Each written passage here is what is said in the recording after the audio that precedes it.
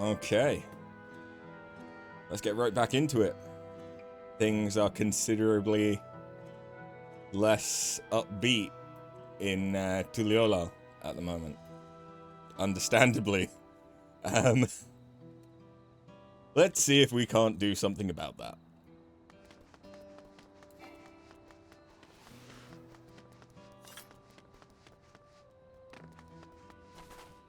Meh.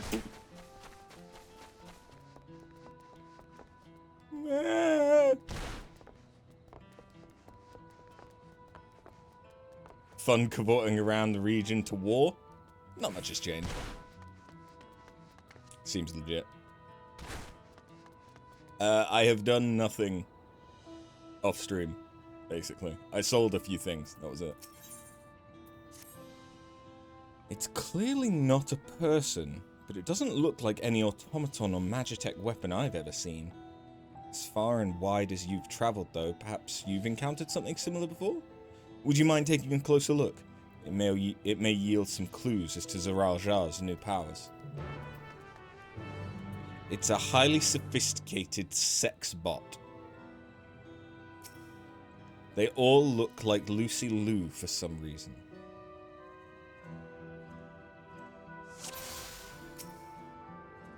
Is it its dick? It's its dick. The power's in its dick.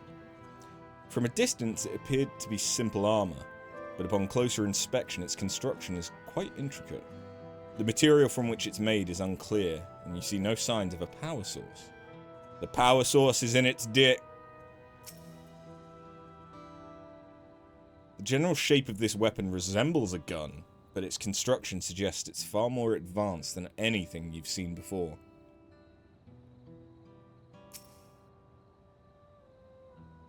In place of where eyes or a mouth would be, you see a strange sigil on the front of this helm.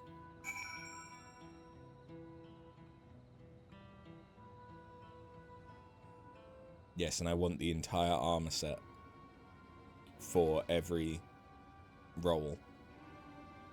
So, what do you think?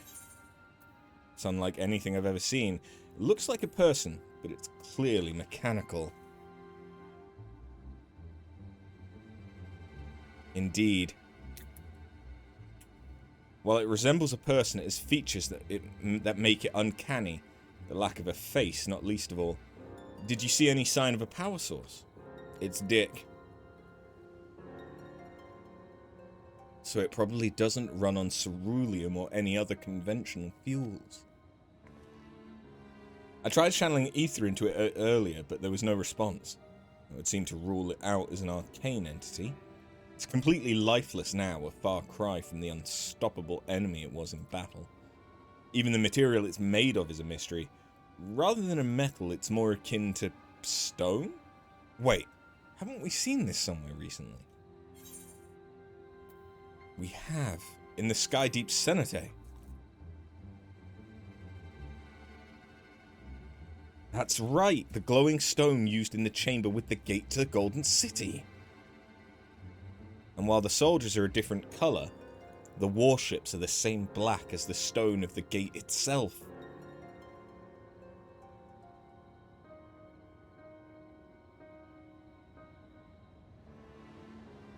There has to be a connection. Let's share our observations with the others when we gather at some perch. I'm just going to call it now. Is it aliens? The sooner we get to the bottom of this mystery, the better. Because we've already established that there's meteors that fell in Yaktel.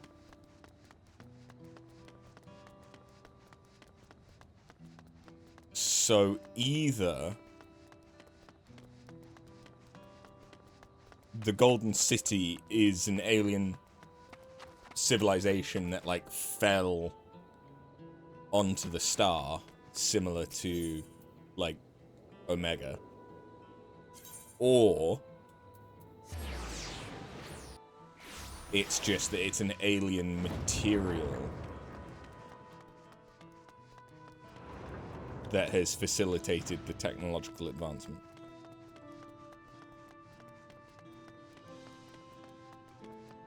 But I kind of hope it's aliens. And I kind of hope it turns out that Krile is an alien.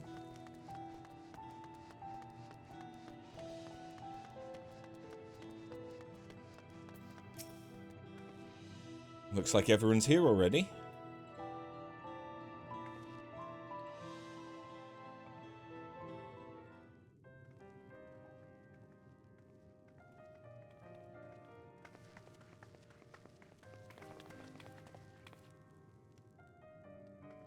Thank you for coming, everyone. And thank you for taking charge in the relief effort. We would have fared far worse without you. Someone had to do it, that's all. Come, let's take stock.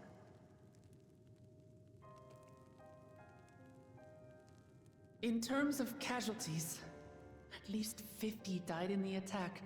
That was a sour and many blueberry. times that number are wounded. All available healers are seen to their care. Structural damage at least is limited, so essential business can be conducted without issue. That said, the people are understandably shaken. We must assuage their fears and begin working to restore things to normal as quickly as possible. Now, the most confounding mystery remains our enemy. And their mechanical soldiers created with technology that surpasses anything I've ever seen. What is their nature? And how did Zoralja manage to bring them under his command? Such things remain unknown. They emerged from the dome encasing Yasolani. We're quite certain of that much. Speaking of the dome, we have some theories, I'm told.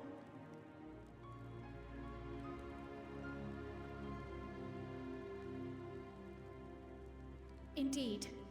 I would like to call upon some helpers to join the discussion. May I invite them here? By all means.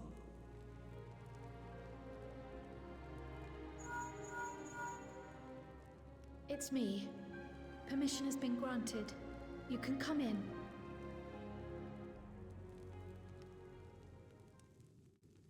Is it Sid?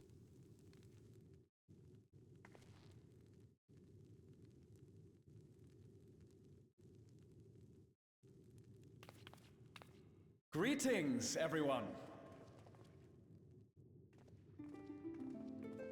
Ah! I was like, that doesn't sound like Sid. Y'shtola! Also, now we can talk about Ether. Right?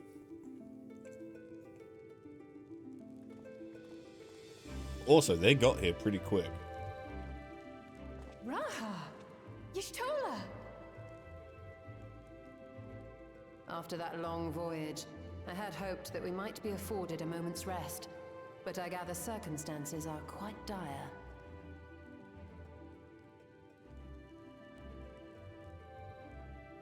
All is well in the Annex, never fear.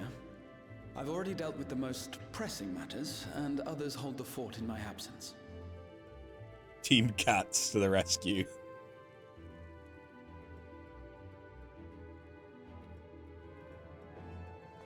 Following the changing of Dawn servants, Gulul Jar Jar spoke about the Golden City to his two successors. Thanks to Wuglamart, I was allowed to attend that meeting. Oh. What I heard led me to conclude that this was a matter for the students. Thus did I call upon our comrades who possess the requisite expertise. Okay, yeah, that made sense.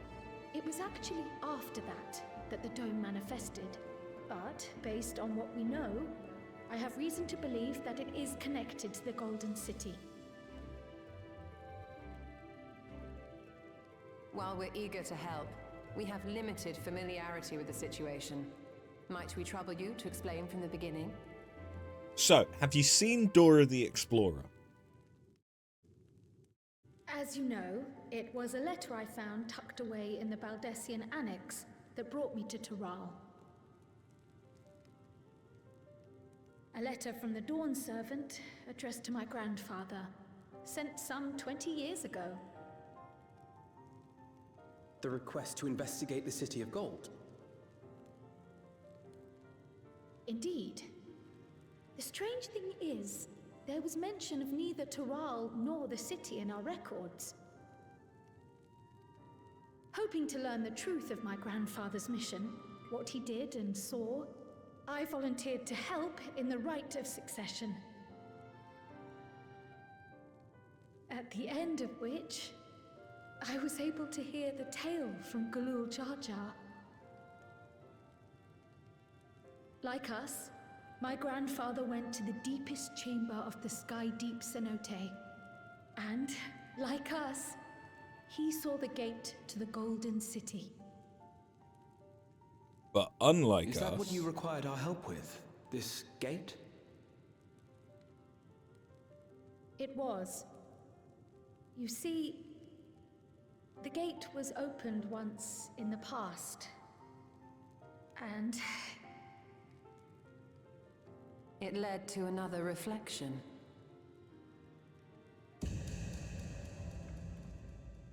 Called it.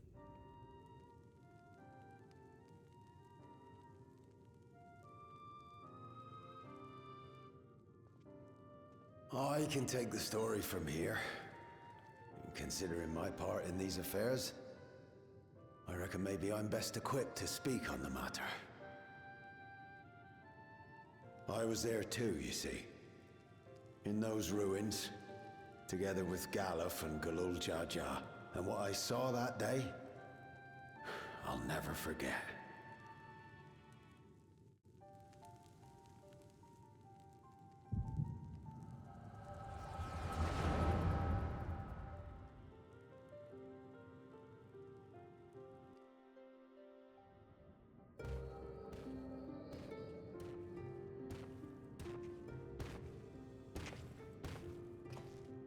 He used to be so hot.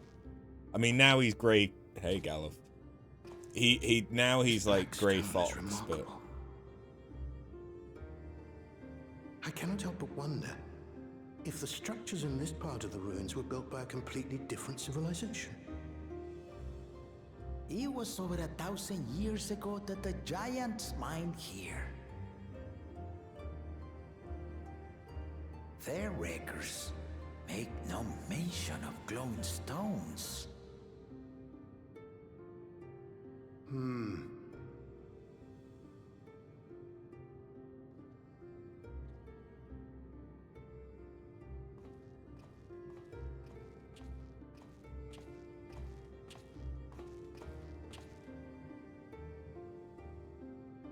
It harbors high concentrations of ether, and on the surface are what appear to be arcane patterns. They aren't Allegan, or Mahi, or Nemean. If anything, they put me in mind of the calculations of the South Sea Islanders, but even then... Shit. It's not Nim. It's Neem. 7 hells! What did you do? Nothing. But notice how there's no crime. Earthquake?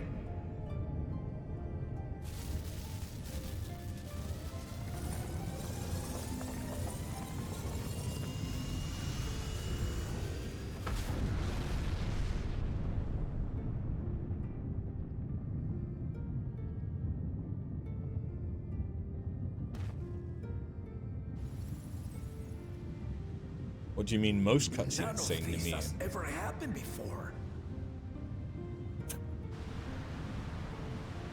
A void gate?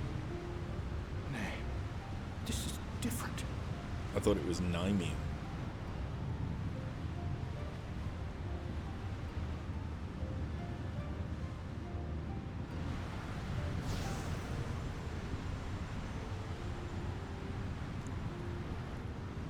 Motherfucker crawls an alien.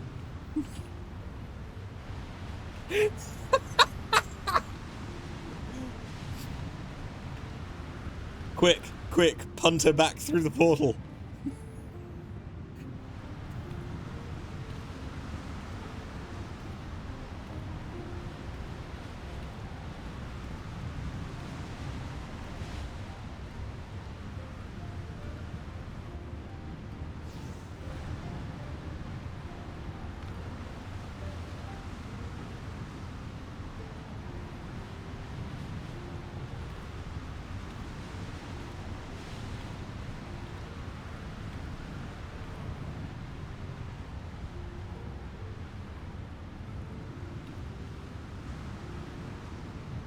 Quick, Galuf. You have seconds until she has backup. Just one strong punt.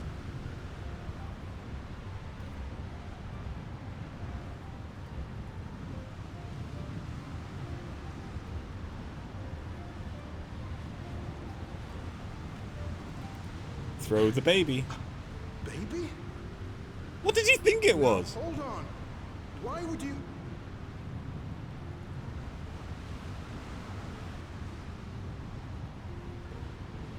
Come on, Kettenram, you can do it.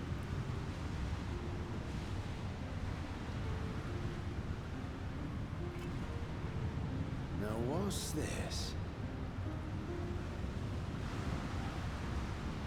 What is this? Who are you?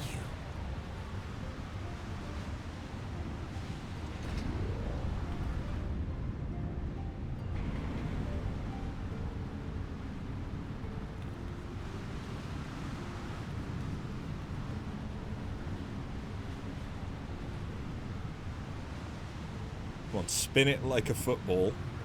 Like an American football, and you can throw the baby. I believe in you, Galuf.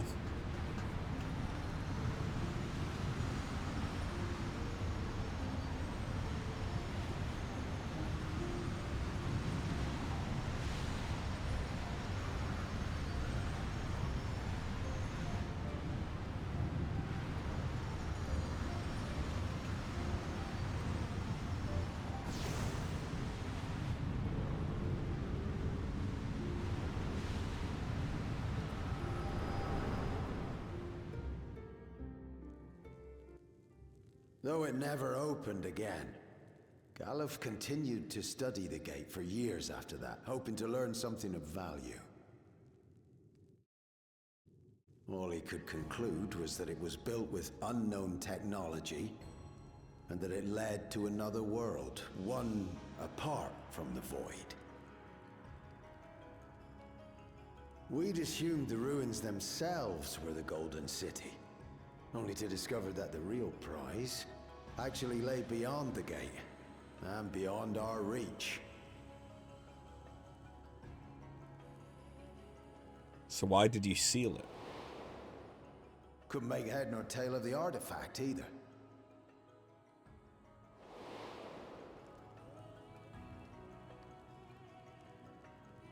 As it had similar properties to the black stone in the ruins, we were convinced it was important, so Galul Jaja took it to the palace for safekeeping. Galuf, meanwhile, took the baby with him back to Sharlayan and raised her as his own. Then the child was... Now busy doing finger painting, yes.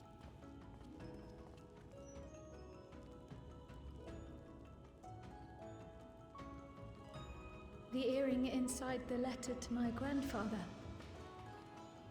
It was apparently found amongst my swaddling clothes. If this is true, then it means that you hail from another reflection.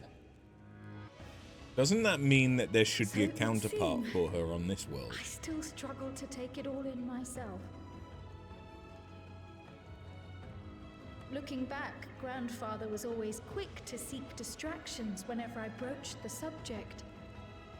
But never would I have guessed anything like this. But enough about me. We have more pressing matters. More pressing matters than you being an alien? To sail Tuliyola. You suspect they are somehow connected to the Golden City? Thinking back on it, the soldiers look like they could have been made from the same black stone. She's an alien in the foreign and leading them was sense. Zeralja. His involvement also lends weight. She's not domestic. So I can still call her an alien. On the day of the succession ceremony, a bandit took me unawares and knocked me out. When I came to, I found my home turned upside down, with a few particular items missing. Okay, so he just got knocked out, not killed. Namely the keystones I was entrusted with, for my role as Watcher of the Gate. The bandit? You believe that it was... I only got a glimpse of him, but I was a blue-scaled Hubigo. I know of no other. The artifact stored at the palace was also stolen. The thief struck during the ceremony, and the guard was spread thin. So our assumption is Zeralja somehow opened that gate to another reflection, where he acquired advanced technology and his mechanical army. It fits. And if he did, then it's also likely that the dome is a product of this unknown reflection.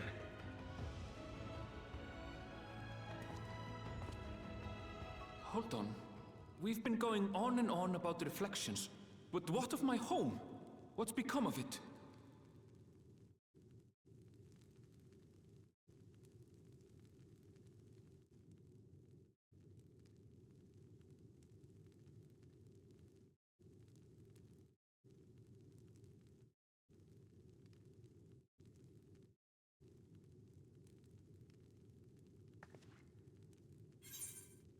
Erenville, the adults are talking. Gee, he raises a good point. Damn. This looks like a job for the Scions of the Seventh Dawn. So much for our vacation.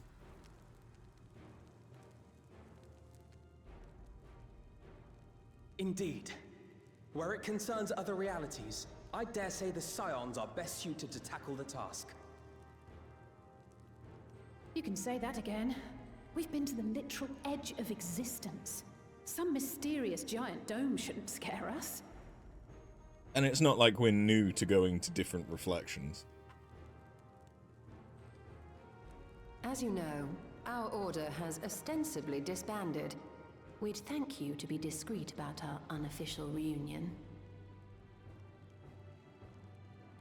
Huh. Worry not. We'll spare no effort to get to the bottom of this. And with our hero eager to help, you can be confident of the results.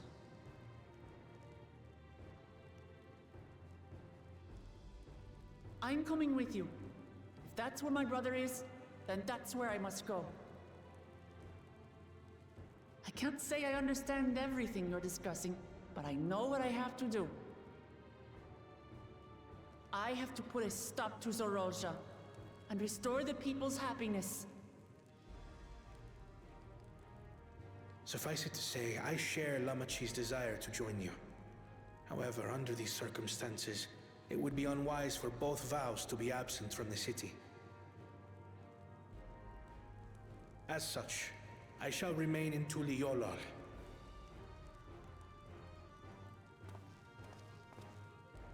Come what may, I will protect our nation. So go forth, sister, and do what you must.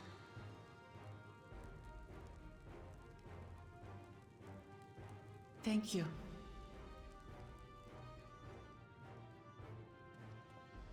It may be prudent for us to likewise divide our forces. While one group ventures into the dome, the other keeps guard without. I'm going in the dome. Agreed. There's something I wish to investigate out here, so I will remain. I as well. The enemy's warships still loom overhead, and I would see that we are prepared for the worst.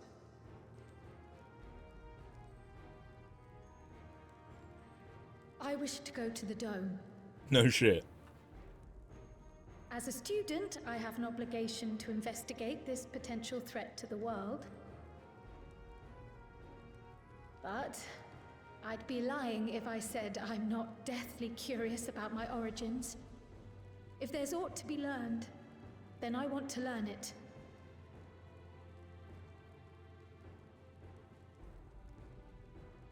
In that case, please let me come too. I have to see what's become of my home. I may not be a fighter, but I know those lands like the back of my hand. I can guide you. If you hadn't offered, I would have asked. We're counting on you. I'm not one for waiting around, so if it's all the same to you, I'll join the Dome crew. You should accompany them, Graha. I expect your knowledge and experience will be useful. In the meantime, I intend to learn what I can about the gate, and will keep you apprised of my findings. Pray do the same. Assuming communication is possible from inside the dome, we'll maintain contact and share any developments.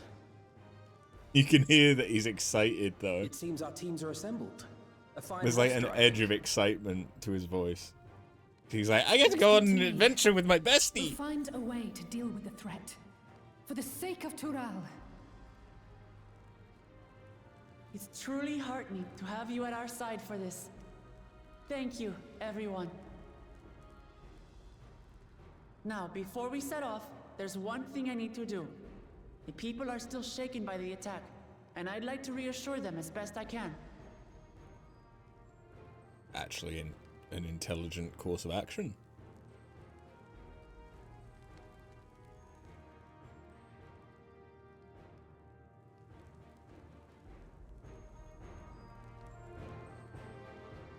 Graha is a cute being, you're right. And we'll probably meet Kryle's reflection in 3 expansions time, like we did with the trolley and train guys.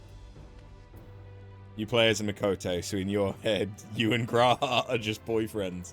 I think that's a lot of people's headcanon. I think the 3 main husbandos of Final Fantasy XIV are Graha. Actually, no, there's 4. Sorry. Graha, Thancred, Xenos, and Emet-Selch. Not necessarily in that order, but those are the 4 main husbandos. True, Estinian, yeah. Estinian's probably in there as well, but I've seen a lot of people thirsting over Xenos.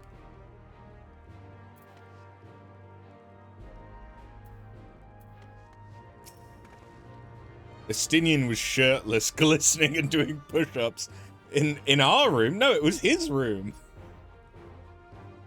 We went to his room in Razat Han.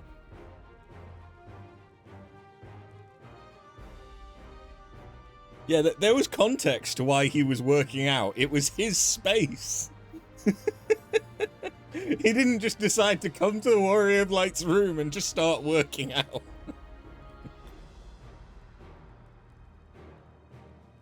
I know what I have to do now. But would we be surprised? This is true. Now, here's the real thing. Would you be surprised if you found Estinian at, like, the Beehive practicing dancing around a pole in order to be a better Dragoon? Not even a little.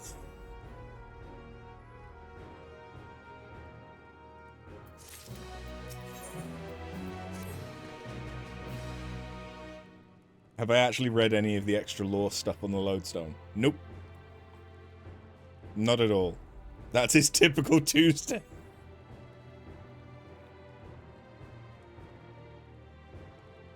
I kind of want the Encyclopedia Eorzea or whatever. One of your faves is from Stormblood. It's basically how Estinian was recruited to properly join up. Yeah, because he's technically working. No, I didn't think he got properly signed up until after Stormblood. He was just kind of there. But then in Shadowbringers, when everyone else fucks off, well, doesn't fuck off, everyone else gets kidnapped by Graha, they actually, like, managed to pin him down to get into, like, a proper contract for the Scions. And in a nutshell, part of it has him in Kugane. Tataru tries to get him to join. He refuses. He Dragoon leaps to the roof of the castle. Tataru walks out the door behind him, and that style pursuit carries on throughout the city. Tataru and Kral pin him down during Stormblood, just without us really knowing. Oh, okay.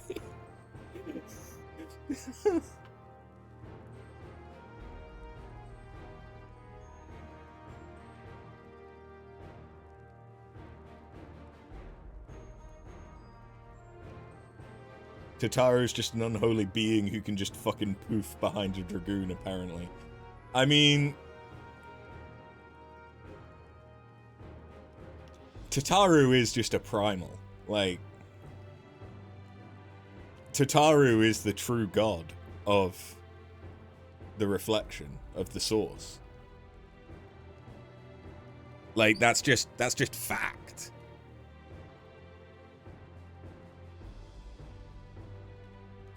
Tataru is the true final boss.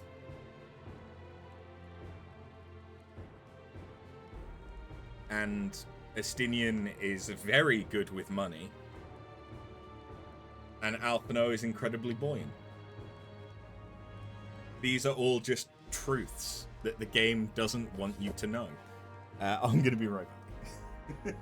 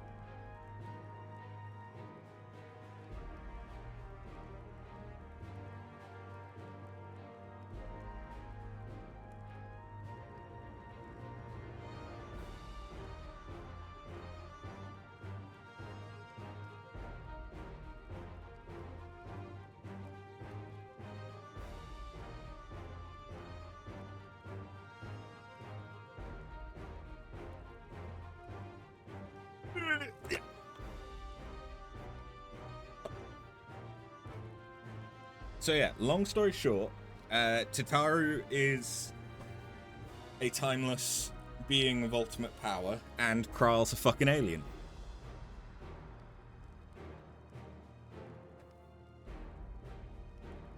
Final Fantasy XIV goes hard, man. I know we're in a hurry to set off, but before we do, I need to address my people.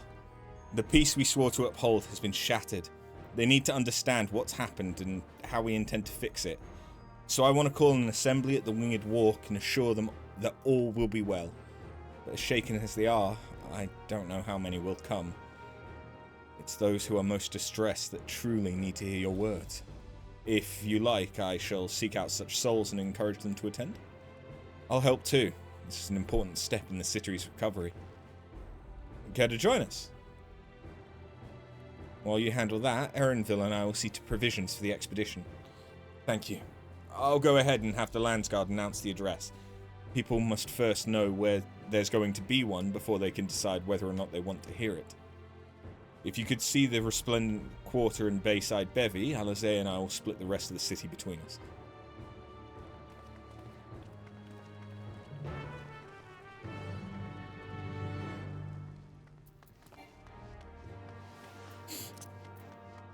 I reckon we should give them PTSD.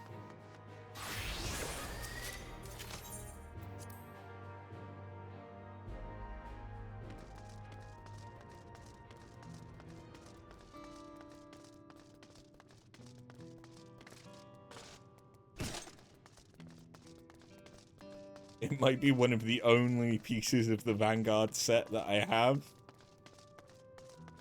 Which is seemingly... I seemingly only have helmets and boots. That's all I get. For Vanguard. I mean, given that I haven't actually got access to the dungeon yet, but...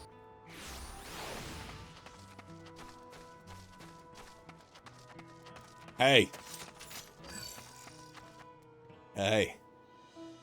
You want to come hear a speech? If Tuliolal falls to the enemy, what will happen to us? To our homes, our farms, everything we've worked so hard to build. Lives, and communities, and histories, all reduced to ash by these merciless villains. I heard Val Wuklamat's planning to address the people, but what's the point? What can she and her brother possibly have to say? Really? The Dawn Servants have a plan already? They've lost so much, yet they're prepared to carry on. Standing around worrying about what's gonna come will change nothing. It would be a lie to say I'm hopeful for the future, but I'll go hear what they intend to do.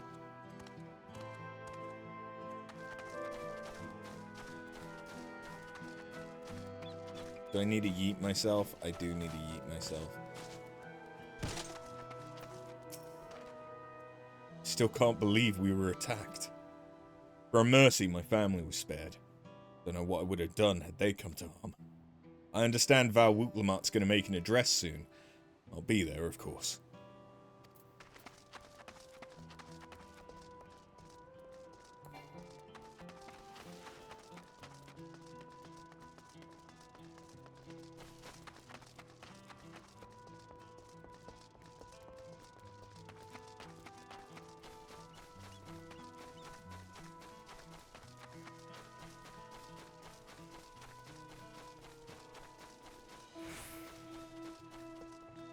Yeet!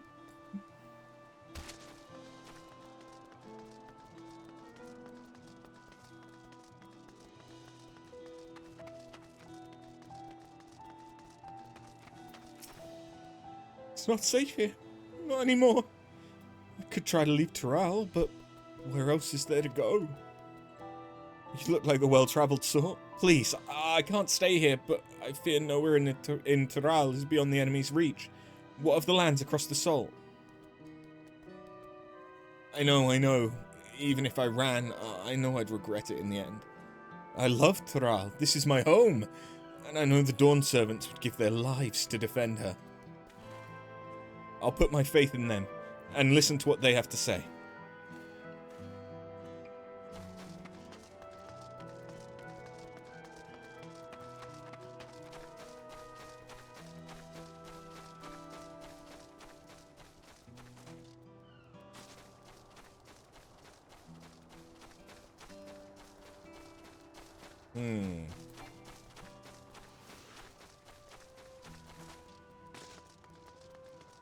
Ah.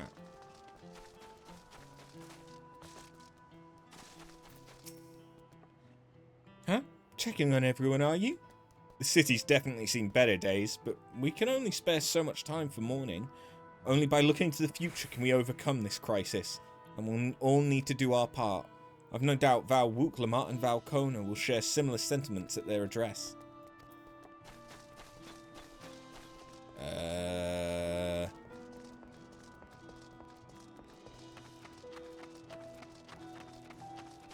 Ah.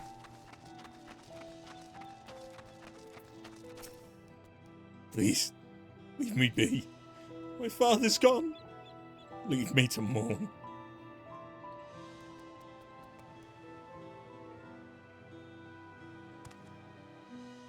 Galul Jar Jar's slain, and yet Val Wuklamat and Val Kona still fight for our nation. For us? Very well, if they would speak, the least I can do is listen. There we go.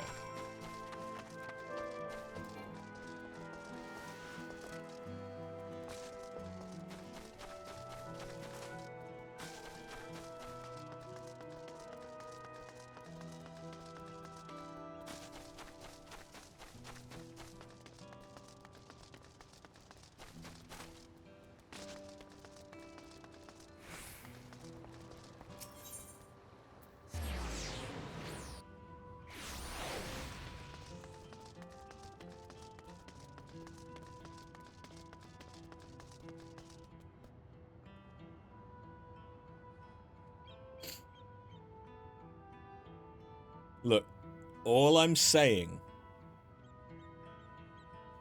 is one strong kick. And I could probably get them up into those curtains. Alright, that's all I'm saying. It's just one strong kick. I'm so good with children. Can you tell I want to be a father someday? Whatever it is, I don't have time. I have to finish repairing this cart. There's only so much I can carry on my back. When those hollow devils come again, I need to be ready. Val Wuklamat and Val Kona mean well, but they're young and inexperienced. They can barely look after themselves. If we're to survive, I don't know if we can count on them.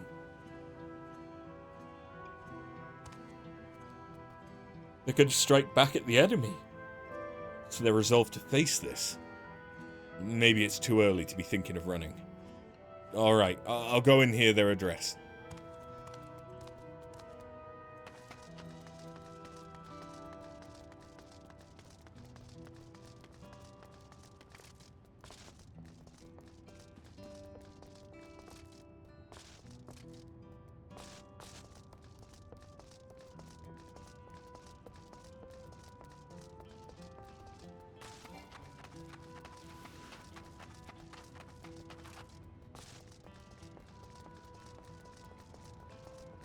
I keep seeing Bol Ogwa or Ogao's name and wanting to go Agagwa.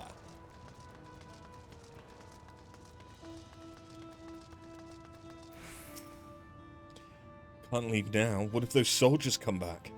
And what are those strange machines looming overhead? God, I have so many questions. I see. It would put my mind at ease to learn something. Anything of the threat we face. Alright, I'll go to the Winged Walk. Thank you. I feel better already. And likely better still once I hear what the Dawn Servants have to say.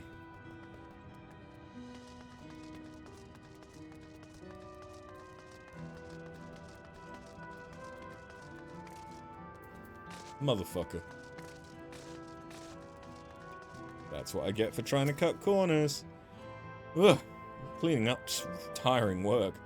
You've been busy helping as well, I'm guessing? Right now it's tough for everyone, but Tuliolal won't succumb to this. With the new Dawn Servants to protect and lead us, we'll get through it together.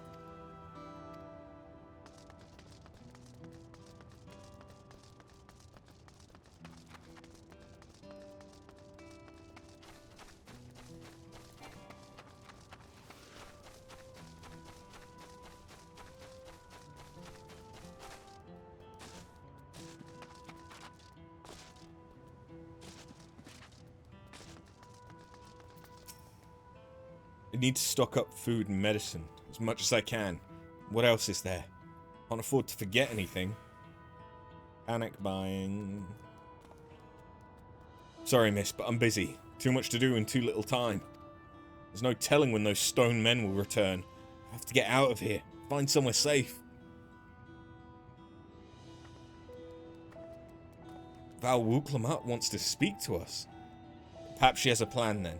Suppose there's no harm in hearing what she has to say. There we go. Cool.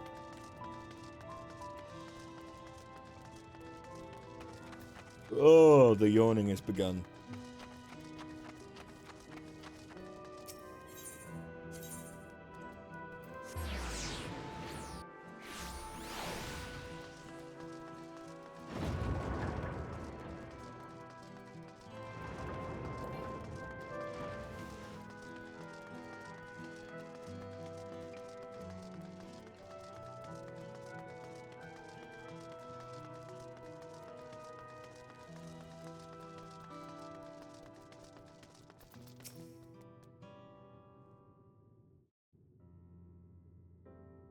Looks like you've brought quite a few people.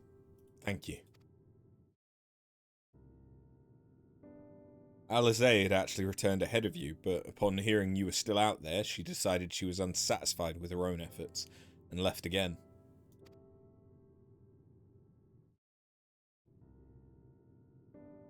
My apologies for involving you all in Torali affairs. We're simply helping friends in need. Having travelled the lands of Toral, sharing in the rich culture of your people, I can see it no other way. What's more, Zeralja and his army pose a threat not only to Toral, but to the Star as a whole. We will stand with you, to protect what you hold dear. Thank you.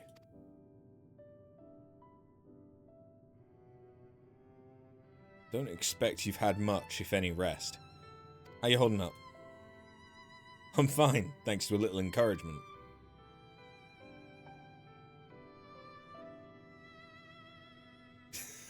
The fact that it's just a death robot stare, given that it's the same helmet as the people that have just attacked the city, that was just... Yeah, I'm both annoyed and glad that I didn't change my helmet. You needn't worry about me either. Whatever weariness I feel is no match for my desire to protect my people. We will restore peace to the nation and preserve our father's legacy. And it begins by speaking to the people from our hearts. Right.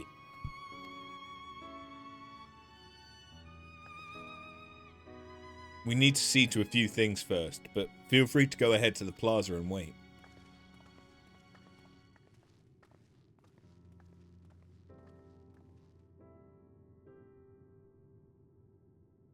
Their father raised them well. That he did.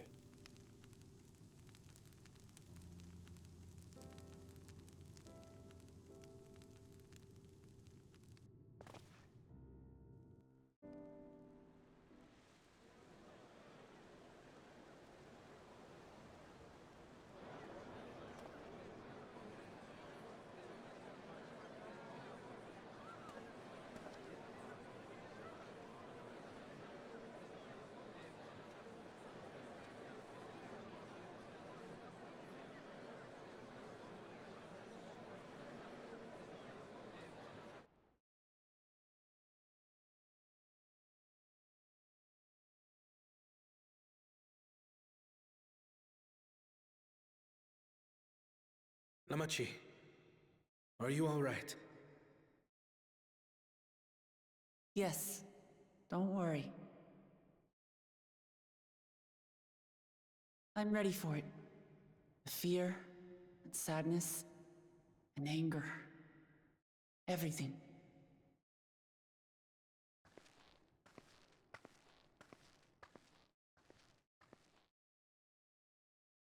I am the reason to your resolve. But more than that, I am your brother. You needn't bear this burden alone. Remember this.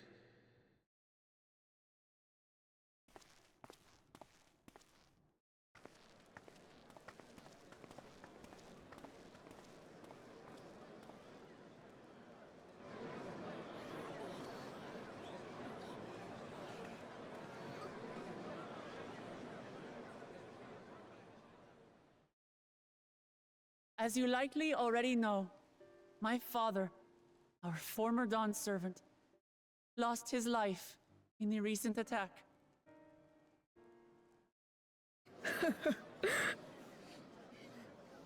He challenged the enemy leader to a duel and fought with skill and valor, and for a moment we believed he had won. But wielding an unknown power, his foe returned from death and struck him down. I could only watch as this happened.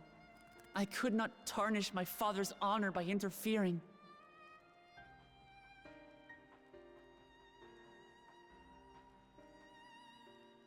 Many of you have suffered terribly. You've taken wounds. You've lost friends and family. As vow of resolve, I failed in my duty to protect you. Words can't express the shame and regret I feel.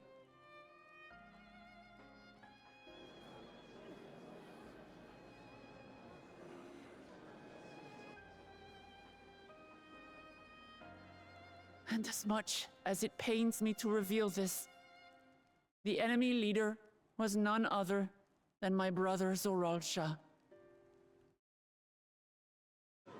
Zorolcha? It's true! I saw him! We believe he staged the attack from Yasulani, which has been encased within a mysterious dome. I know that you're concerned for your loved ones there as well.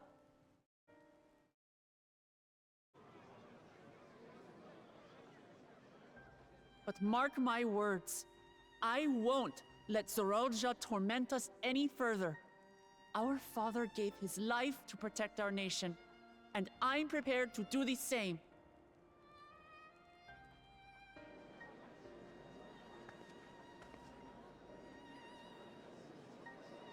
You say that, but those metal monstrosities are still up there in the sky. What are you going to do about them?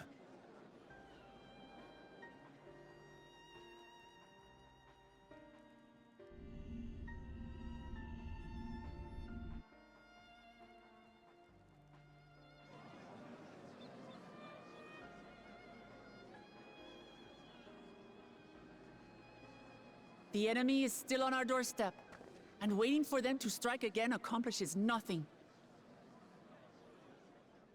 That's why we're going to strike first. We are going to take the battle straight to Zorolja and put an end to it all. And while my sister sallies forth, I will take charge of the city's defenses. Not another soul will come to harm. We swear to you. Like our father before us, we will lead with resolve and reason to restore peace to our nation. So please, have Why does she look patience high? and faith.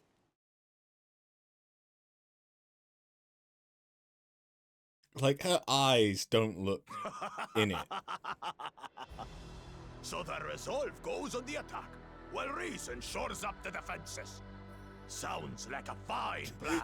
Let her grieve weed helps her. Needless to say, you can count on my sword. Tural's my home, and I'll do my part for it. Thank you, Bakul Jaja. Hear, hear, brother. That makes two of us. Or was that two of we? Never mind that. What of the rest of you? Will you let others do the work? Or will you do your part and fight? Hey, We kinda. fight! We fight! We're two Leolins because we're united! We'll stand with you. Their and weather the smiles storm. still just look weird as fuck. He's right. This is our nation, and it falls to us to protect it. We'll fight too, for Tuliyolan. Me too! Me too! We're all together in this.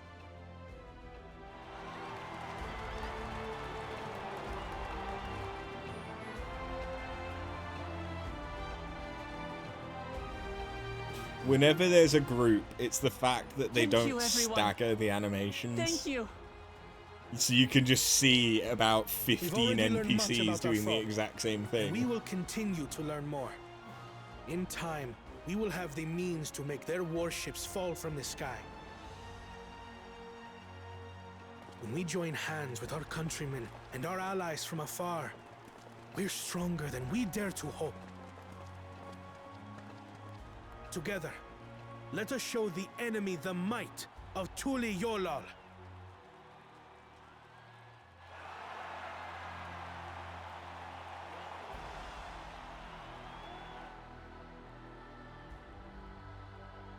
You are the beating heart of our nation. Each and every one of you.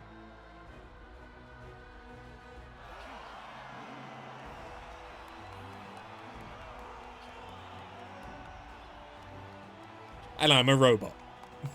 Uncertain days lie ahead. But for now, I ask you to persevere.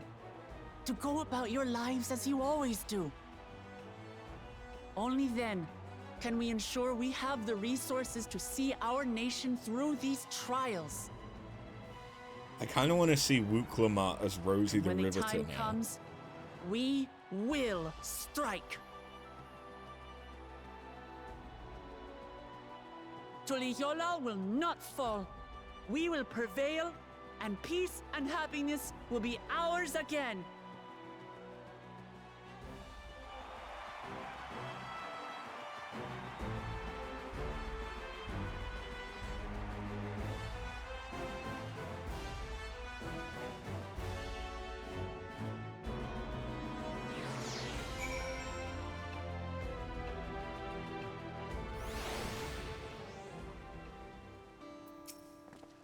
Listening to Wuklamat and Kona, I was reminded of my time in the first. While the Exarch was no king, I often found myself speaking before the people of the Crystarium in like manner, and through their deeds they answered me. The people of Thrall too will rise to the occasion. This I can tell.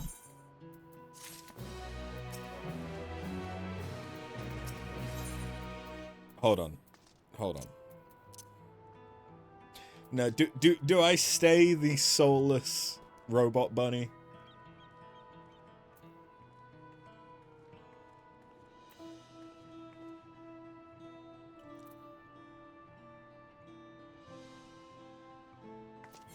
I mean, I could become even more soulless. But I kind of like the eyes.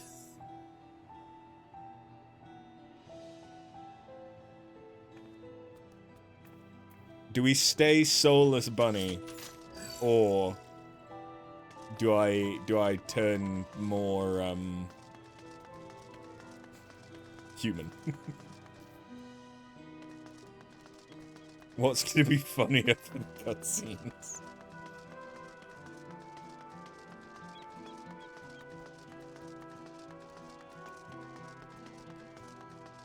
Be Robobun. Robobun it is. In Yaslani's shadow.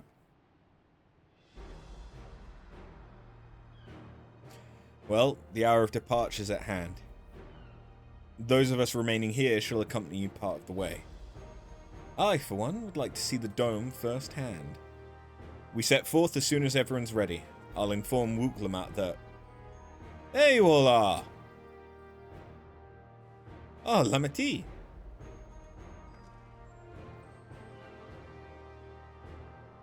We were just planning a call on you. Are you ready to leave? I am. Seeing the people come together as one, knowing they haven't given up hope, it was all the encouragement I could ask for. Right then, let's get going. We leave for the Shaktaral Skygate.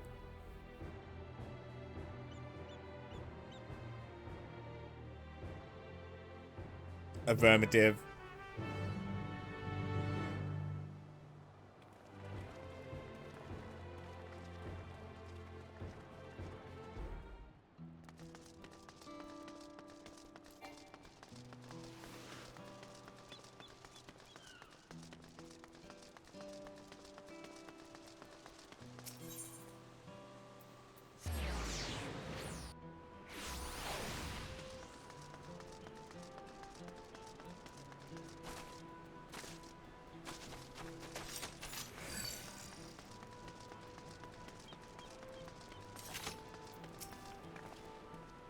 Everyone's here? Good. This is it, my friends. We go to strike down Zoralja and secure peace for Tuliolal. We'll be passing through Shaolani, where there have been reports of enemy movements, so stay sharp.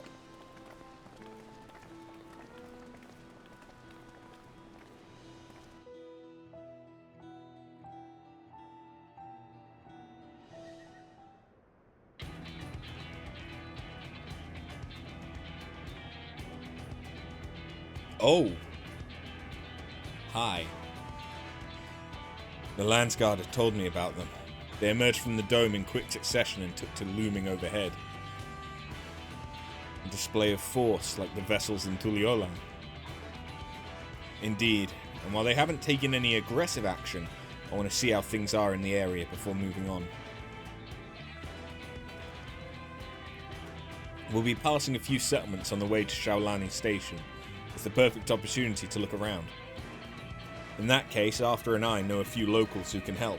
The Dawnbreakers? Or Daybreakers? Then let's divide into two groups. Erenville, Alizé, and After will come with me to inquire with the locals. Meanwhile, the rest of you can go and inspect the dome. Understood. Once everything is finished, let us reconvene at Shaolani Station.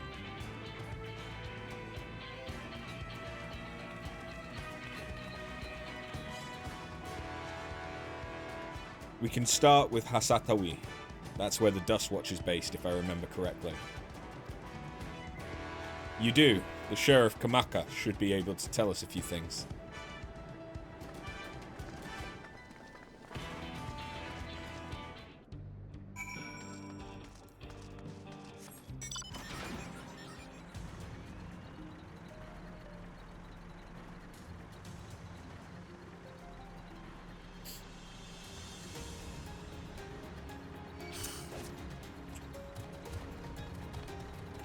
Interesting mount to pick, game.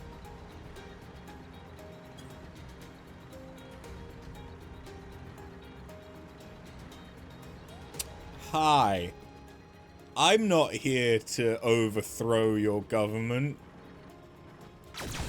This isn't an invasion. Take my love bullets. I should do the ether current quest. That's something I forgot to do. Shit. I still haven't collected all the things here.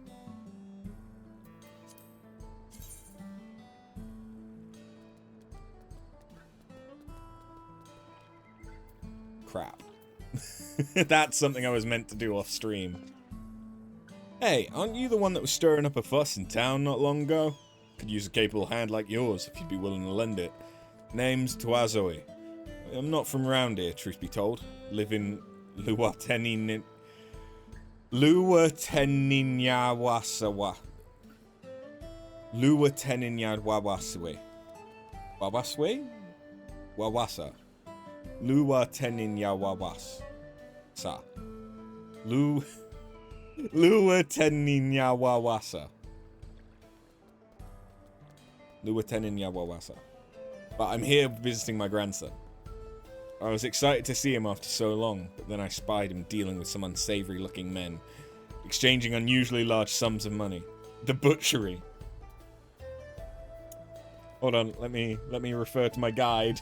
Was this one of the ones in the guide? No. Unless it was just Wusa Tawi. I don't think it that. I think that's this place.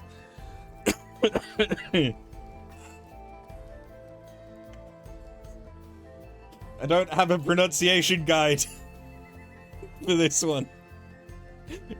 I confronted him about what I saw, but he'll say little more than it's just a misunderstanding, then grumble as he changes the subject. I realise this is sudden, but could you see if there's anything to be done to help him? He's in trouble, I just know it. Weight's been lifted off my heart. Bless you, miss. His name's Itekwa. Last I saw him, he was heading inside this here saloon. The Tonawatwa with the red cap, pulled down over his face to cover those bruises, most like. You can't miss him. You missed it, you were in the kitchen. It was... I've forgotten it already, to be honest. I think it's this one. No. That's the one. Lua Teninya Wawasa.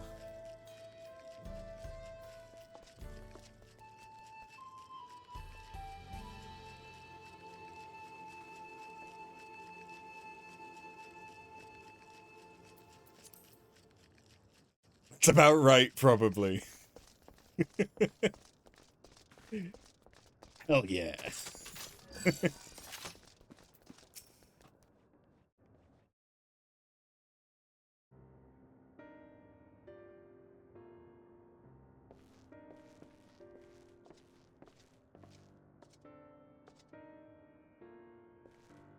Huh? New face in town, eh? What can I do for you? Beep, beep, boop, boop. Think I'm in trouble, does he? There he goes, jumping to conclusions as usual. Thought it'd be less of a hassle if I didn't tell him. Truth is, I've been helping other folk in town with their money troubles. Matter of fact, the man you saw leaving just a moment ago is one of my clients. Beep, boop. I should probably explain from the beginning. My work involves loaning gil to folks having trouble with coin for one reason or another. There's a reason I don't lend them Pell, but I'll get to that in a minute.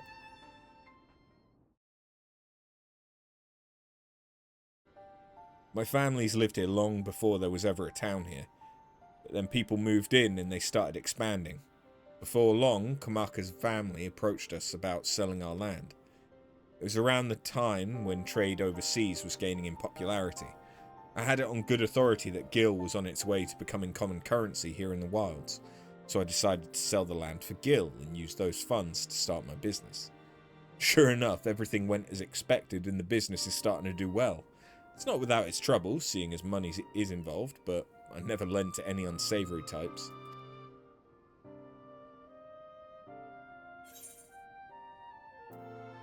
Why not simply explain this to your grandfather? I mean, beep, boop, boop, boop. The whole point of me keeping quiet was so I wouldn't make him worry. Seems my silence only made things worse. He found himself in a real tight corner once. Gil's what got him there, and now he wants nothing to do with this stuff.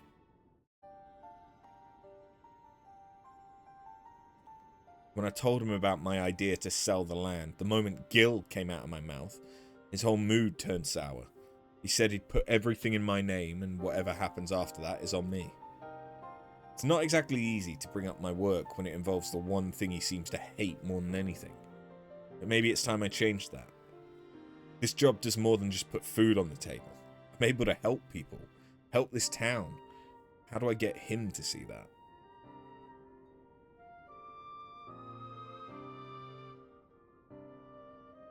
I've got it. You're gonna come and watch me work. Beep. Grandpa won't hear anything I have to say if it involves Gil. But he might come around to a first-hand account from you. So come see what good my work does for me in Wahatsawa. And how I help the people here. He did send you here to help me, didn't he? I promised to make it worth your while.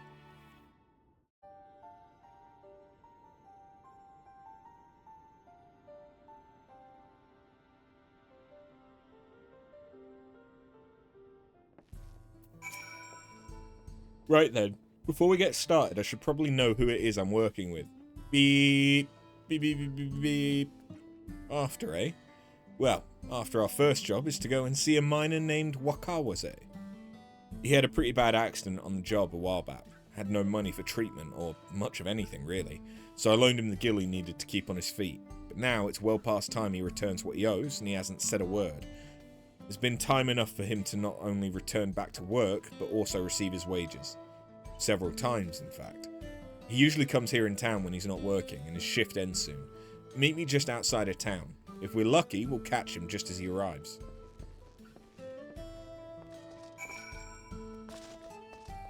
I'm working for a tax collector, effectively.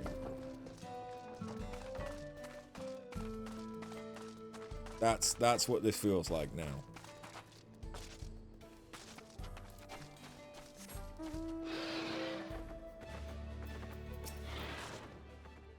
You here for the money? I was gonna pay, honest. I just mixed up the dates is all. Can't we settle this later? I'm busy. I know you're lying, Wakawaze. You're not going anywhere until you can look me in the eye and tell me why you're late paying me back. He's obviously hiding something, but I'm not looking to start trouble. I don't suppose there's anything you can do to, persuade him? Maybe a little flex to show him we're serious?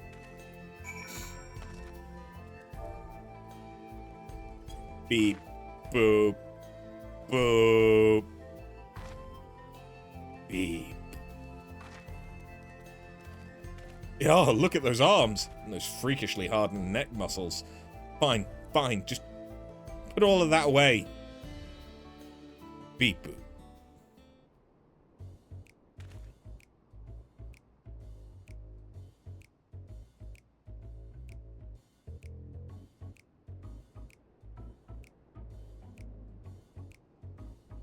It's all here, and with interest. If you had the money, why go through all the trouble of avoiding me? When I was still on the mend, my lady friend took real good care of me, see? I wanted to buy her something fancy to thank her, and well... I understand. Really, I do. But if you really want to make her happy, you need to get your life together. I'm willing to give you a loan one last time, but we're going to have a long talk about how to manage your savings first. You're right. What good am I to her if I'm out on the street without a gil or even a pell to my name? I'll give it some thought and we can talk later. Yeah, loan shark.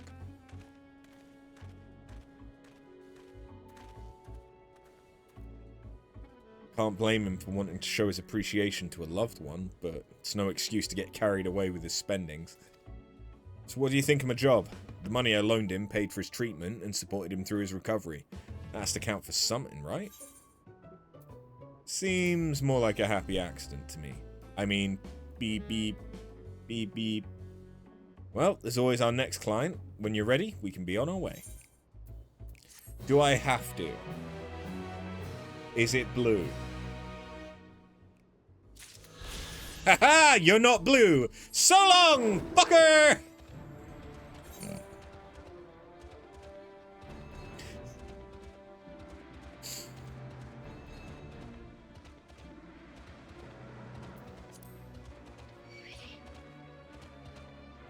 Yeah, this wouldn't be intimidating at all. A robot riding a three-headed giant dog.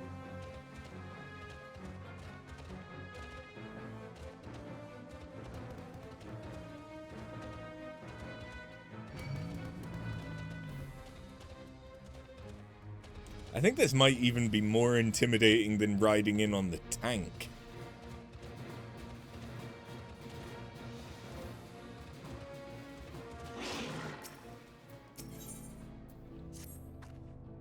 Welcome, traveler.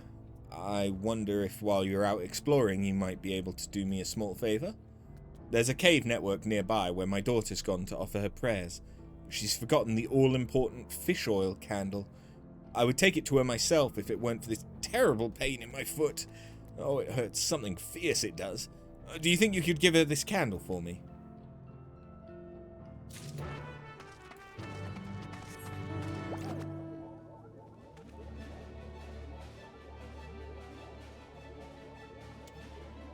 Is it just gonna constantly be ominous clouds weather? At this point in the story.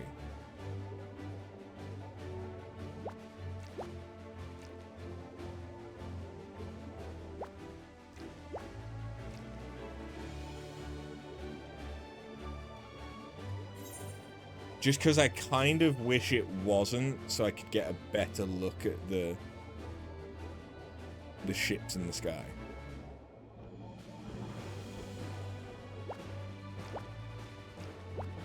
It would honestly be interesting to see what it looks like with the different weather conditions.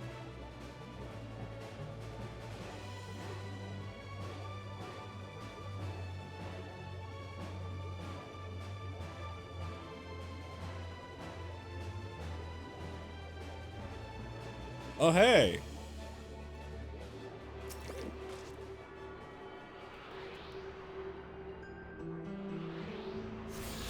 All your currents are belong to us.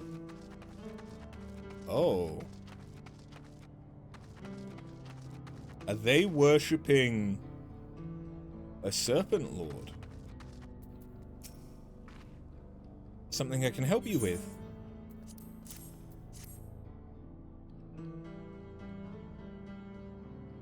You came all the way to deliver this. I'm awful grateful to you, and to my ma for realizing I'd forgotten to bring a candle. You see, the caverns are sacred ground, where we come to pray to our ancestors and the more recently deceased. These flames provide the living a way to commune with the dead, and thanks to you, I can light a candle of my own and say a little prayer.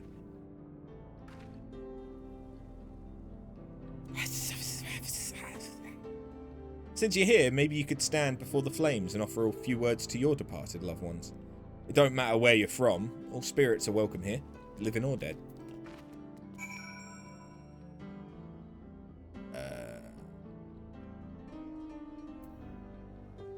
I don't actually have to do it. Good.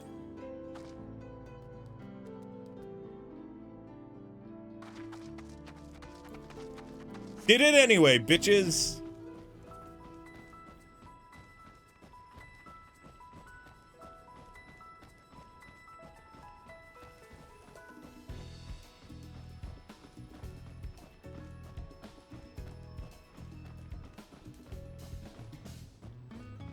And you know we were praying to the most fleshed out character that there ever was.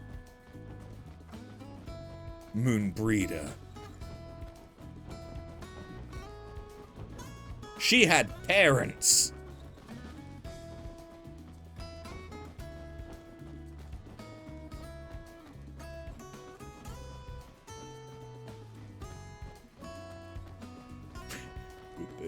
Honestly, that is kind of the main thing that I remember about her at the minute, because it's obviously been so many expansions. But we saw her parents in Endwalker.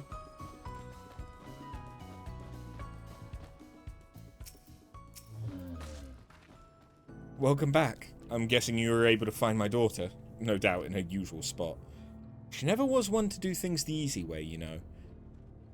As much of a stickler for traditions as she is, she actually works for the railroad company.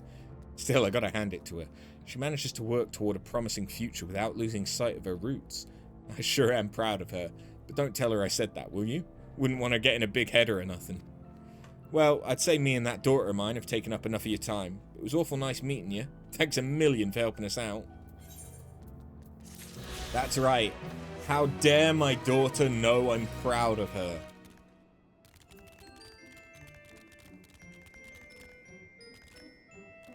It must never be spoken aloud. It is forbidden.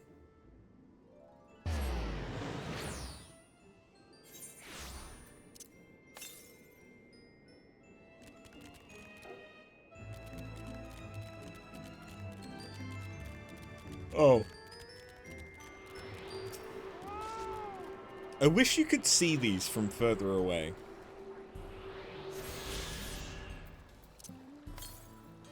Like how you can see S ranks from like the complete other side of the map. It doesn't necessarily need to be like that far, but I do wish it was a bit further than it is. Like if there was one, I want to be able to see it like on the coast of this lake. I guess it wouldn't be coast, it would be shore, but still on the shore of the lake.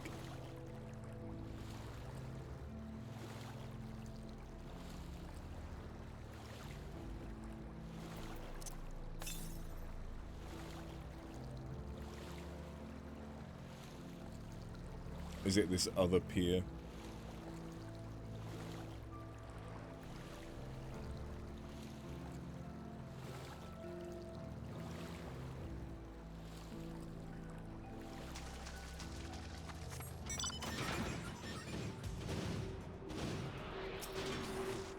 It's not a war mech. It's just a mount. Everything's fine.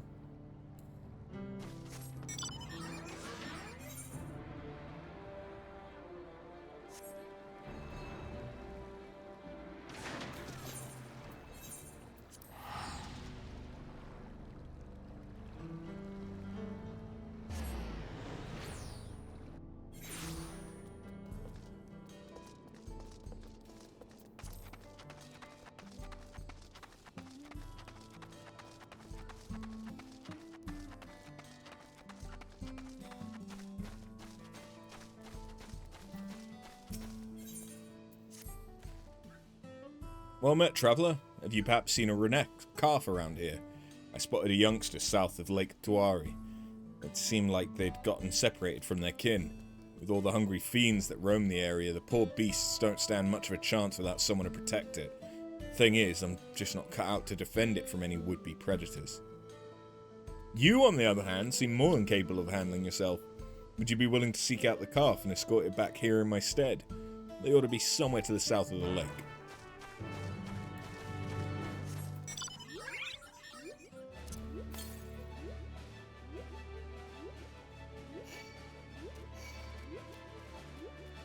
This is the cuter side of robot domination.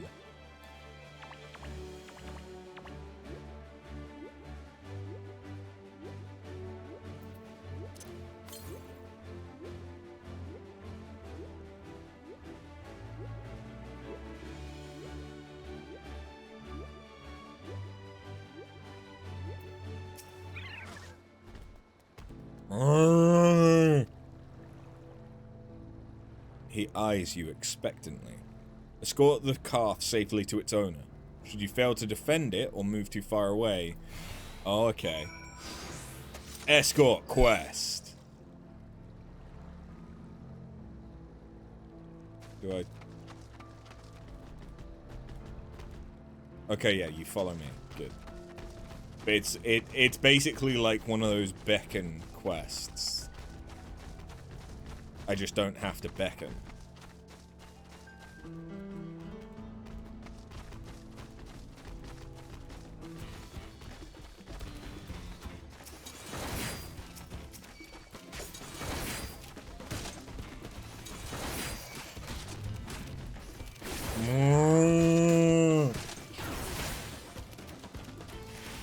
Well, they're dead.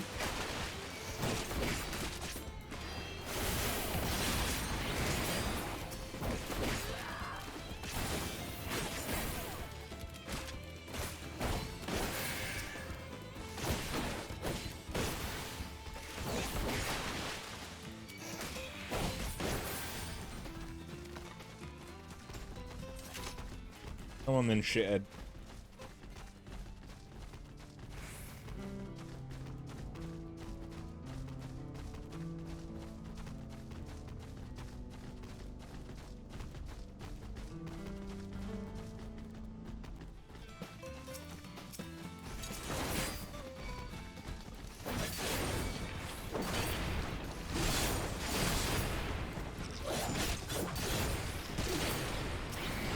The calf wants to get into every AoE possible.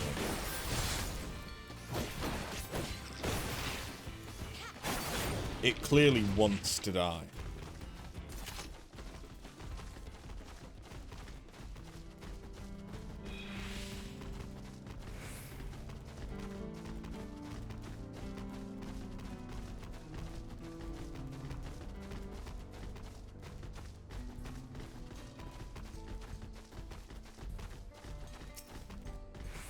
There you are. You returned the calf. What a relief to see the het so unharmed. You'd be surprised how often Renek calves go astray. In most cases, they fall prey to some fiend, but such is the way of nature. Though if you manage to get there before the fiends and raise a calf from a young age, They make for excellent beasts of burden. I'm not suggesting I'd go as far as to kill a calf's parents to single one out. Yeah, I do make a point of trying to rescue any stragglers I happen across. The way I see it, that's as much a part of nature as any other fate a Renette could meet. Thank you, Traveller, for bringing this one back safe and sound. I should do my utmost to care for it.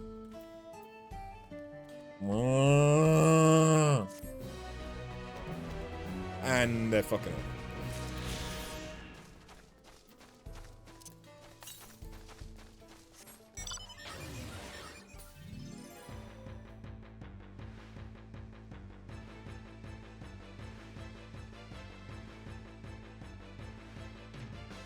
This pack of blueberries has a load of stems still attached.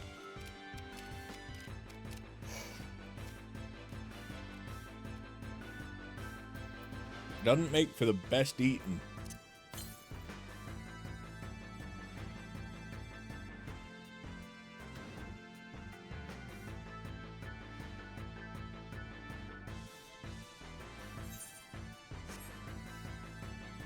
Okay, I am in the middle of bumfuck nowhere. Now it's to the northwest.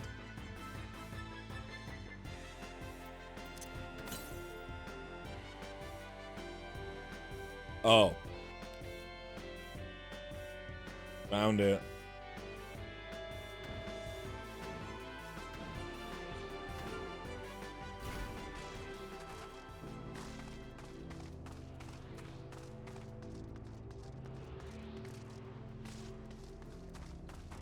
Question. There we go. Answered.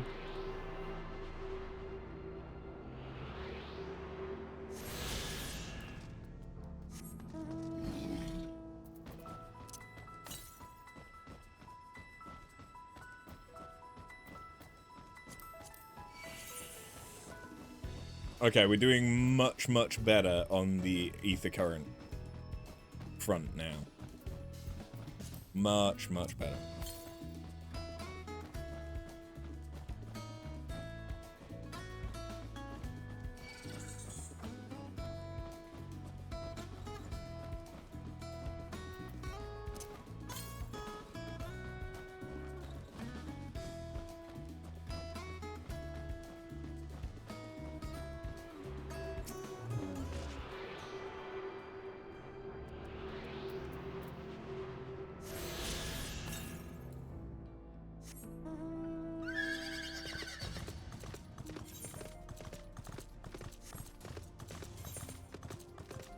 Is it going to be here?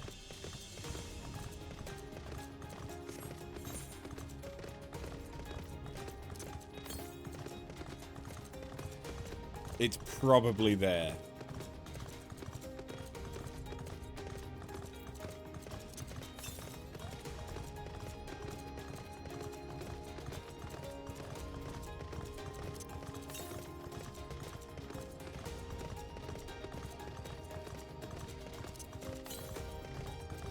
That's too close, actually. Is it the other side of the mountain?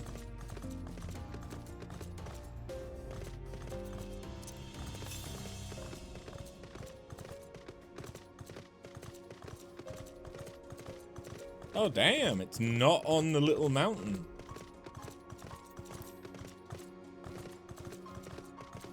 I'm surprised.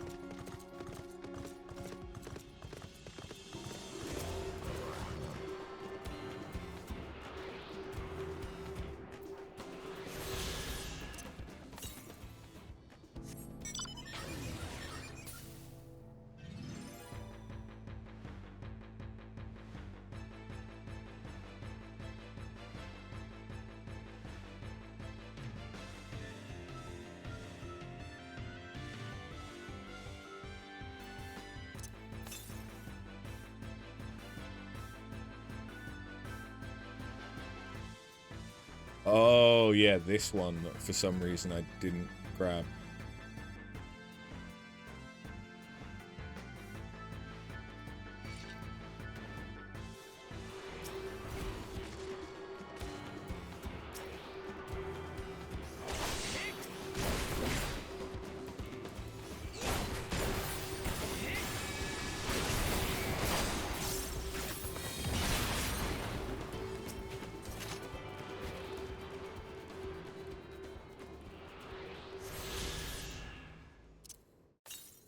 one more, right? To the east, considerably far to the east.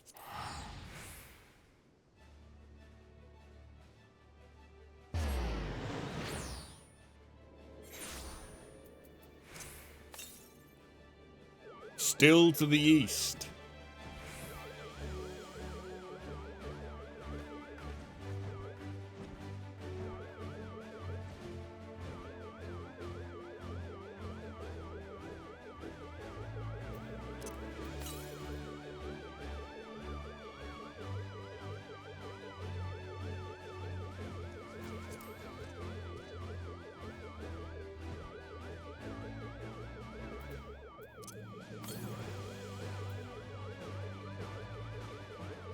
Okay, further to the north. I see. I see where it's gonna be.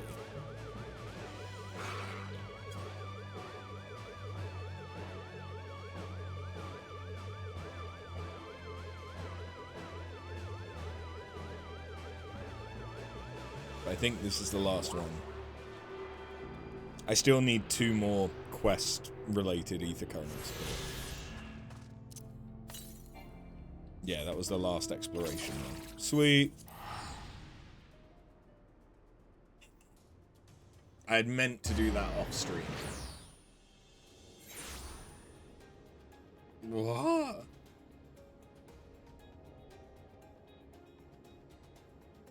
Ugh.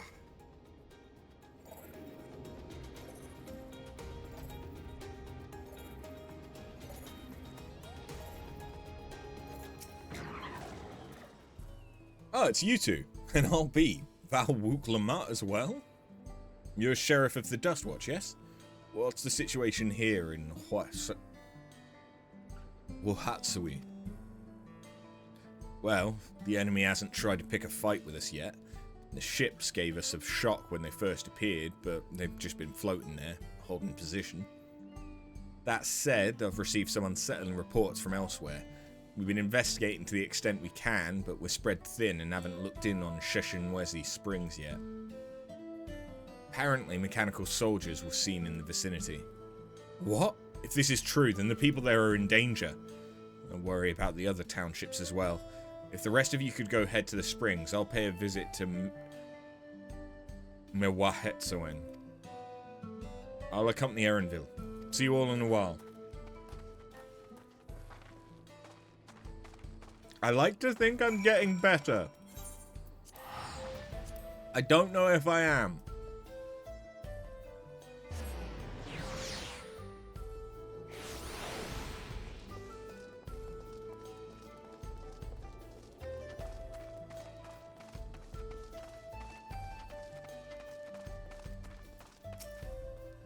And all clear this way.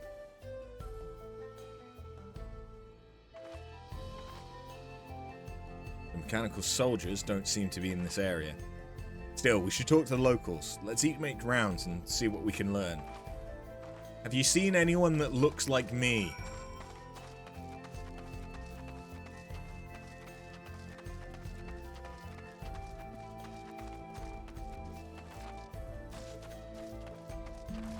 I've just realised that by dressing up like this, I've basically turned this into Star Ocean.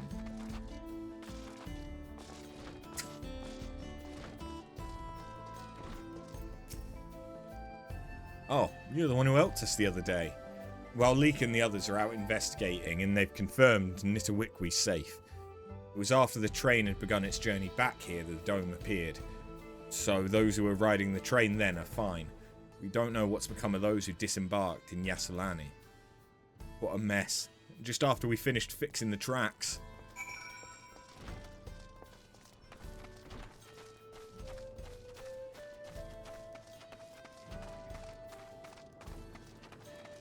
Ah.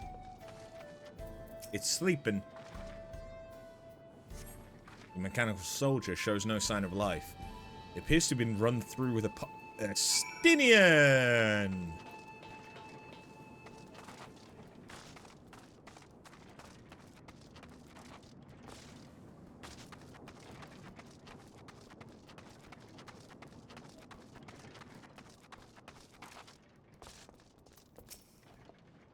After you came! Sorry. As you can see, we're doing alright. After the ships appeared in the sky, soldiers clad in white showed up and surrounded the town. But to our surprise and relief, a traveller came along and dealt with them all in a flash. I'll never forget the way he soared through the air, spear in hand. Shame I never had the chance to ask his name. We're all safe thanks to him, but I can't say the same for those in Yasselani. We haven't heard from anyone there. I hope Namika is well.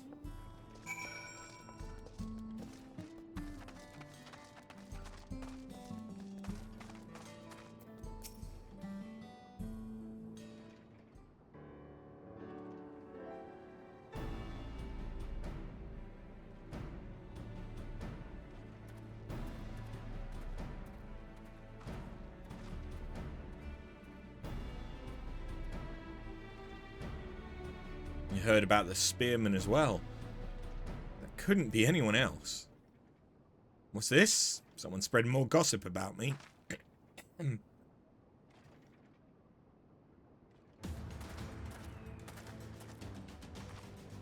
Talk of how I saved the town travels fast. That's not a discount the help. That's not to discount the help of my friend here, of course. We gave those machines a real beating. I thought you'd come sooner or later. Do you know what's happening? So you were indeed the one keeping the people safe. Thank you. Think nothing of it. Your automata aren't particularly strong. But are the rumors true? Galul Jaja is slain. I'm afraid so. Zarul Jah used some dirty trick to get the better of him. We'll make him pay for what he's done. Mark my words. You're gonna help her, I presume. Naturally. I see. With your contingent, you won't lack for strength. In which case, I'll remain in Shaolani and keep an eye on things. That helps us more than you know. I'll send word to my brother before we set off. If you find yourself in trouble, don't hesitate to contact Kona. Kona? Brother? Wait a second, you're the Vow of Resolve! I am. And you're Zakoa, right? I'll be counting on you to keep everyone here safe. Absolutely. If more of those hollow men show up, I'll send them packing. I'm the fastest gun in Shaolani, after all. Arthur can attest to that. Affirmative. Glad to hear it. We'll leave Shaolani in your capable hands.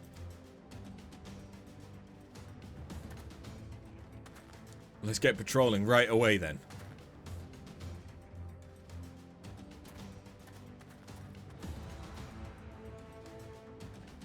Stay safe out there. Don't do anything reckless. Me? Reckless? Never. Wasted words, eh? Just do what comes naturally. Affirmative.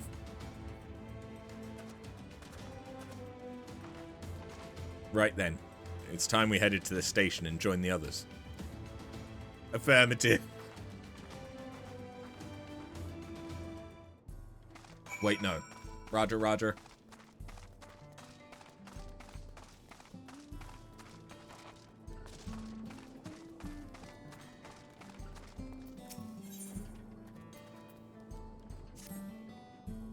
Hey you, traveler. You came here down the Tuliolal Trail, right? Happen to see a woman on the road and maybe nursing a limp, a sore head, or some such? No sign, huh? I work here at the refinery. Seems I now have a problem. It's a friend of mine, Kayamine. She set out for Tuliolal not long back, but only her Renek returned, pulling an empty wagon. Was thinking the animal just got spooked by something. Set Kayamine sprawling in the dust and hightailed it back here. But if you didn't see her, you couldn't go and take another look, could you? I'd go myself, but I'm 2 hands down as it is. Thanks. She was taking a cargo of ceruleum to the Tuliolal trailhead. You know the way, yeah? Just take the road southeast from town. She'll be somewhere along it. If you find her, tell her to get her hide back here quick as she can. We got work to do.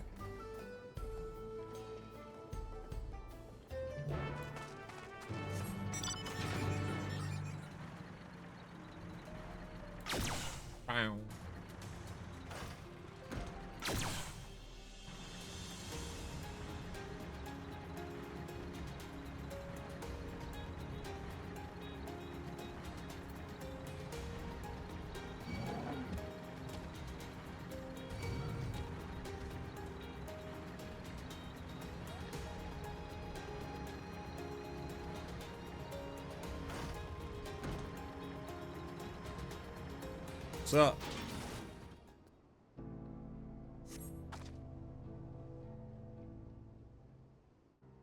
You good, bitch? Ah, finally. You don't know how good it is to see a friendly face. Yep. So friendly. Beep, beep, boop, boop. Well, Sanapi sent you. God, he's gonna dock my pay, isn't he? Well, at least the Renek and the wagon made it back. Good thing it all happened after I dropped off the ceruleum, too. I want to think how much the company would charge me if I lost the load. Maybe that's what the beast was after.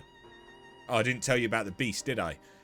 I was just out from the trailhead when it sprang up on us out of nowhere. Naturally, my Renek bolted. Managed to hold on this far, but I eventually lost my grip and took a dirt bath. Still, could have been worse. At least I didn't break anything. And it was you that found me, not the beast. Speaking of, you didn't see it on your way down, did you? Horrible blue blobby thing. That?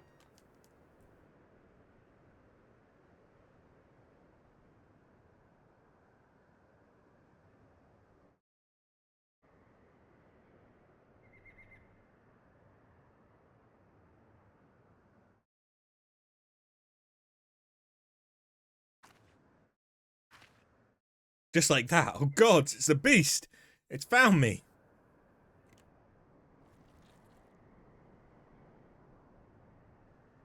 It's a slime. It was a lot more aggressive by the trailhead, I swear. Why isn't it attacking? Because I'm here?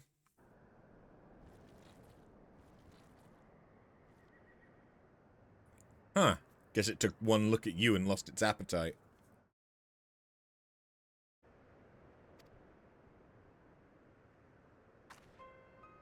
Thanks, partner.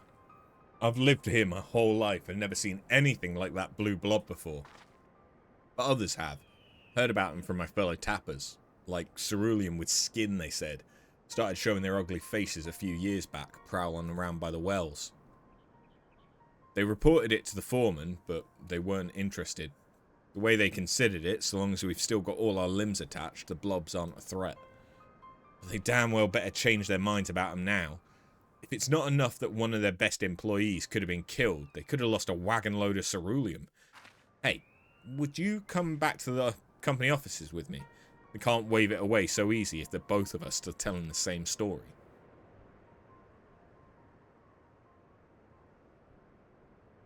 Thank you. Come on, let's head on back to Sheshenwezi Springs.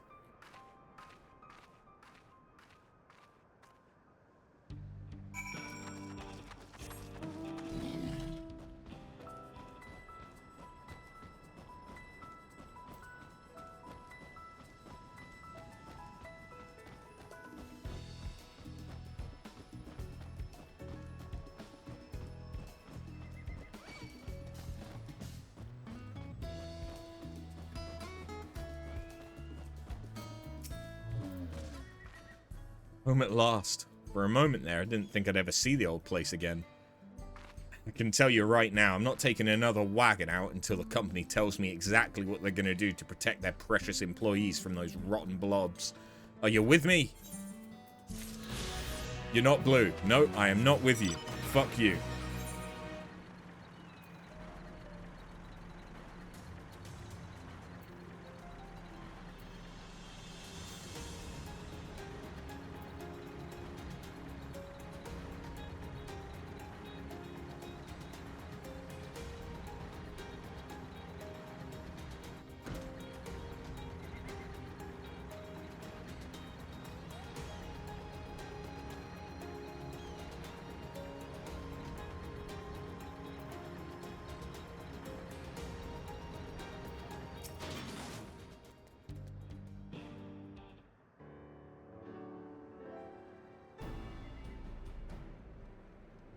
Thanks to Estinian, there were no casualties to speak of in Shaolani. The Hetsaro are safe as well. At the very least, there were no sightings of soldiers there. What about the dome? Did you learn anything of note? It is composed of exceedingly high concentrations of lightning energy. To even touch the barrier would prove fatal, When approaching it, we must exercise all caution. Then how are we supposed to get inside? If Zeralja and his army emerge from within, there ought to be an entrance. An entrance, you say? So happens we might have an inkling where one is.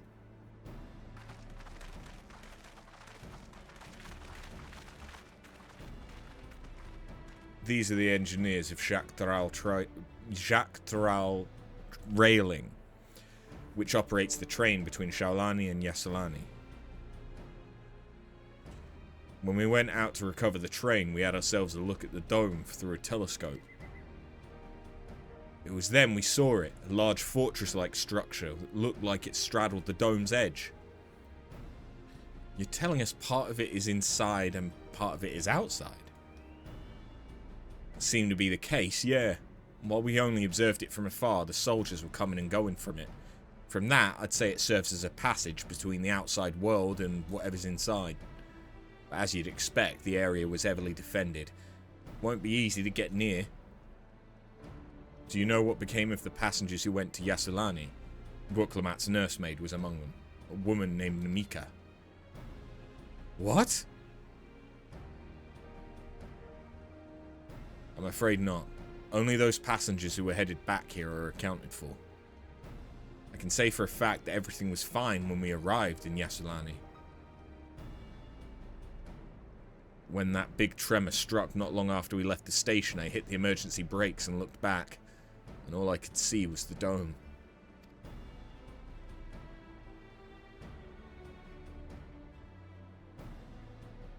What's more, Fortress sits right on the tracks of all places. What are the odds of that, eh?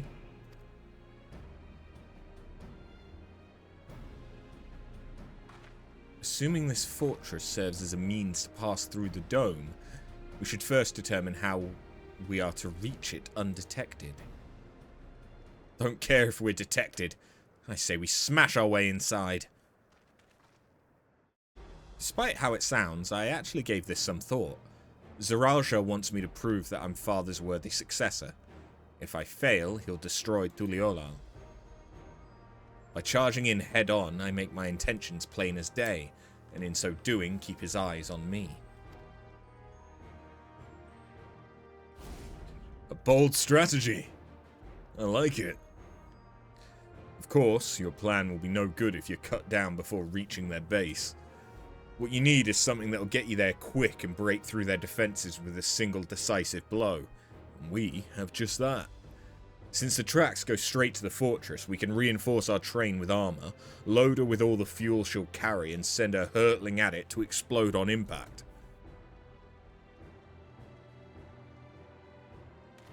Chief, have you gone insane? We were just saying how relieved you were the train's in one piece, and now you want to turn it into a bomb? The train's not important. Our dream was to have railroads running from coast to coast, remember?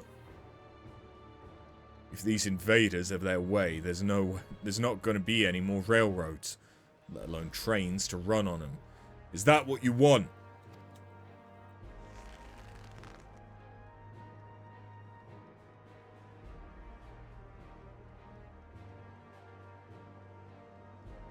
It's a sacrifice we have to make.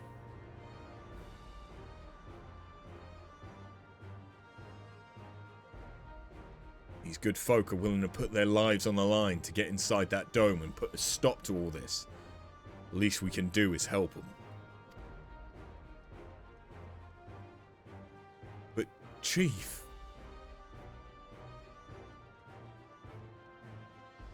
Listen, no matter how hard things may get, no matter how many times we fail, we fall, we can always get back up. As long as we're alive, we can always build another train. So have faith and quit your complaining. But what if we really fall, like, really, really hard? There's no getting back up if you're dead.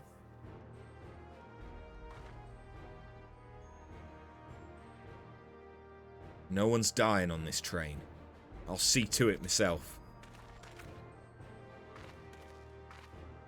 Needless to say, this will be a one-way trip, and we'll need to jump off at the last moment if we don't want to go out in a blaze of glory. You alright with that?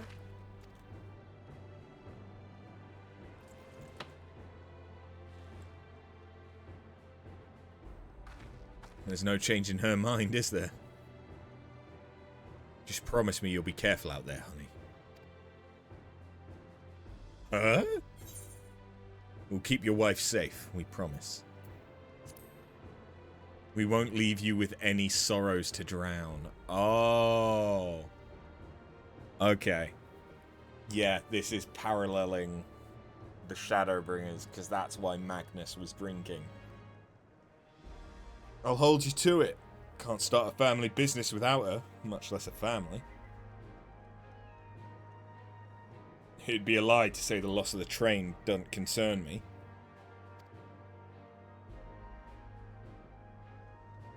But with good friends, and a loving wife beside me, that's all I really need in the end.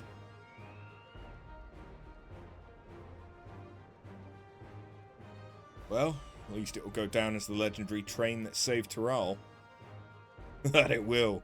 But first, we got work to do, so she'll look the part.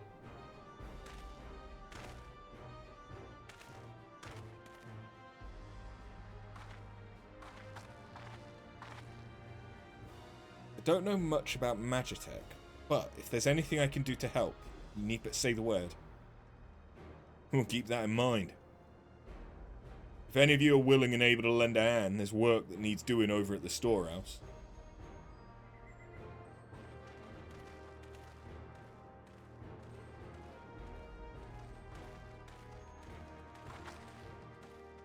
It seems we have a path forward. I believe this is a good time for me to return to Tuliolal and inform Kona of the situation. Are you telling me we don't have him on Link Pearl? Why?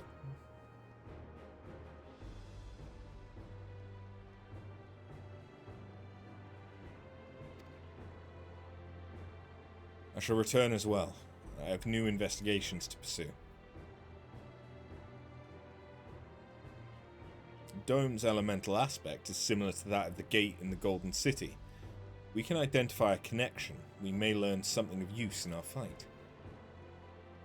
It's one mystery after the next, but at least we're not without clues.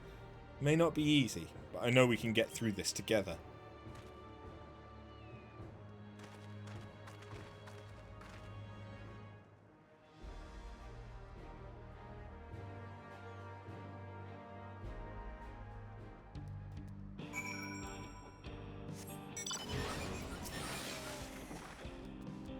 Even only just having met them, I can see how important the train is to Waulika and the engineers. We can't let their sacrifice be for nothing.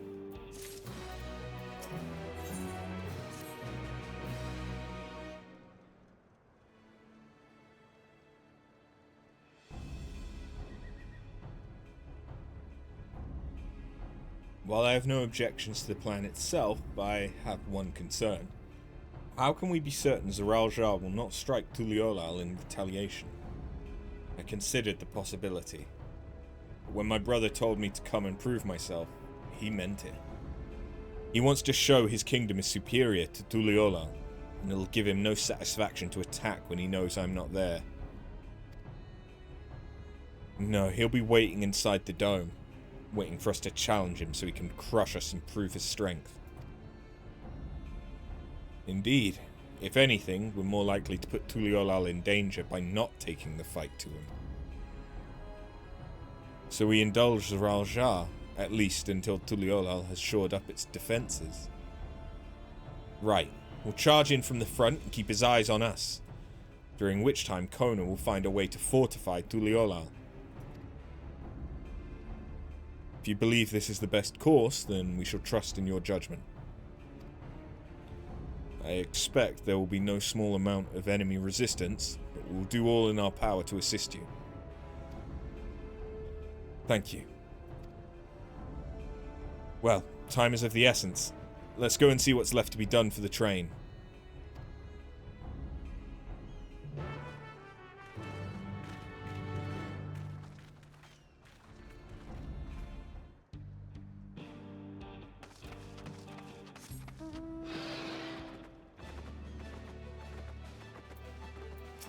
Do you need me to make a Talos?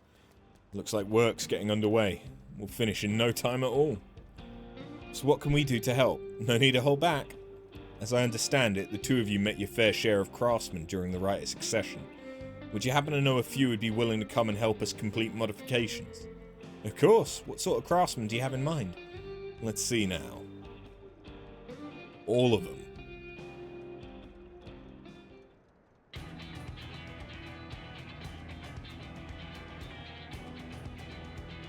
Perhaps my greatest concern is keeping the train safe from enemy attack. Even with you all aboard to fend them off, it'll be over in an instant if they manage to get just one good hit on the cerulean tanks. According to eyewitnesses, the soldiers use lightning-based weapons, so I've a mind to install grounding rods. Would you happen to know a carpenter who could handle that?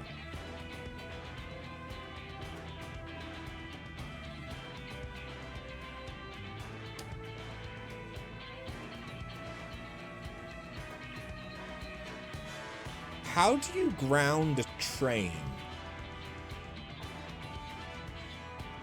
Because isn't it already grounded by its connection to the tracks?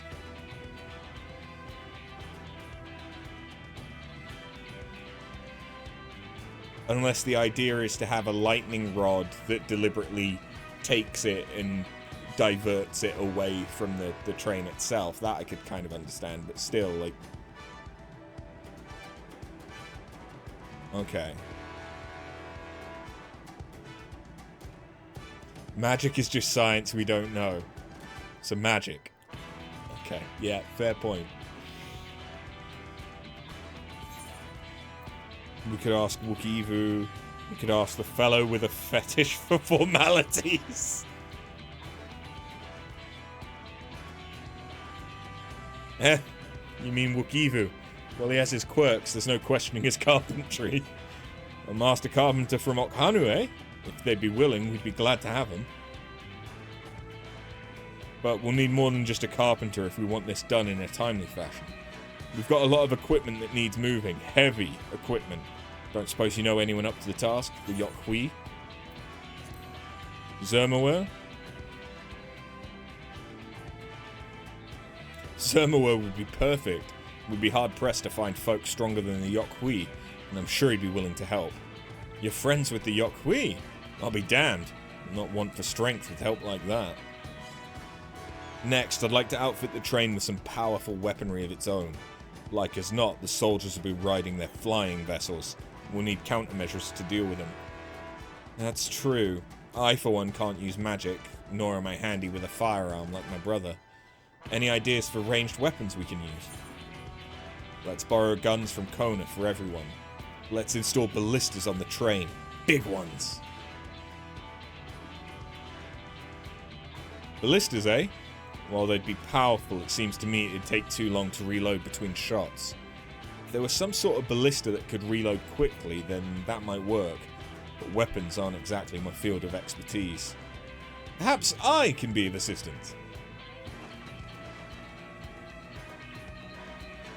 The Crystarium employed etheric cannons for its defences, and I see no reason why the design cannot be adapted to your train. While I did not conceive them myself, I know their design. It should be possible to build them here, provided we have the requisite materials and skilled smiths. Now that sounds like something Fonjitaine can help with. What are the materials we need? The barrel can be fashioned from any metal, so long as it's highly conductive to ether. To power the cannon will require fire-aspected crystals of the highest purity. Fire crystals, eh? Might be as the miners over at the springs can help with that. Then, if we could leave the crystals and smiths in everyone's hands, I shall get started drawing up the schematics. Right then, I'll secure us the smiths.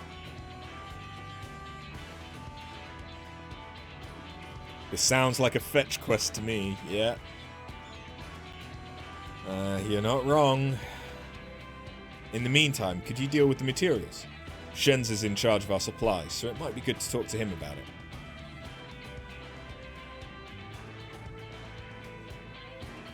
Well, I think we're set for a plan. Thanks for the consultation. Now, let's get this team dressed up and give it the proper... get this train dressed up and give her the proper farewell she deserves.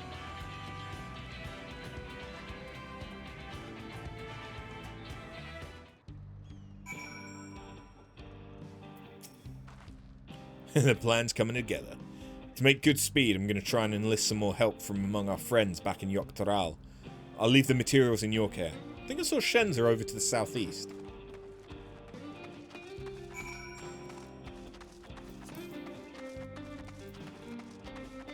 Woo! Fetch quests! Yeah!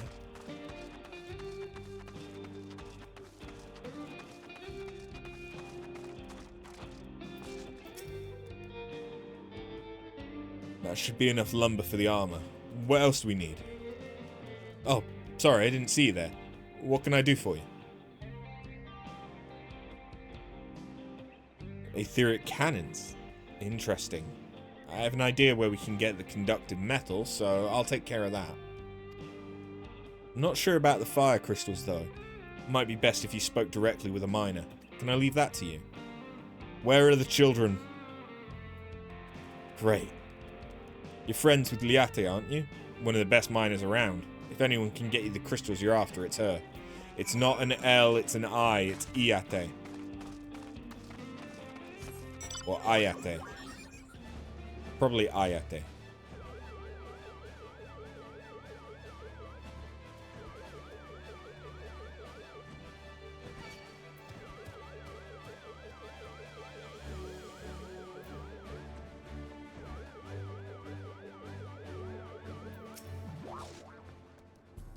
Ah, what brings you around these parts?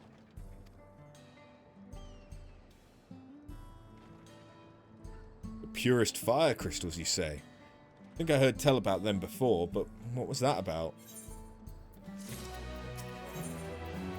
Potion seller? I require only your strongest fire crystals. Now I remember, Cerule and Nalas. You can find them to the south of town. They actually ingest fire crystals and keep them in their gut, if you can believe it. If you want the purest ones, though, you'll have to go after the oldest, toughest Analas. Nothing you can't handle, right? I'll show you where you can find some to hunt. Look forward to seeing why Erenville thinks so highly of you.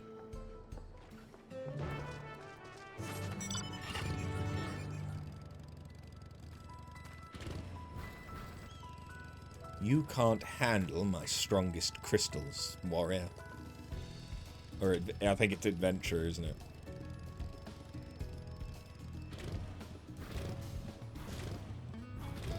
Crystal seller.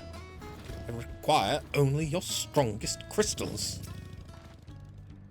There's quite a lot of fiery wildlife in these parts. We think it's due to the cerulean, but no one can say for sure. Still, it's not often you see the bigger, dominating sort, and that's what you need. What you'll have to do is hunt down a few of their kind, establish yourself as a threat. That's known to draw out the leader. That's the spirit. While you're on the hunt, I'll keep watch nearby to make sure no hapless travelers come stumbling in.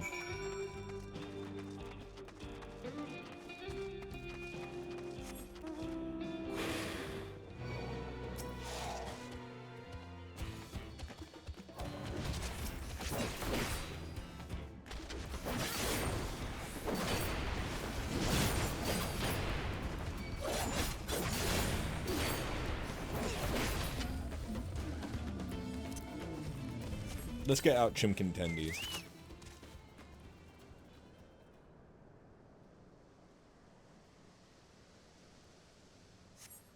You see no signs of your prey. Perhaps you'll have better luck to the south.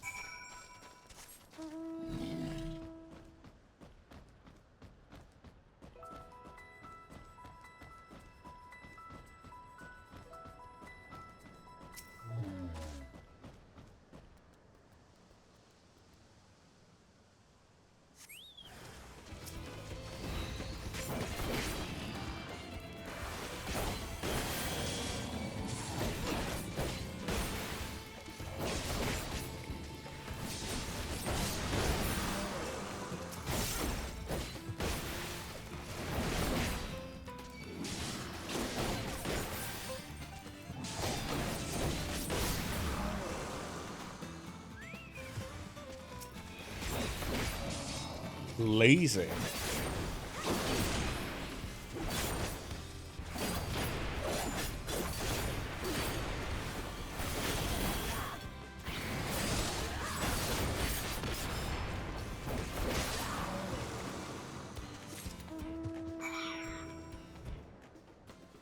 I was hoping for like a king hazmat.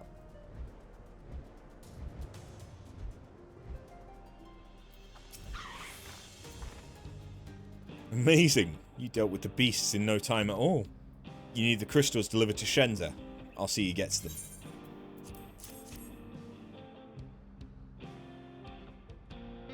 These fire crystals are for the train, aren't they? I heard about your plans to enter the dome. I want to thank you for going to such lengths to stop these invaders. And though he'd grumble if he knew I was asking this, please, take care of Elenia Shipya. Anyway, I'd best be on my way. And you as well, in case you're going to meet her. I saw Wooklamut heading for the station.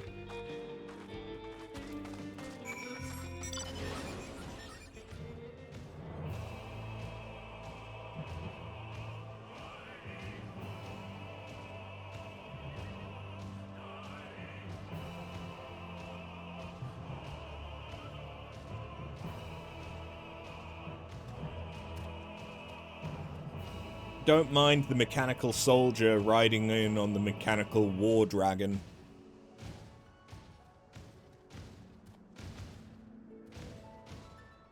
Nothing to worry about here.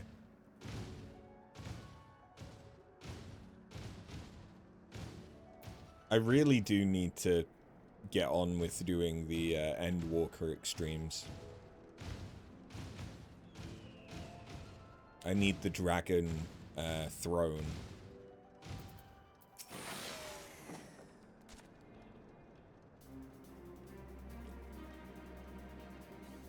Shenza told me you got the crystals for him. Good work. I've just returned from looking for extra help. We'll see in a bit who answers the call. Or we'll be in readiness for them when they arrive. Damn it, I'm idle for a moment and all I can think about is my home. Keep your chin up, Erenville. We'll be on our way soon, and we'll find your mother. It'll be good to see her after all these years. There's so much I'd like to ask her about her time together with Papa. Oh, she'll talk your ears off. Once my mother starts, there's no stopping her. I wouldn't want it any other way. Beep. Right, let's return to helping where we can. The real work begins when the extra hands arrive.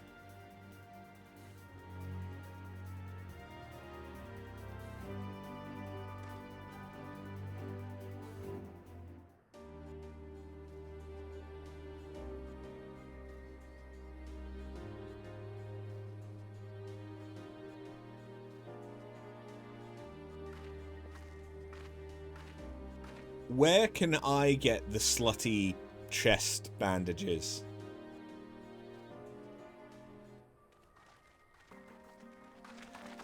Thank you for making the trek here. To be honest, I wasn't expecting so many of you. Since the attack on Tuliolal, I'd been wondering if there was aught I could do to help.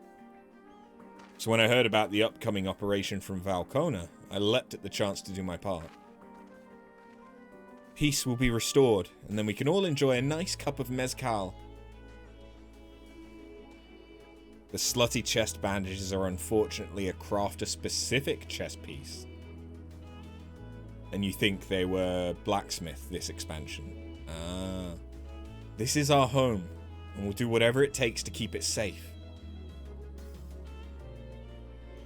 While I assist with the efforts here, High Luminary Gerfler does the same at the capital. I'm truly grateful. With all of us working together, there's nothing we can't accomplish. Let's get to it, my friends!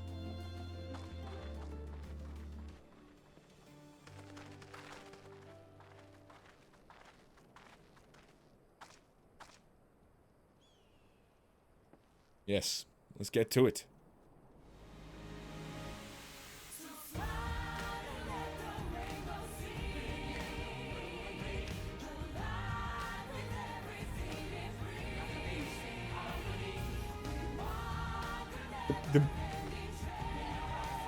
The music doesn't quite fit.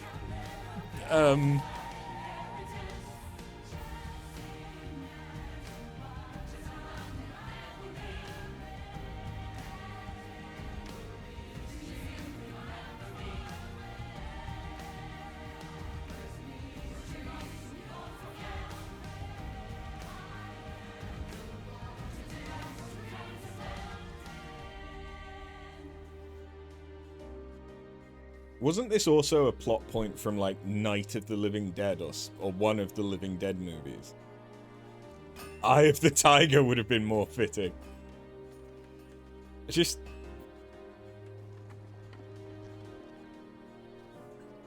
most other background music would have made more sense.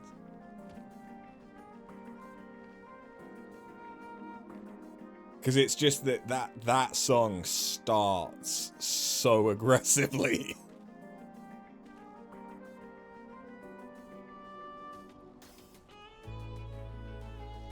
And now it's calm as shit. Alright, everyone. That'll do it.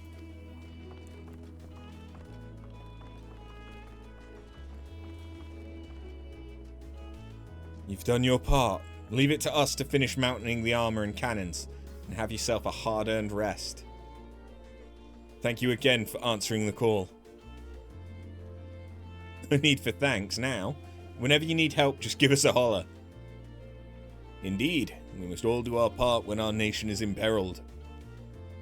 Hear, hear, we love Thrall, and we love you, Val Wooklamat.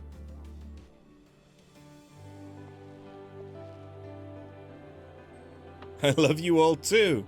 Your kindness and goodwill will not be in vain. This I promise.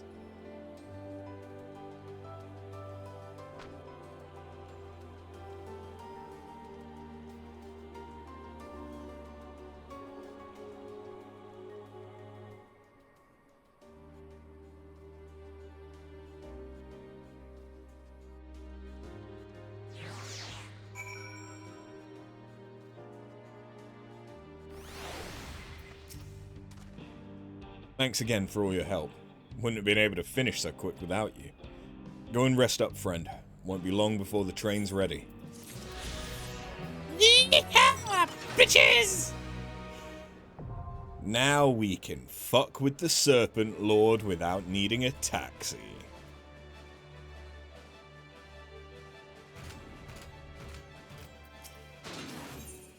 That's also how you know we're about to go to a new area. Oh, this is level 97? This is going to be the Vanguard dungeon, isn't it? From here on out, we won't stop working till the train's ready. If you have any preparations, now would be a good time to see to them. The boarding call will come before you know it.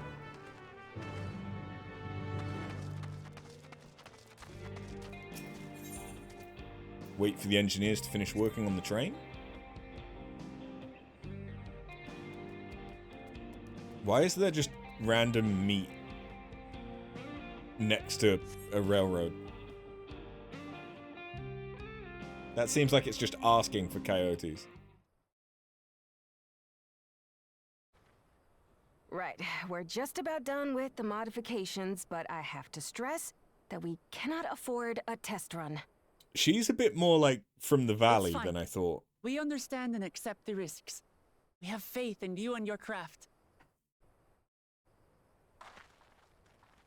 I'm sure everything will go to plan. With all the hard work everyone's put in, it couldn't be otherwise.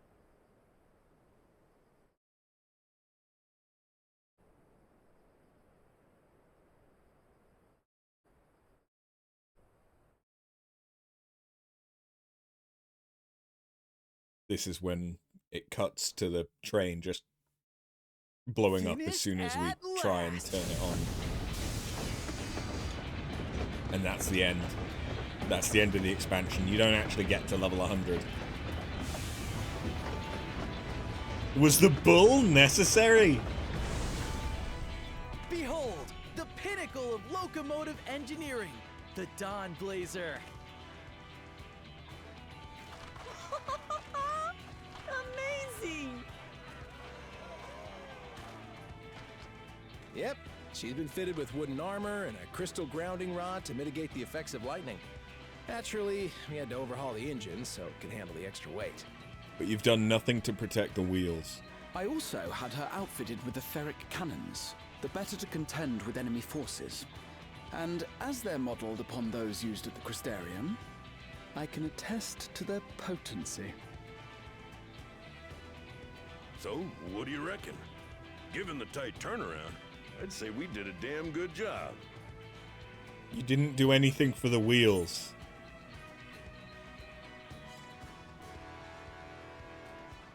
All it takes is like one shot to a wheel and the train gets derailed.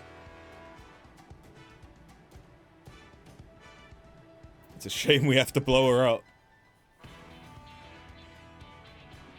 Oh, the slump. Glad she's to your liking. I hate to let go of such a beautiful piece of machinery, but I know you'll give her a proper send-off for us. At the risk of spoiling the mood, we should probably get moving.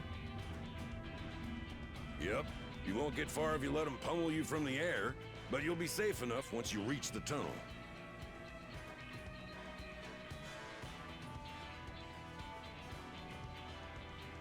In that case, I will conceal the train with a spell once everyone is on board. It should last long enough for us to reach the tunnel unnoticed. He knows blur. Right. So everyone, are we ready?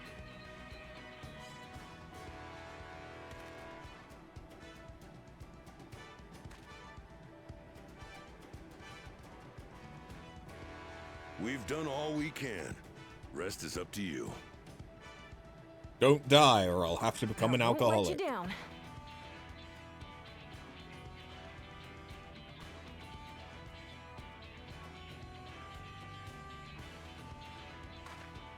All aboard!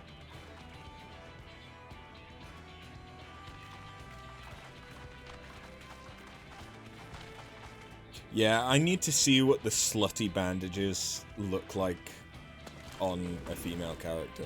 Vanish. Ah, of course, that also makes sense.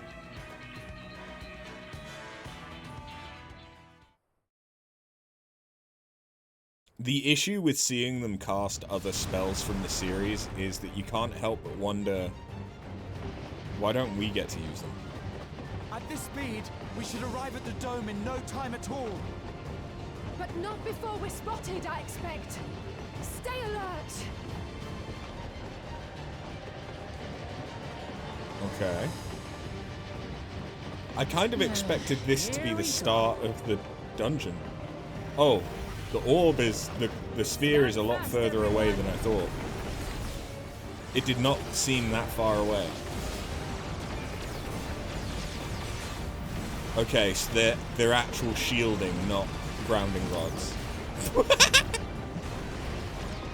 The cold, dead eyes. Oh yeah, get the finger paint out. No, you don't.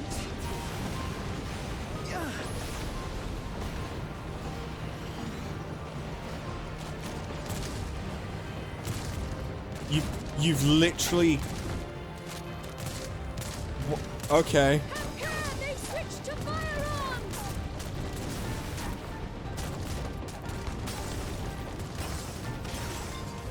Clever girl. There's ceruleum under that. Oh dear. You might want to move, Graha.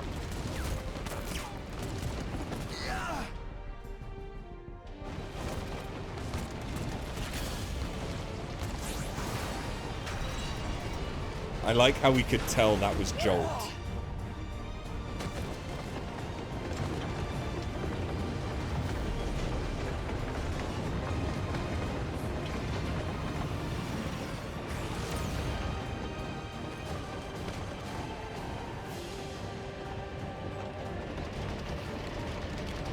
Beep boop.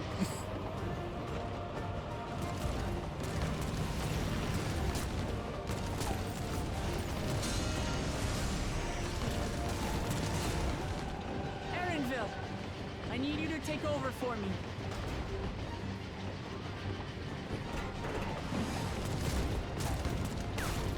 What are you gonna do? Oh, okay, she's... God damn!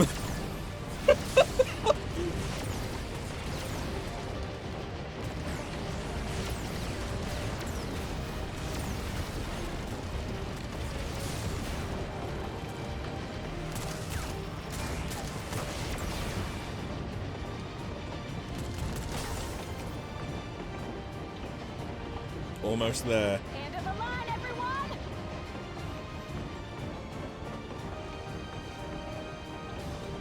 No mention of tuck and roll. Really?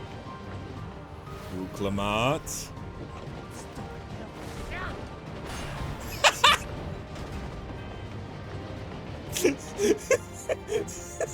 I kind of expected her to pick up a rock and like smack it like it was a baseball with her axe.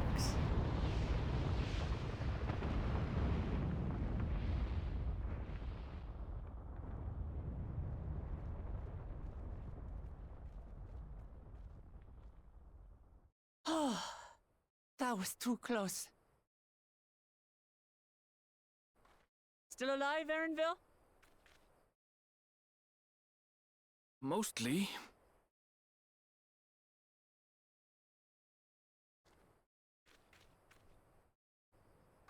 To be fair, we no longer have a dedicated healer, although Kryl and Graha can both. Well, to be fair, actually, all of our magically inclined characters can heal to various levels of efficacy.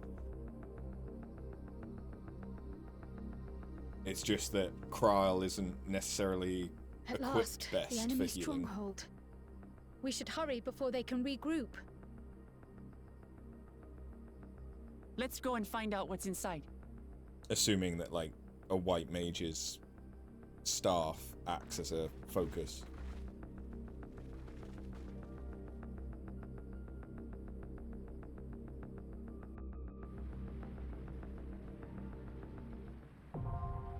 Vanguard now accessible. Hell yeah. Right. Because... yeah, all those new glams that have just opened up. Hell yeah, brother. Hell yeah. Because I have a feeling that there may be a Rugadin or Lalafell that wants to join, I'm gonna pop to the toilet. And maybe I could fix my healthy snack. But I'm gonna go to the toilet for now, and then we'll see if anyone wants to tag along.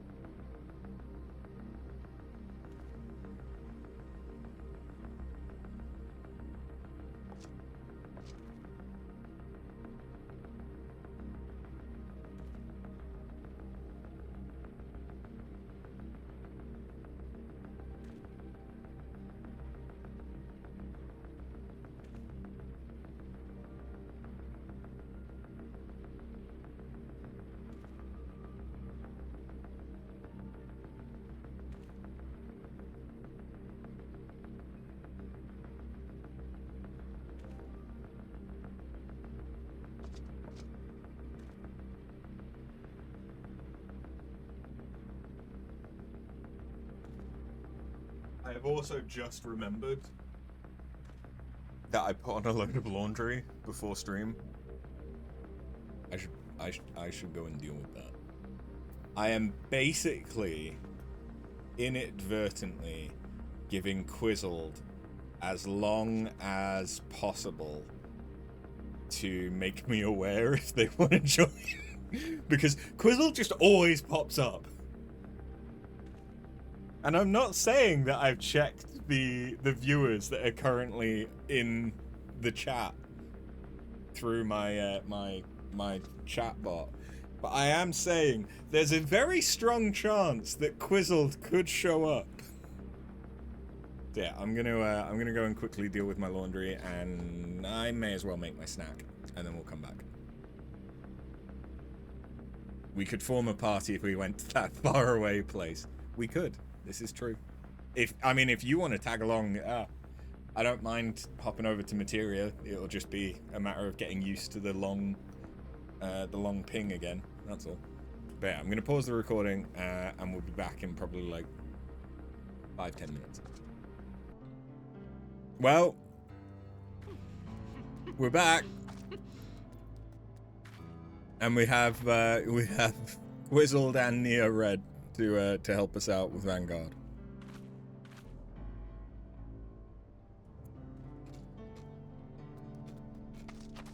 That is a nice glam.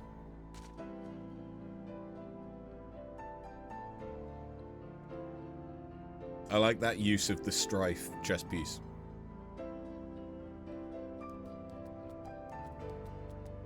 And it's nice actually seeing helmets that work because you're not a bunny.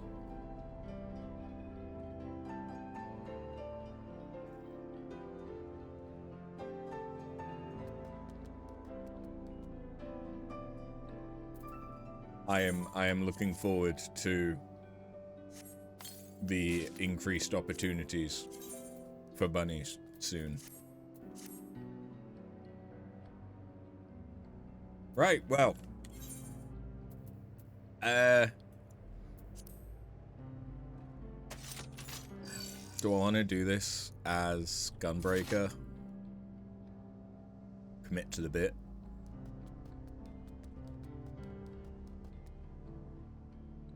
Yeah, we'll commit to the bit.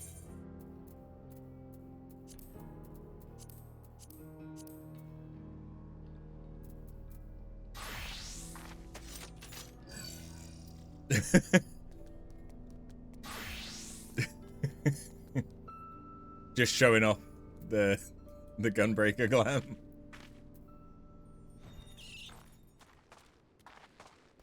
And there's Quizzled. The whole gang's together.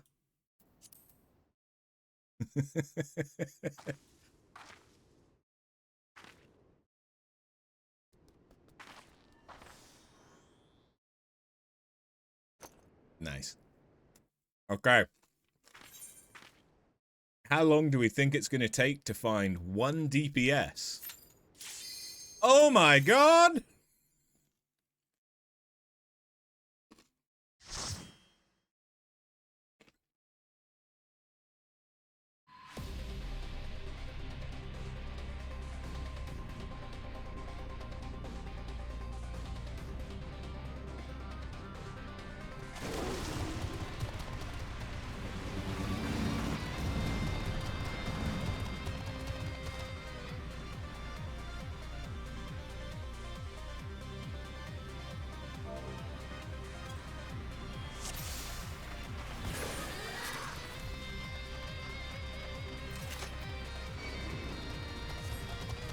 I didn't expect quadrupeds.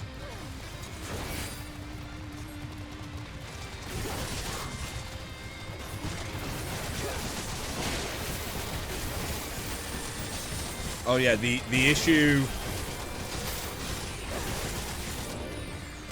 with being Gunbreaker is I don't have the same level of self-heal. I mean, that being said, I still have some, so... And Brutal Shell is very good, if I just remember to do my 1-2 plan.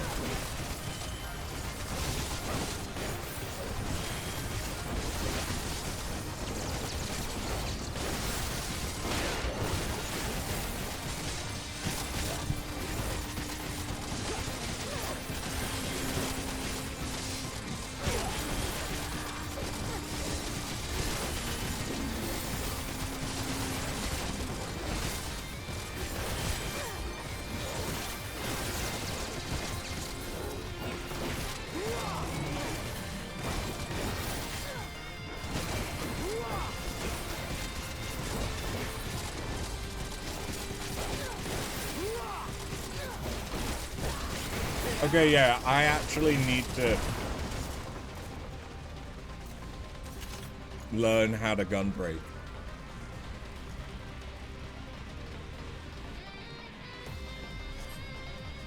They've got Tron light cycles.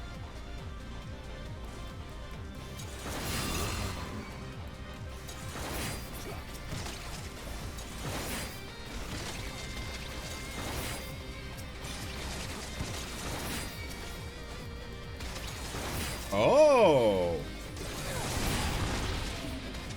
I see.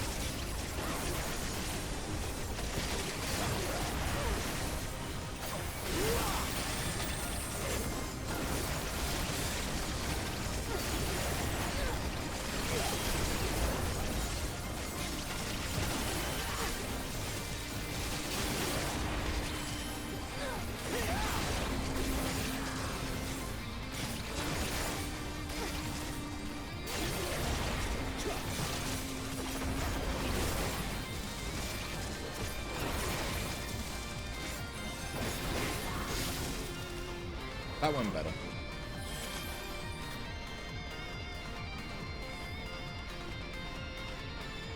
R8. Great.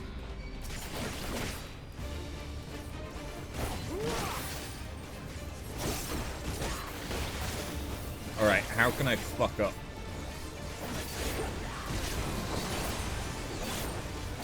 This fight. Will we wipe?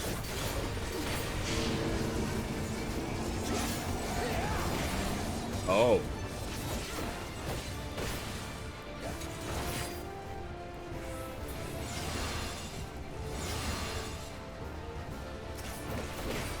Interesting.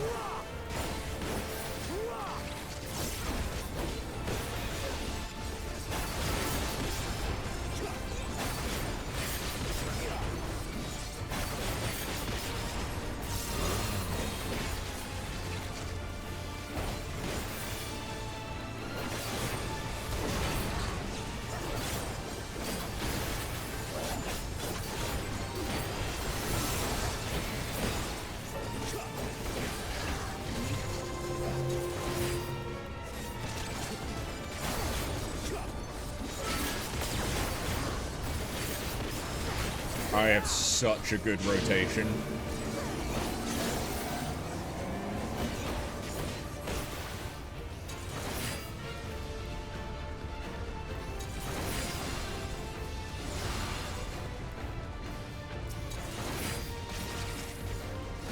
I'm definitely playing the best gunbreaker of my goddamn life.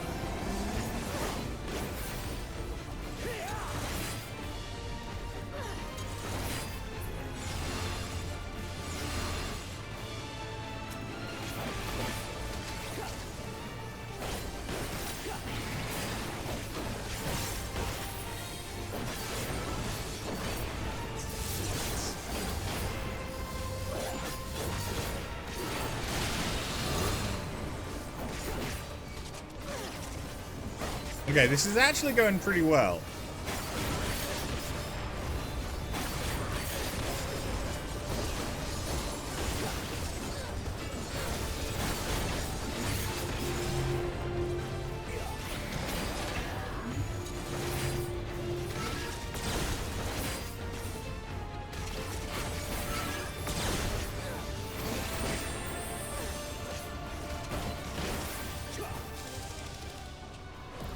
Go on. Go on.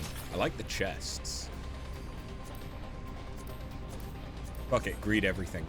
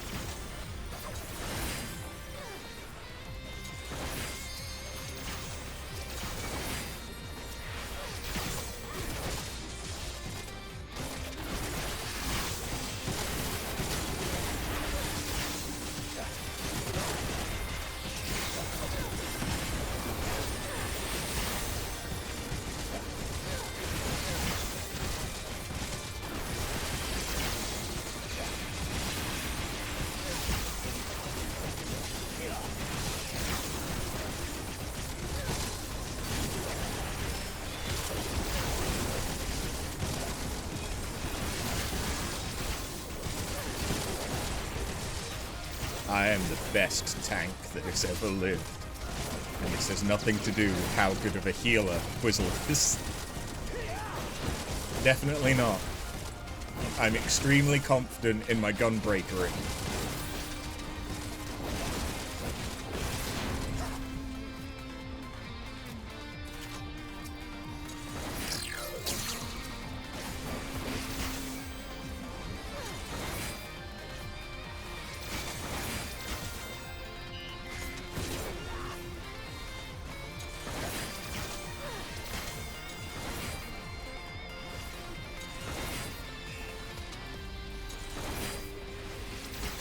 That's an interesting looking boss.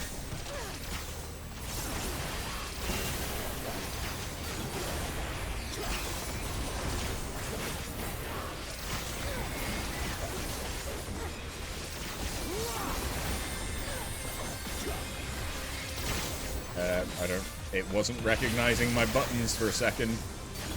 That didn't bode well.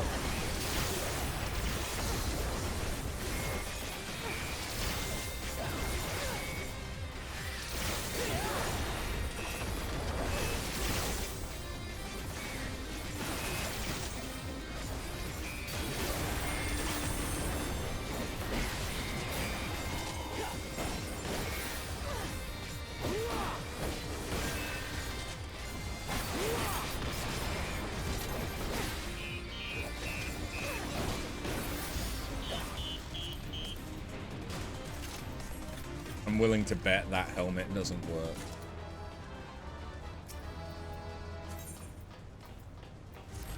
But I still want it. It actually does work! I want it.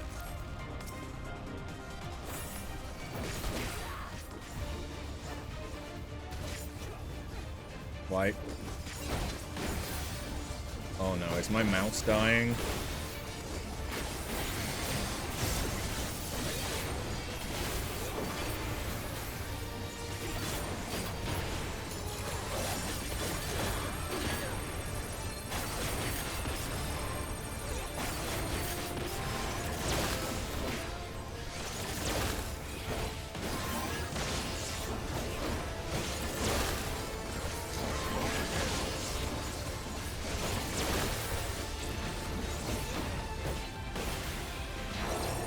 I did alright.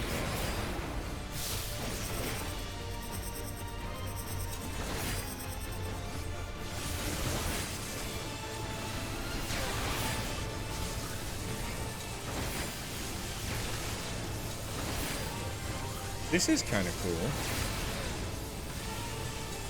Having obstacles. I like that.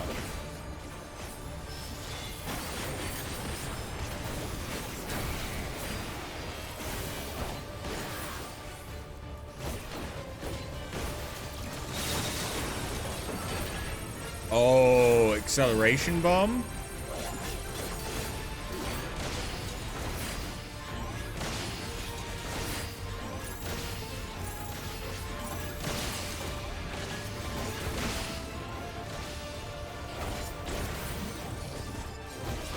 I played enough Baldessian Arsenal. Okay, now we have like a rat maze.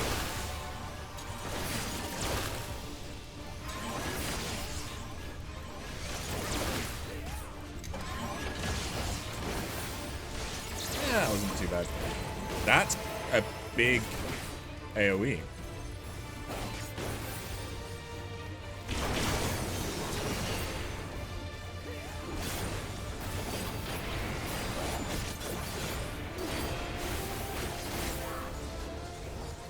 Oh.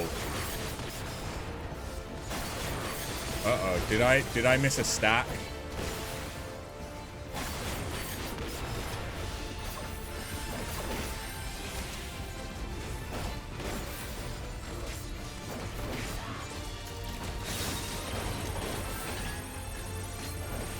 No. Okay, good.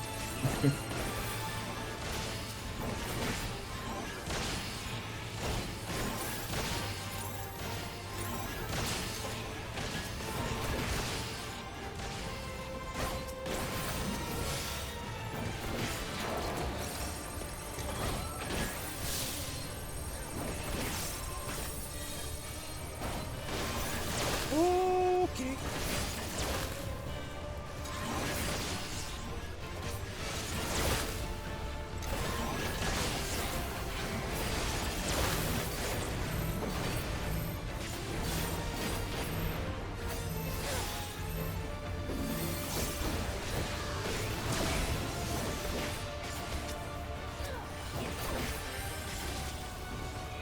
I'm trying.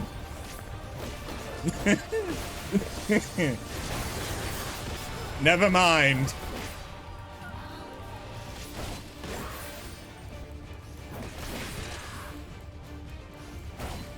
They just stopped doing anything for a second though.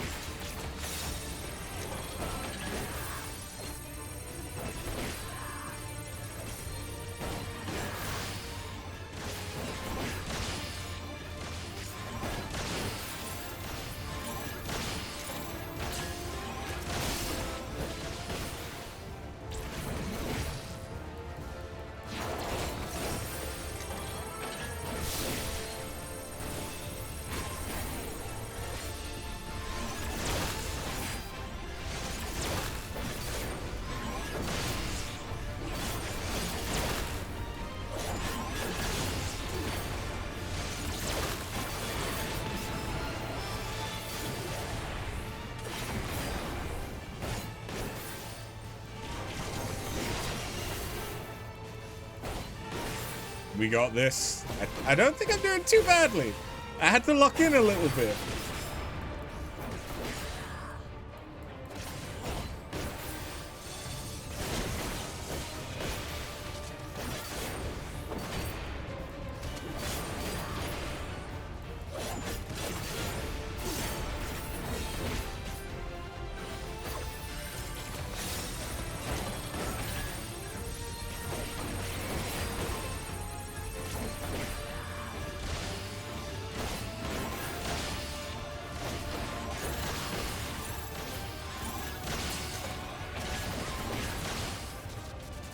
Hey.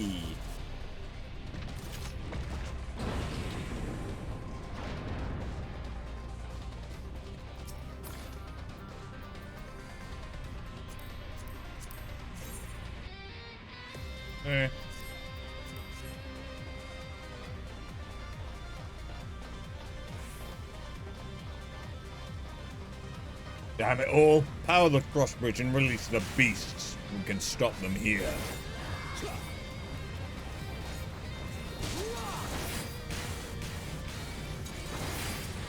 This kind of looks like there's about to be a bunch of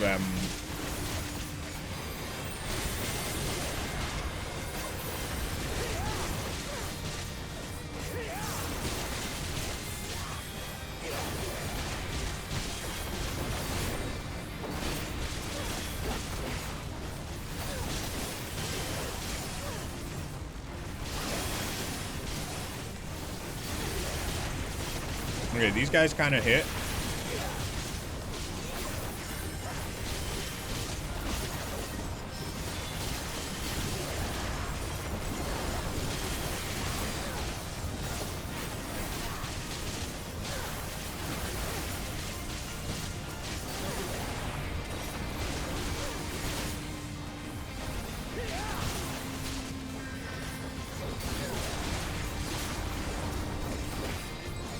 Yeah, it kind of looks like laser beams are going to come out and turn us into ribbons, like Resident Evil.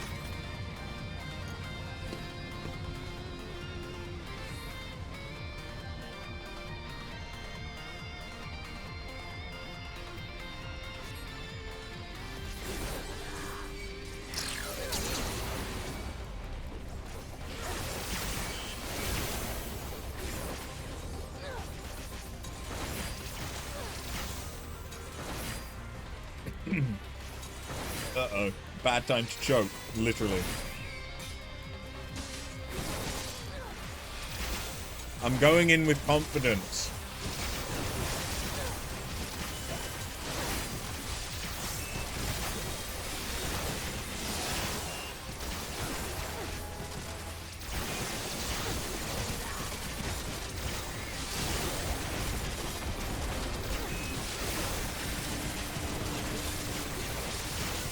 I'm losing some confidence. I do still have Super Bowl Life though. Don't think I've forgotten about it.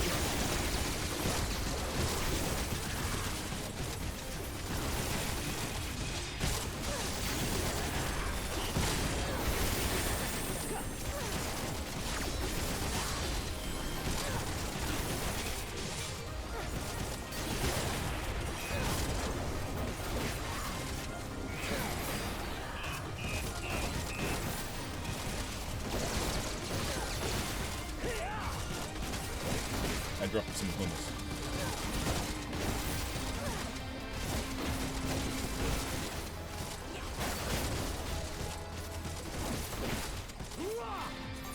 Hey! Give me it.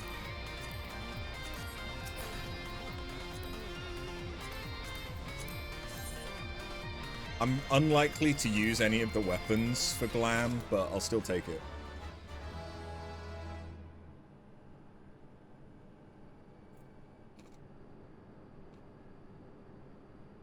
So whose voices are we hearing? That such a serious breach would be allowed. But it ends now. Xander the Snake Skinner. And you're a Ophidian. We redeem our honor with your lives! I do kind of like the way the sword looks, though.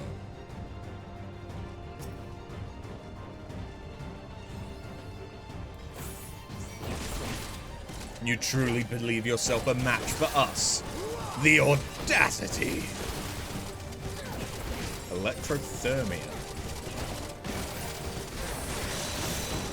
Oh, damn! On your knees. Buy me dinner first. Damn. Oh, okay, that's like a Leon or Lion.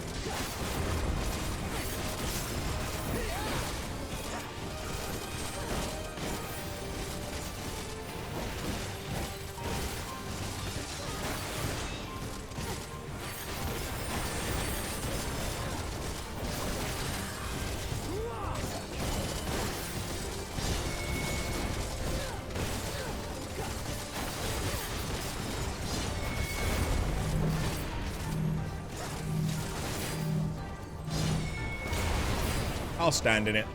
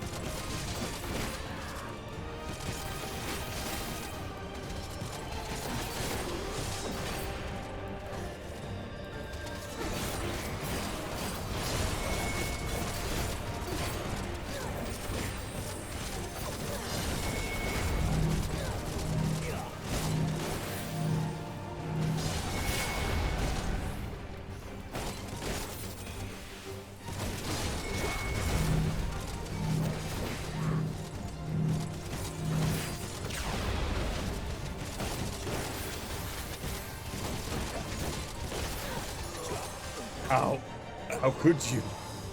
Ugh. Why is the dungeon not over? Oh. All right, no more games. I call on the soul of the serpent, the great devourer. You'll pay for the souls you've made me waste this day.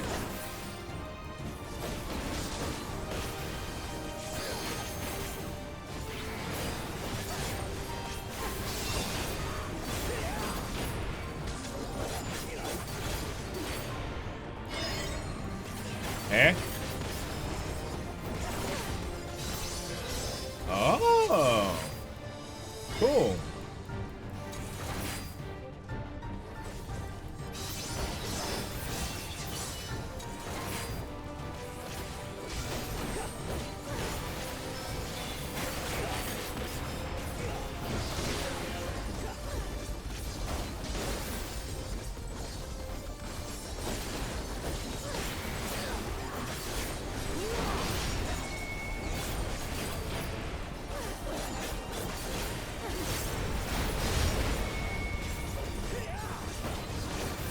No split mechanic?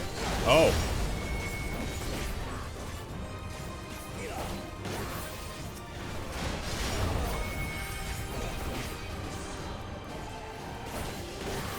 Well, shit.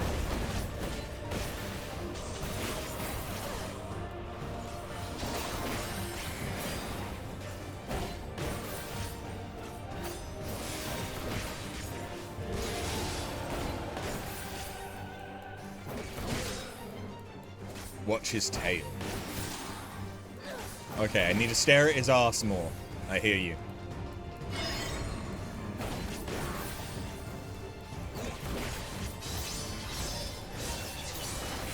You forgot to focus on the boss.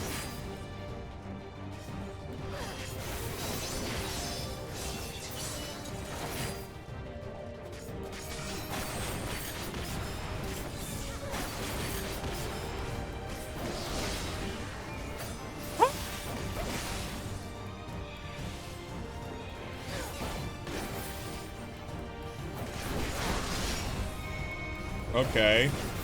So am I looking for... Oh, okay. I see. I understand now.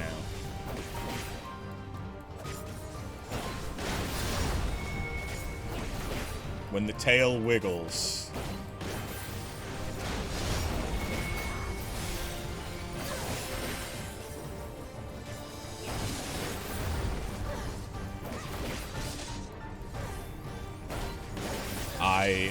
I kind of just have to do this.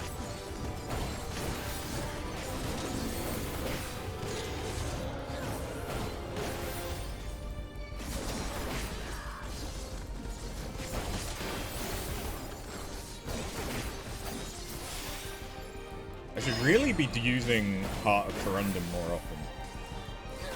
Is it Heart of Corundum? Yeah.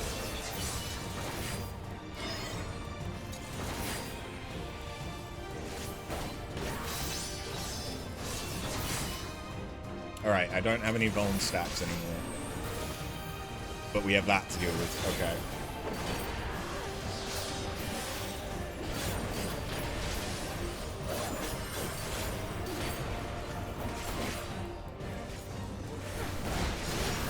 I'm learning.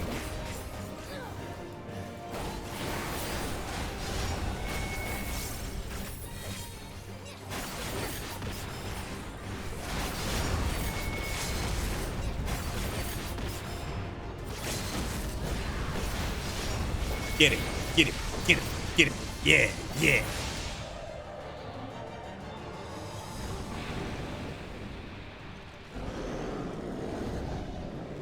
Thank you, Neo.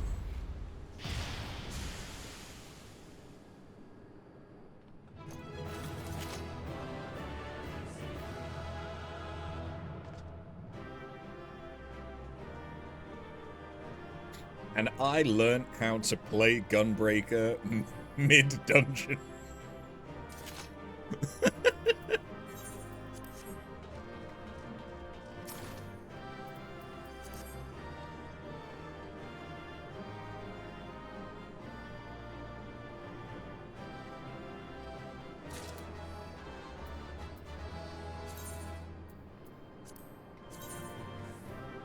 Oh, yeah.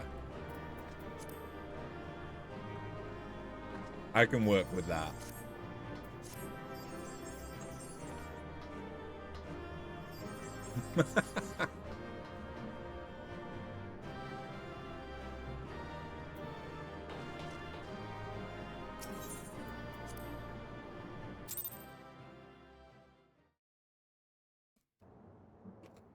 That was a good dungeon.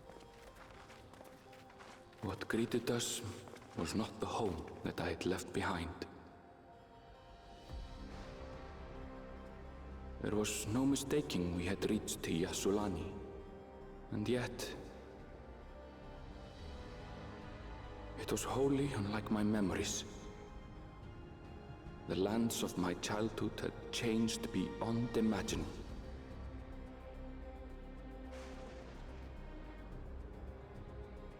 To where had I returned?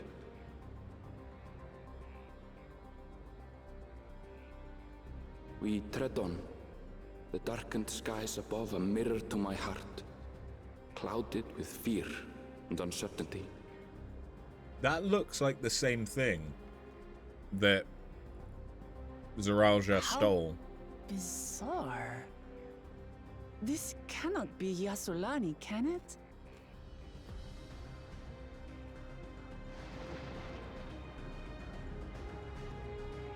Heritage found. Okay.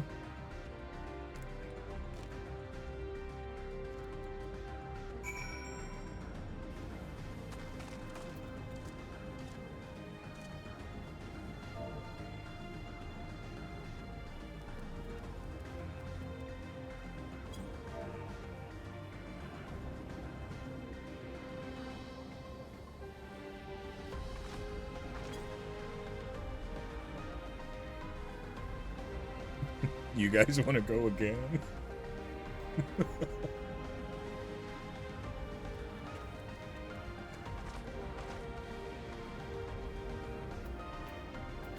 This time I'll go as a tank I actually know.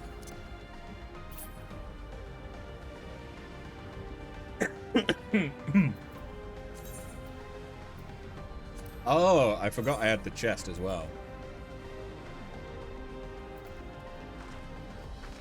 You need to get ready for work, Neo? No worries.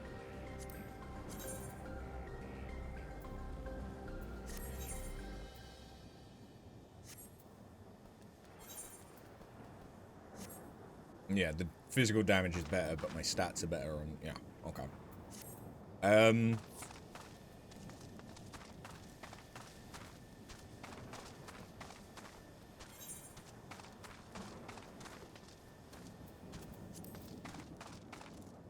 Let's get the Aetheryte so I can change my glam as well.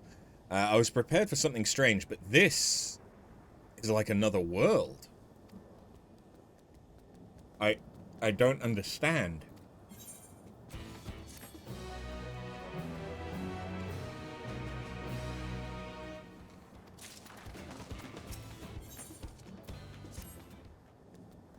The land of Levin.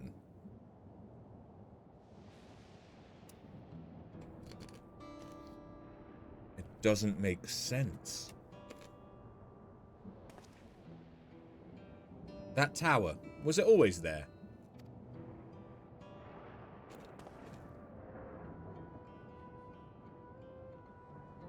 No, definitely not. Nor the wall over there.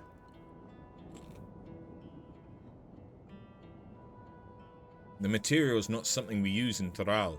It's closer to what we saw at the gate to the Golden City, or those mechanical soldiers. Such a massive structure couldn't possibly have been built in so short a time.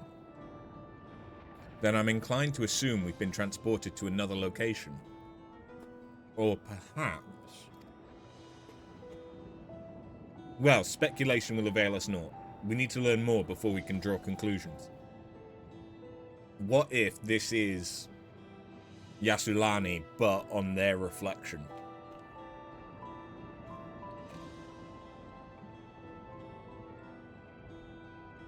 Like how Kalusia is Lenosha.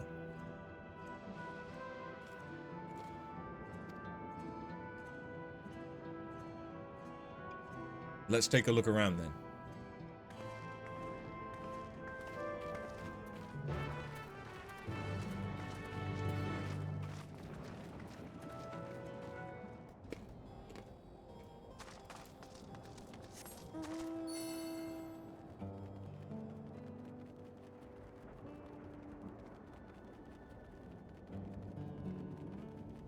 Alexandrian Axebeak.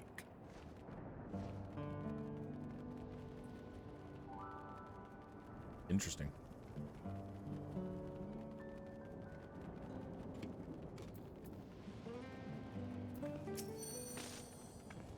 That looks like a train station, doesn't it? That must be Yasulani Station, where the passengers disembark. Then perhaps we'll find someone to talk to there. Let's go and investigate.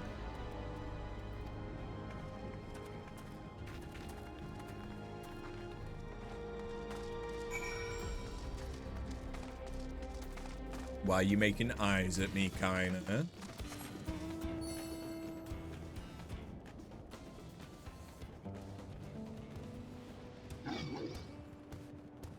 You can see that brain working. Ah, okay.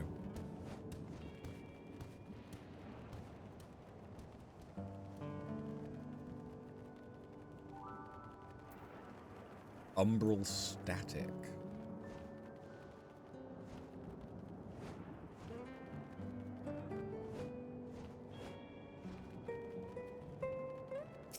What's odd, though, is if that is the case, why does the aetheryte look the same? That seems weird, right?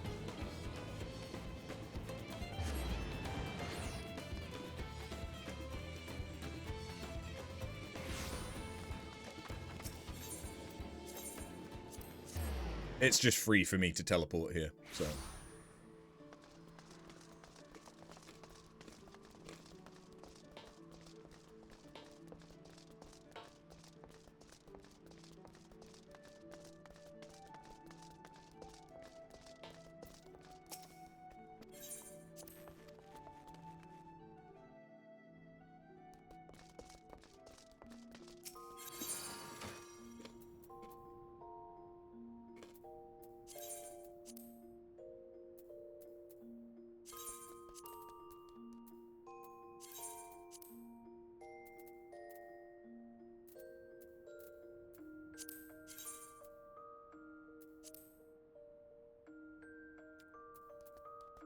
Because I can't dye it, I think I prefer the Tropius Gunblade.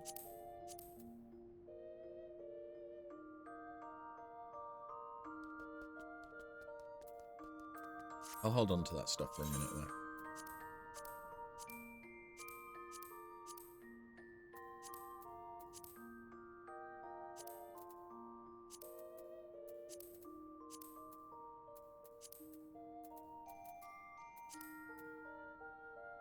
Oh, there aren't any boots.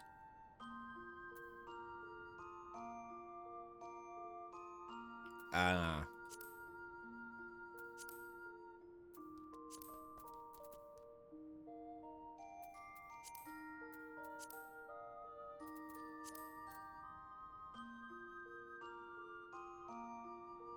I don't have good boots. Have those, that kind of works. Yeah, we'll go with that.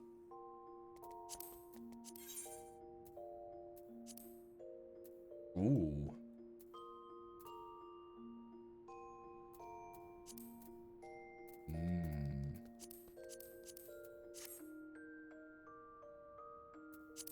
Yeah, I kind of like that.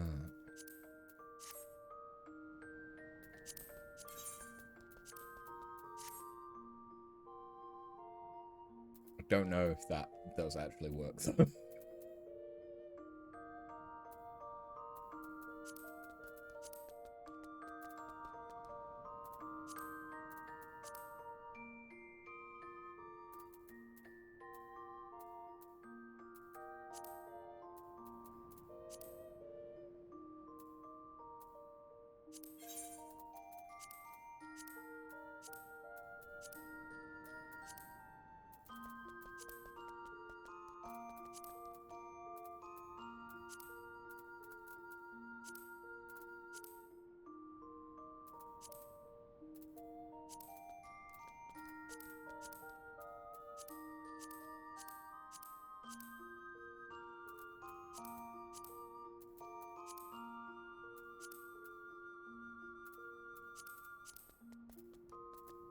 Uh-oh.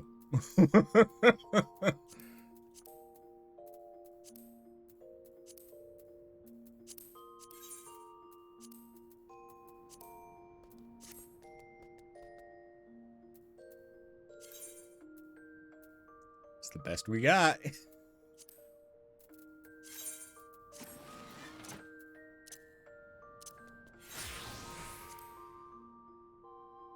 Oh, it looks so much better, though.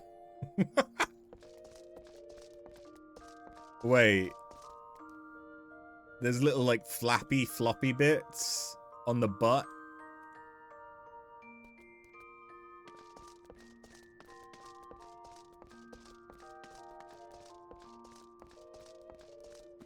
What is this made of that it's floppy like that?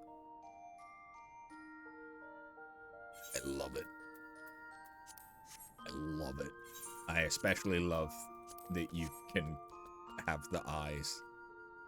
I think the eyes are what really makes it. If you couldn't change it, to have eyes like that, I don't think I'd love it as much.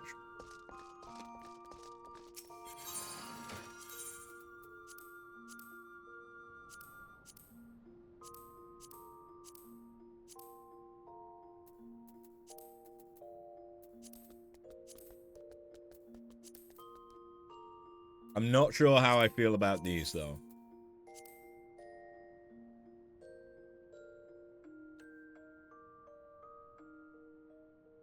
I think it just has some hummus on my finger. I don't know how long it's been there. That's concerning. Ooh, actually, maybe. Never mind.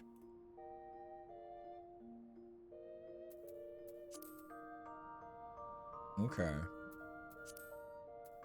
Okay, I might be able to work with this after all.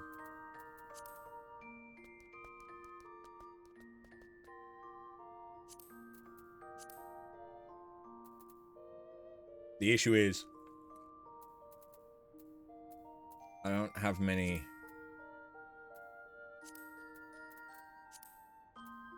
chest pieces that immediately work with it.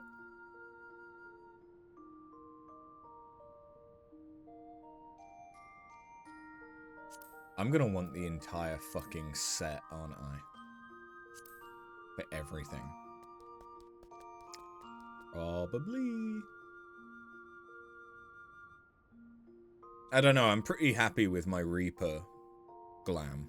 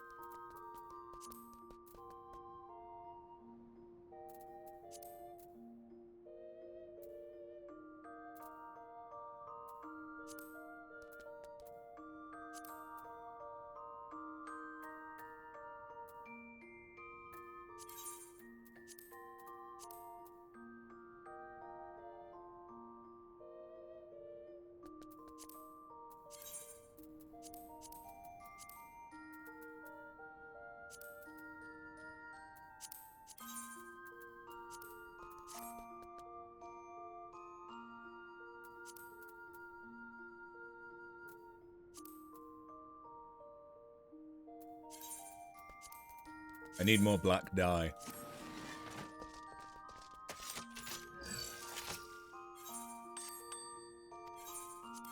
Go on, give me more stuff from Vanguard. Fuck you.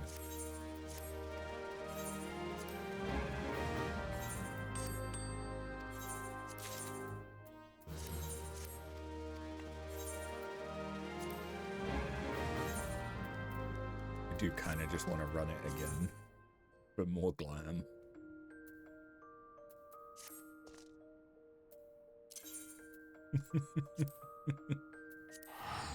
Ooh. Oh, because it's, I guess it's, we're technically in Alexandria or whatever their nation is. What was the other one? Like Phobian Like Phobos.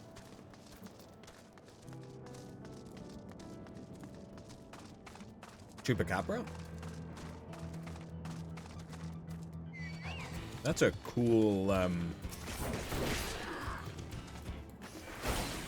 wolf design. I'm trying to think where I've seen before.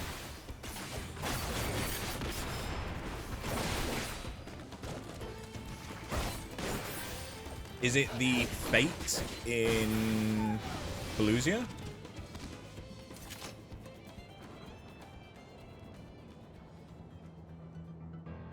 No, it wasn't Pelusia. Outside the Crystarium. Was that Pelusia? Lakeland.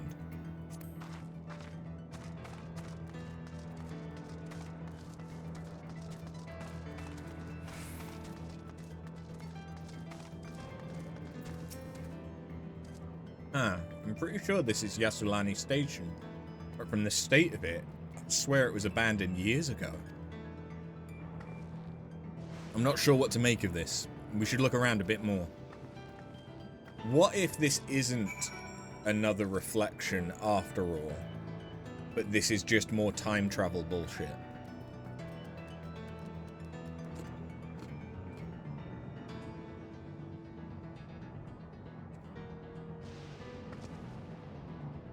Because, like, we have already established that we find out how to time travel.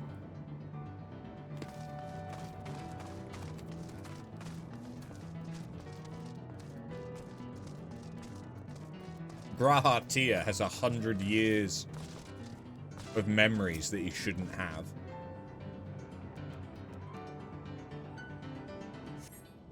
You find a train turntable. The thick layers of rust suggest it hasn't been used in years.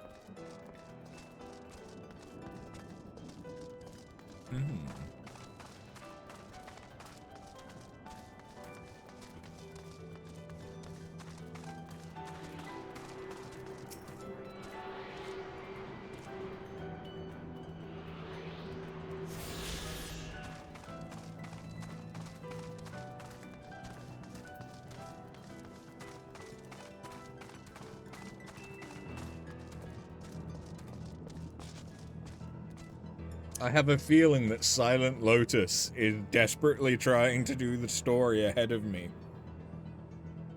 Because I've caught up to them. Is that at all correct, Quizzle?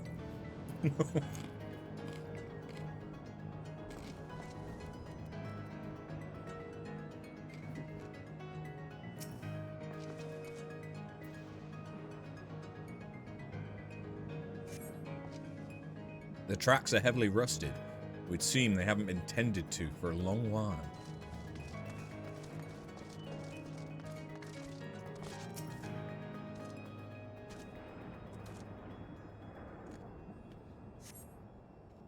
The building is a rotting husk. It was clearly been many years since anyone lived here.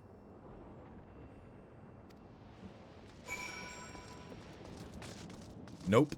You have seen the story before, though. I know that you've done the story on other characters, but I just thought that I noticed Silent Lotus going through a cutscene and then disappear.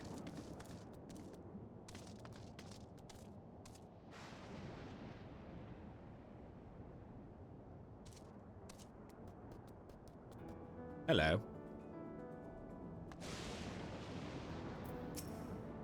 Finished poking around, have you? Let's gather everyone then. I want you all to take a look at this.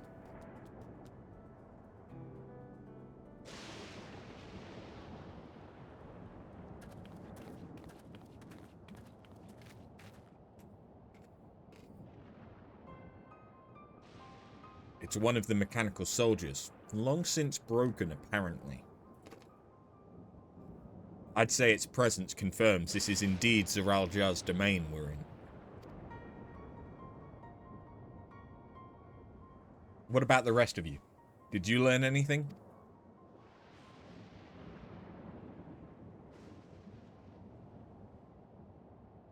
So all evidence suggests this is Yasulani Station.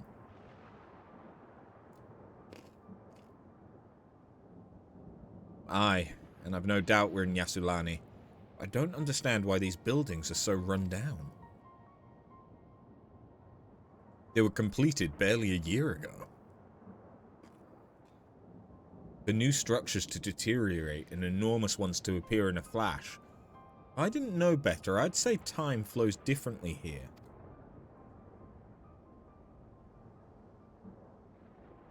Is such a thing even possible? Yeah. We have encountered this phenomena before, as it so happens. Though it may be difficult to believe, our world is but one of several. In some respects, they are similar to one another, but in others, wholly different. We call them reflections. Simply put, the rift between dimensions causes time to flow at a different pace in each world. While hours pass in one, years may have come and gone in another. But if this is Yasulanni, then we should still be in the source. The flow of time should be synchronized.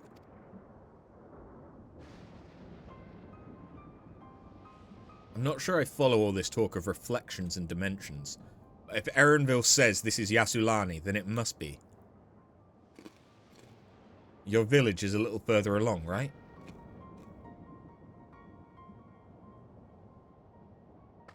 Erenville! Oh, yes, it's a short distance to the northwest. Let's head there first, then. Rather than talk theory, it's always better to confirm things firsthand.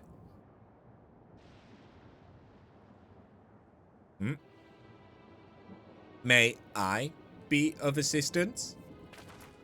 It's still functioning?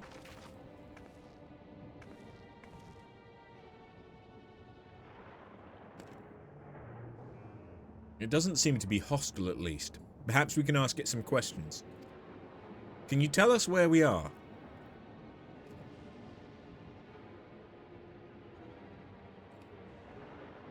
Unable to confirm credentials. Please present citizen identification. Unable to confirm credentials. Confirm. Confirm. Seems it's broken after all. Too strange by half. Let's leave it be and get going.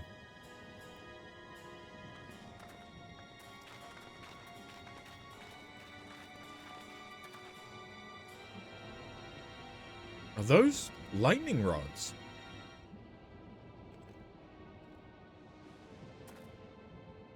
Would you accompany me for a moment? There's something I wish to investigate.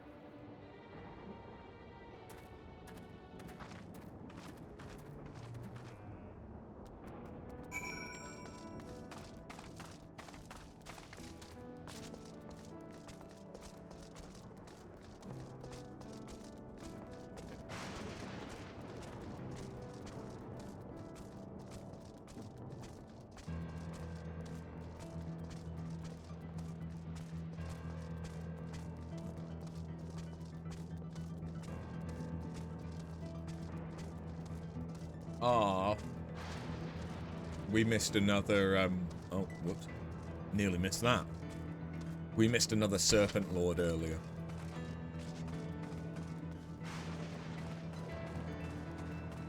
A Humbara?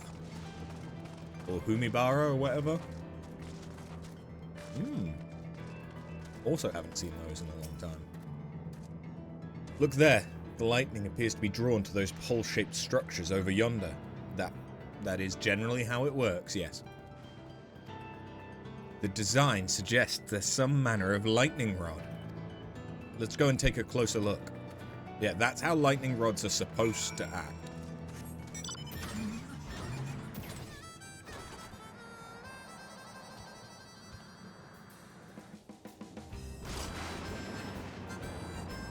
Not that they actually shield in some way. This material appears to be the same as that used in mechanical soldiers and warships. On closer inspection, it appears to bear fine etchings, rather reminiscent of arcane runes these. I suspect they're not merely decorative. I would posit it's used to harness lightning as a source of energy. Quite impressive technology. I'll share this observation with Y'shtola. For a blessing, the dome doesn't appear to interfere with link pearls. Thanks for accompanying me. Let's head to the village and find the others. Oh, Dave's up. I don't think I need Dave, though. I forget what you got for doing the Divadipa fates, though. Which mount was that?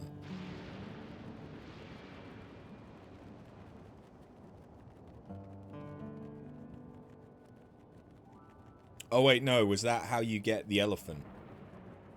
I think it was. I think that's how you get the elephant.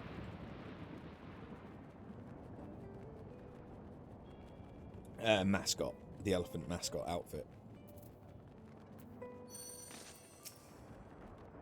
What in the world?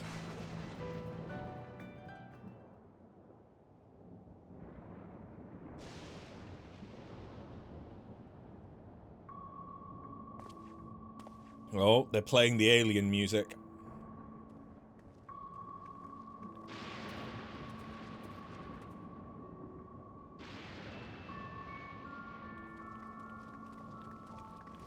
I love that they've basically just got an android following them that they've added bunny ears to and given a paint job. I mean, to be honest, that is the kind of thing that Sid and the Leporit would do.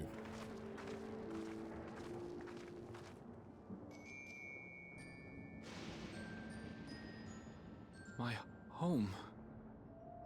It's in ruins. But why? What happened here?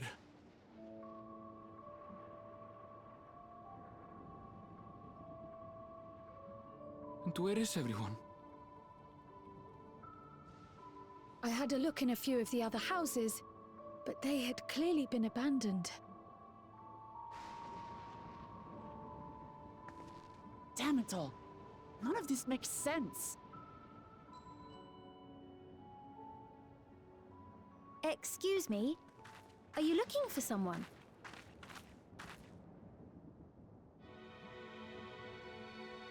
You were in Tuliolal.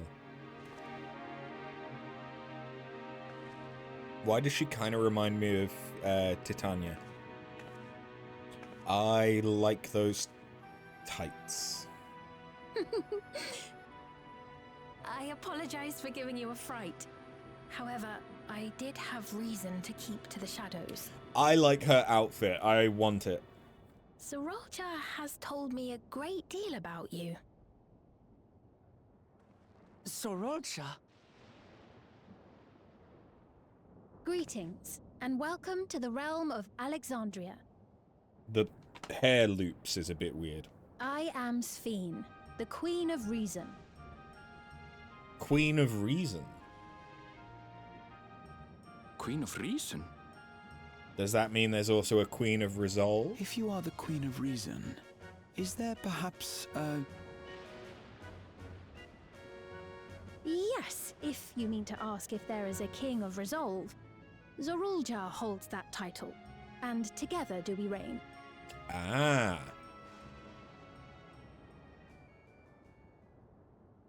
Then you're both behind the attack on Tuliyollal. And I doubt you're here to offer us a warm reception. No, you have it all wrong. I am not come to fight.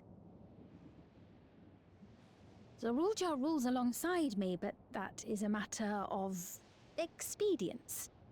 In truth, we are at odds, he and I. It is at considerable risk to myself and my people that I come before you to beg your aid.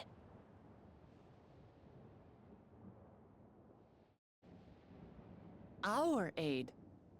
I'll admit I cannot imagine King Zorolja is keen to share and share alike.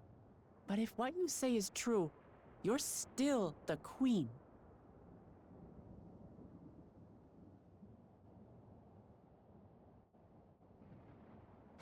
Indeed. But I was once the sole ruler of Alexandria.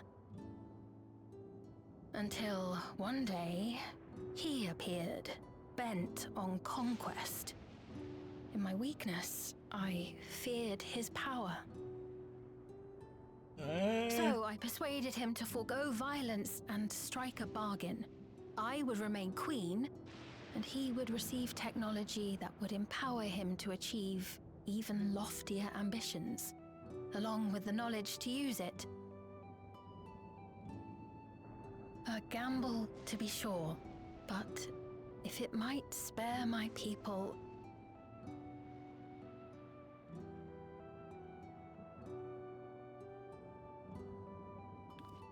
If I may, the dome surrounding these lands was erected but recently. How is it he was able to not only invade, but instate a new system of leadership in a mere matter of days?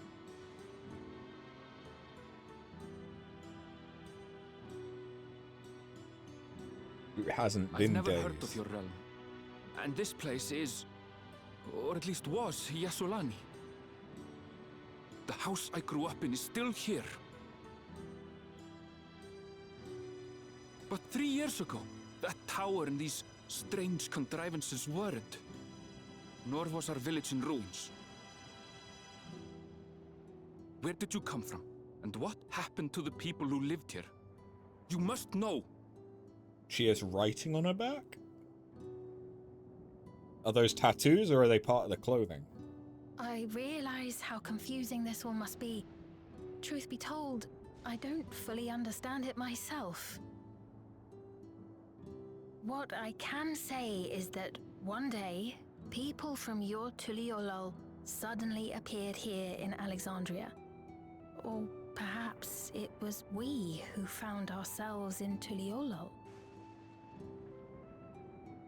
Until but recently, we were completely unaware of events taking place beyond the barrier surrounding our realm. Does this not remind you of the Crystal Tower? How after the 8th Umbral Calamity, we devised a means to transport the Spire across time and space from the source unto the First. Granted, this is on a much larger scale, if that is indeed what has happened. Not only the people and structures, but also the surrounding environment. Regardless, the people of Lakeland perceived the arrival of the Crystal Tower much as the Queen describes her own experience. Sudden and inexplicable. Well then, you appear to have a better grasp of our circumstances than we do. Indeed, more than I dared hope. In which case, a closer examination of the effects of this phenomenon may afford us more insights. Allow me to take you to the outskirts. A number of the Shitona live there as well. Perhaps your acquaintances are among them. Hold on. If we accept, there's no guarantee we're not walking into a trap. But if we're to defeat Zorolja, we need to understand how he grew so strong. Besides...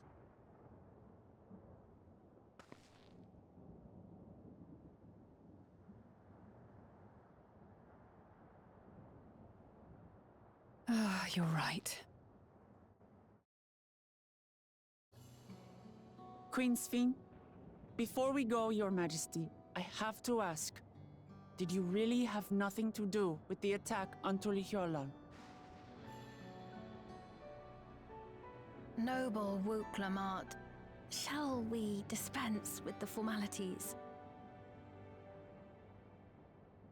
I'll not deny the soldiers and airships that attacked your people are products of Alexandria. But it was Zorolja, not we, who fashioned them into weapons of war and laid siege to Tuliolol. So he alone is to blame. No, I may not have prosecuted this war, but I nevertheless bear responsibility for it. Perhaps. I know next to nothing about you, let alone what you've been through. So by all means, show us around. I think we'll learn a lot from meeting your people.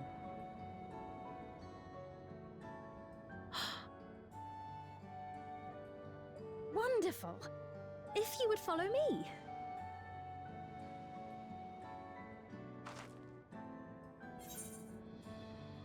Take it there will be trouble if Zoralja hears of this. Isn't it a little odd for the Queen to be walking about on her lonesome?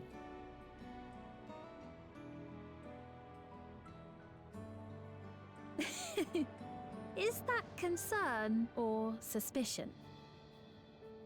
She kind of speaks similarly to Krile. Take a turn for the worse. Might I call upon your aid? She sounds a hell of a lot like Krile, to be honest. I jest, of course. But you do strike me as the most capable here.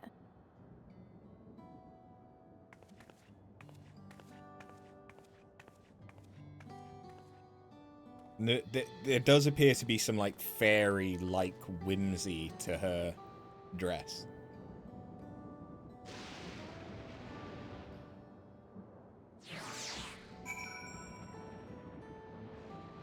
So, I consider my interest piqued. I think it goes without saying, but we're not going to trust her just like that, right? Any way you look at it, a mysterious girl who appears out of nowhere proclaiming herself as queen is suspicious. And there's the fact that we saw her in Tuliolal. Well, having established that we should be wary, we could use more information. So, let's head to this place, the outskirts, and see what we can learn. Perhaps about Sveen as well. Isn't Sveen...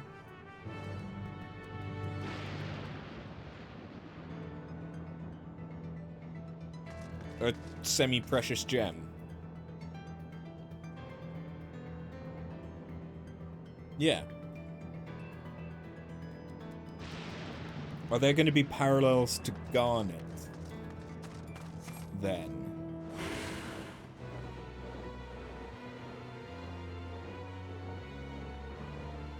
The rabbit hole is deeper than you think. Because Viper is kind of based on Zidane.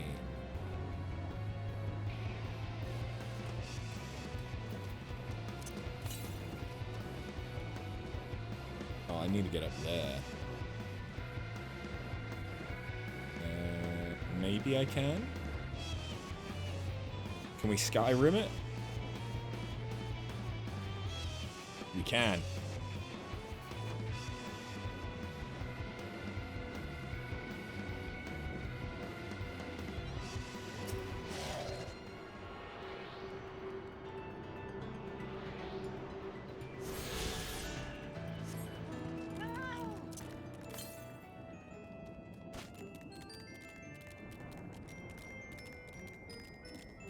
So, crop cultivators.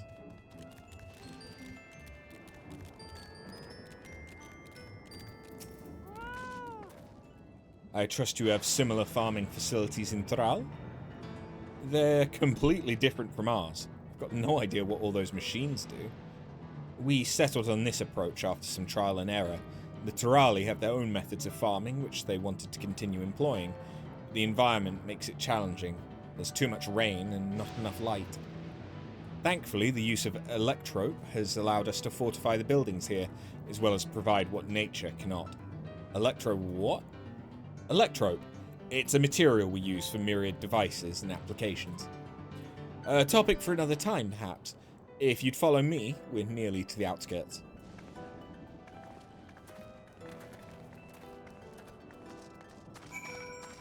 Okay, so that's not like a sprinkler system. That's it giving off ether? To perhaps stop water? I don't know.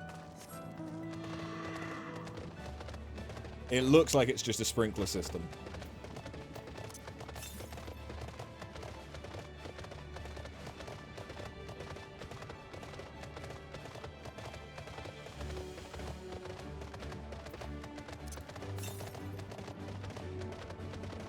Wait, to southwest.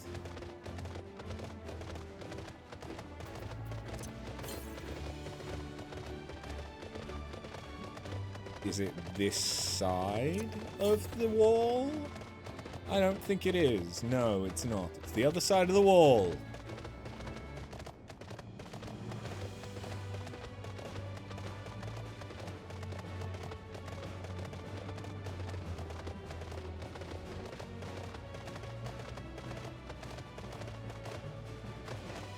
I wouldn't be surprised if we start hearing about Balsi.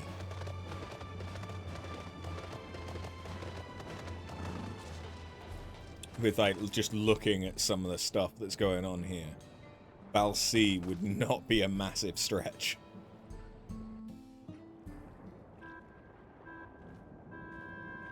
It's an interesting tree. Here we are.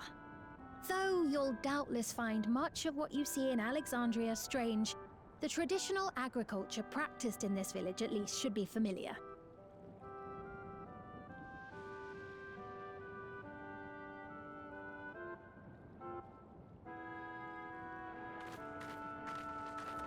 Fal'Cie would shock you.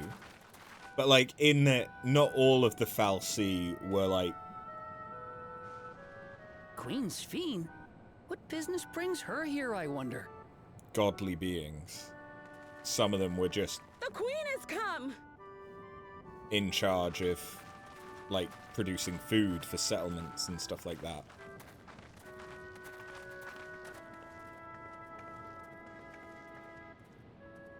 You look well, Paquine.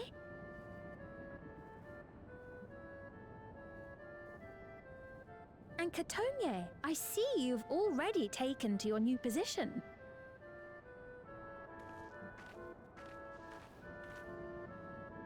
When she introduced herself as queen, I was expecting someone colder.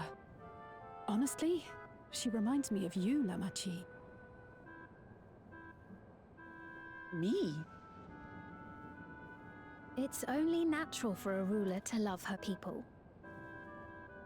And I should like to know them as best I can, even the most trifling details. The more you come to know them, the more you grow to love them. Who they are and what they've built. That's it. Beautifully put.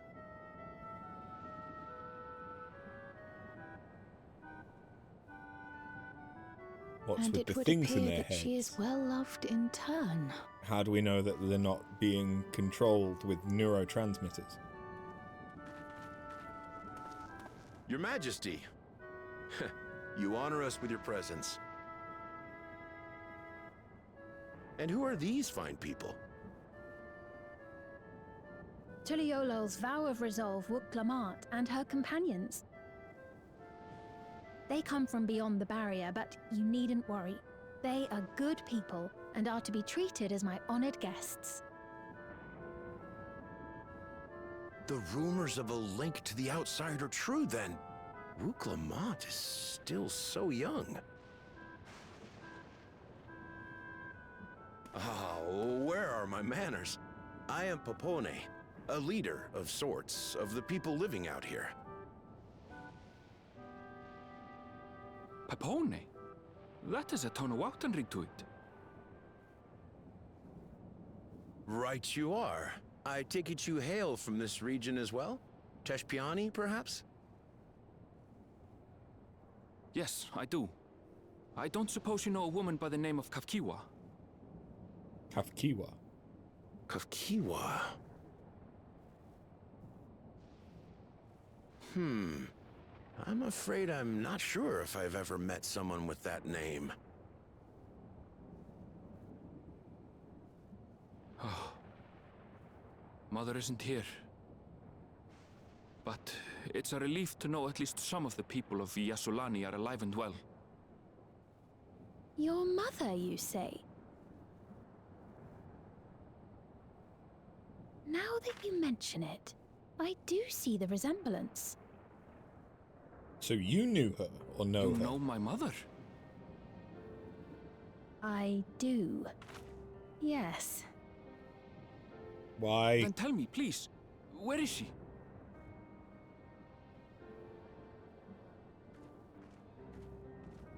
I cannot say. Not here, but I promise I will in due time.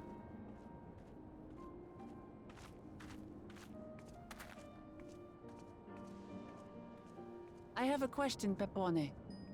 Do you recall what happened the day the dome first appeared? The barrier? Well, It's been here since before I was I born. remember fixing a shelf that had collapsed after a terrible earthquake. Then the ground began to tremble. There was a brilliant flash of light, and then... Forgive me, my recollection of it all is rather poor. You needn't push yourself, Pepone. After 30 years, no one could blame you for not remembering. 30 years. 30 years? As in 30 years in the past? Absurd though it may sound, there is no doubt in my mind the events that led to the joining of our lands occurred 30 years ago. Which is not to say I understand why our perceptions of the intervening time are so radically different.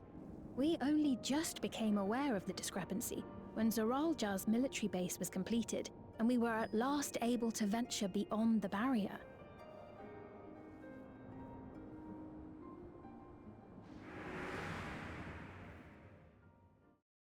I believed you long dead. To have the chance to kill you myself is an unforeseen blessing. Okay, that makes sense, yeah. That was weird. 30 years. Little wonder Zoralja assumed our father had already passed away. It's not unlike how time passes differently in the First and the Source. The fluctuating space of the rift between them disrupting temporal equivalence. Perhaps the same holds true here, and time flowed faster within the dome. Meaning this is a piece of another reflection. Do you suppose time is still passing fast? Now, is this another piece of another reflection? I cannot say for certain, but I strongly suspect that to be the case. And based on the Queen's account, this encampment may have come to serve as a physical bridge between the two planes, after which the dome was forced into the Source's temporal flow.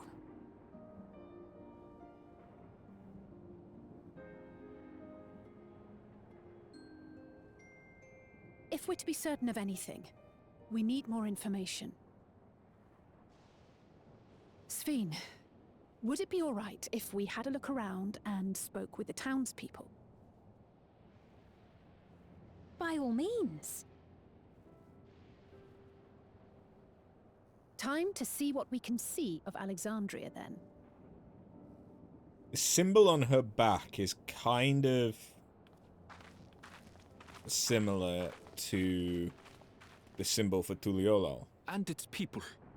I may yet find familiar faces among the survivors from Yasulani. Even if I don't understand the half of it, I would learn more of this place before we confront Zoralja. Perhaps you'd care to see how we make our living. Though we have always prided ourselves on the use of traditional Tonawatan farming methods, the use of electro-fueled technologies has led to countless agricultural innovations. I would join you as well. Ma'am, please, you needn't trouble yourself.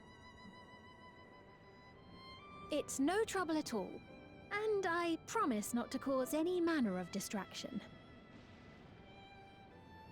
Reassuring words, or they would be had I not heard them countless times before. Very well, but do be careful. Of course. I shall proceed with the utmost care. Now then, If you two would follow me, we can begin the tour.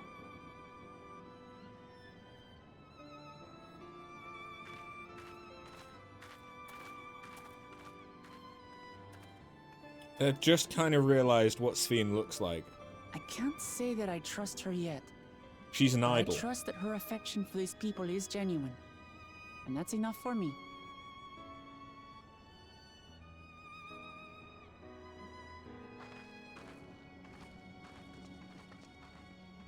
Like, if you told me that was a VTuber.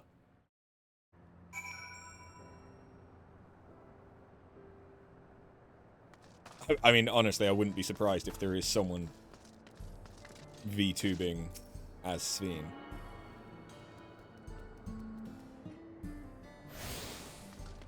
Is that the Skywatcher?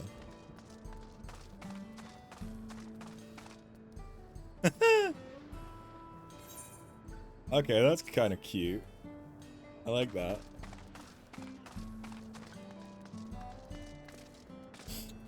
You're also big sad about this expansion. They have actual standard American English voiceovers, and you didn't get to audition.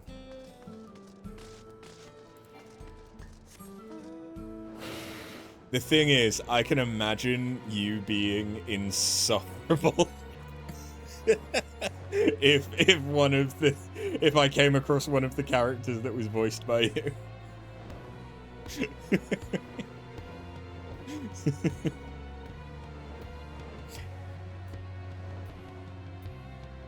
I can imagine, like, if it was a side quest NPC or some shit. I mean, I don't know why they'd be voiced, but I can imagine you being like, go here, talk to this guy, do it now, yeah! Gwyn, insufferable? Never.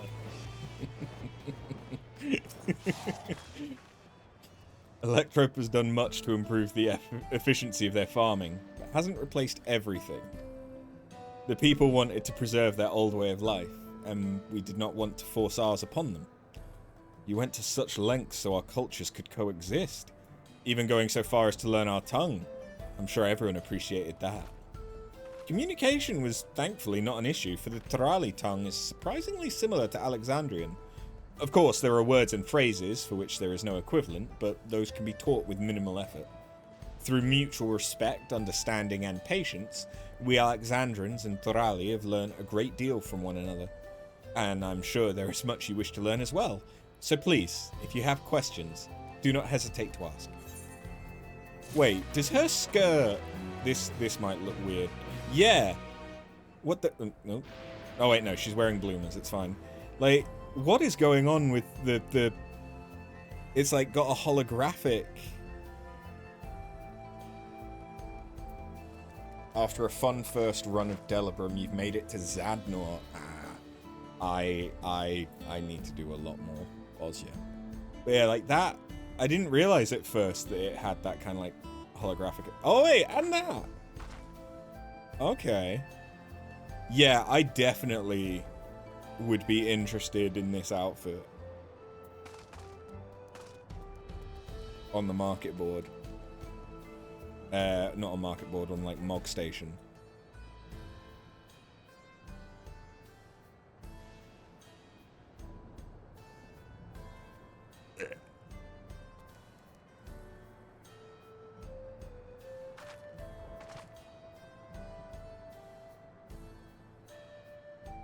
Okay, the second line of the 3 lines is our heart.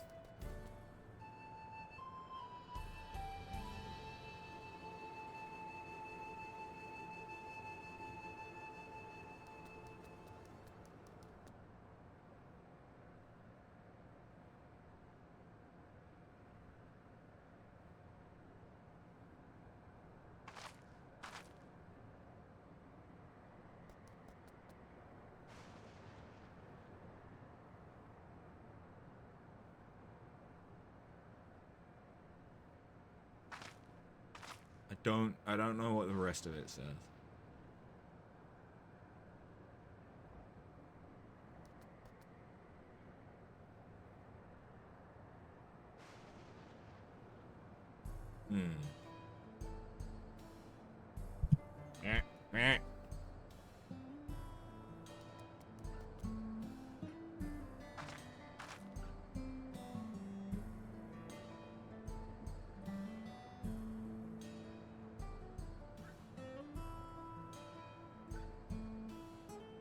Okay.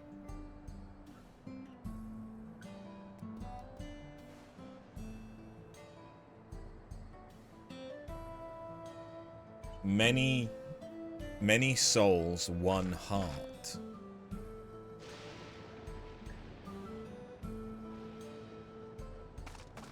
And then there's something on like that, yeah.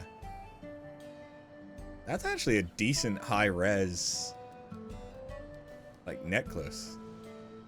That I can zoom in this much. I mean, I am just zooming in on a woman's tits right now. But there is a reason.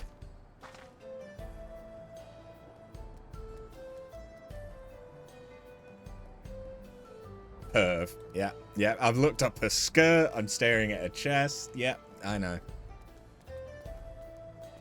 I think...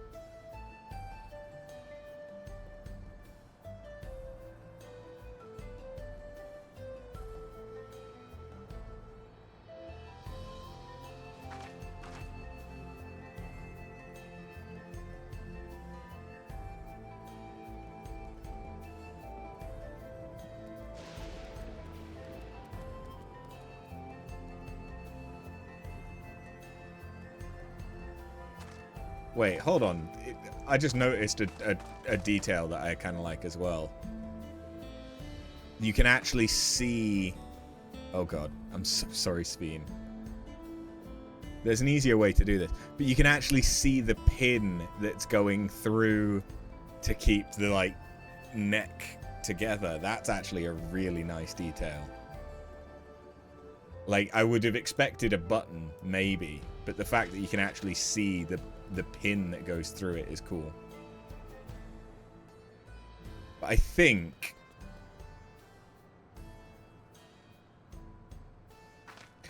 those 3 at the end are numerals. And knowing 14, it's probably 14. Which means that the, like, lambda-ish symbol is X. So then I think that long word before the numerals is probably Alexandria. Or something like that. So is it just a nameplate?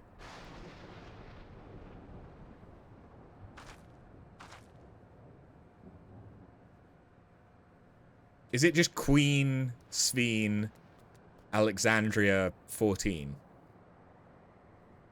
Do you want me to translate? I mean, is that about right? And then I don't know what her... like, upper back says.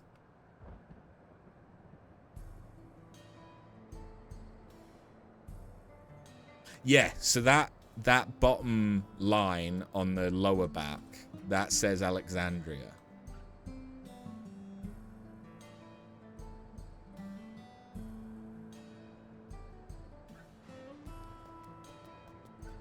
Which would mean that they're like almost the Euro symbol is an E. Oh, I just realized there's some down here as well. Okay, now I'm just staring at her ass. Is that eternal? I think the bottom line's eternal. You believe I was right with that necklace? Nice.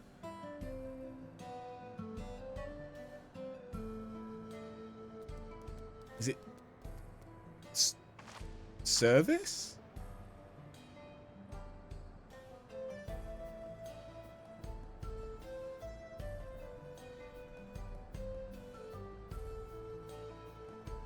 I think it's Service Eternal. But then I think that's also Eternal. I think that's just the same, actually.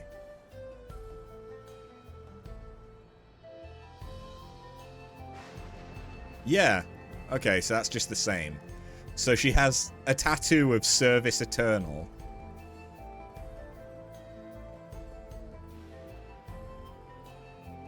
Many souls, one heart, Alexandria. And then she has like a nameplate to say Queen Sveen, Alexandria. I don't think it's Alexandria, but it's mostly the same. So I think that's an O at the end, so maybe it's Alexandros. That sounds like the kind of naming thing they'd do.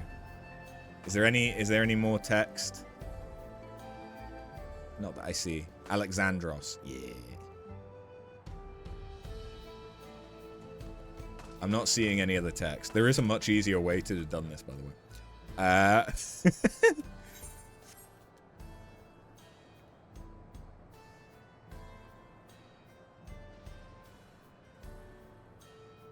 Yeah, no, okay, I think I've translated it all. So, I'm calling it now, she's an android.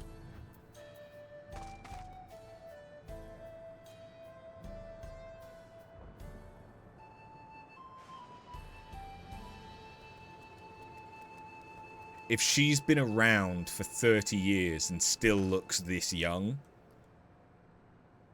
and if she's got service eternal on her, as well as a fucking nameplate, she's a robot. She's a robot.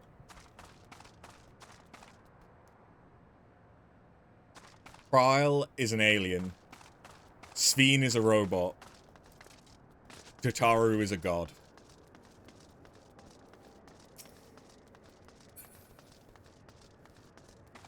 You didn't even notice the writing on her when you played through.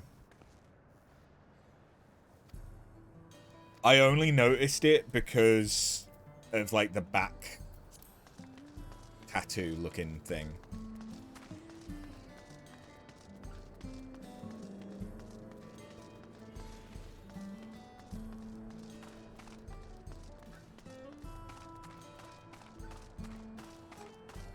I'm glad that I mean, I won't lie, I looked up the, I mean, it was obvious, I didn't try and hide it, but I looked up what the lower back bit meant, because I didn't get the one soul.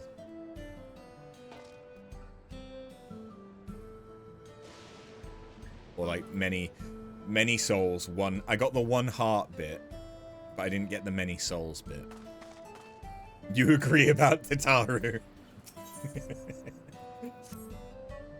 Rather than bore you with lengthy explanations, let us head back to the farm we passed earlier. UP's Halo, it is called. We can speak with one of the farmers when we arrive. Yippee! I guess we're off to Yippee! Yippee's Halo! That's really not, but kinda, yeah. I am very sensitive to other cultures.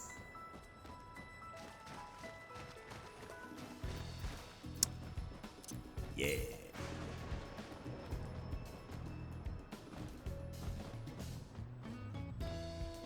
I need to do fates in this.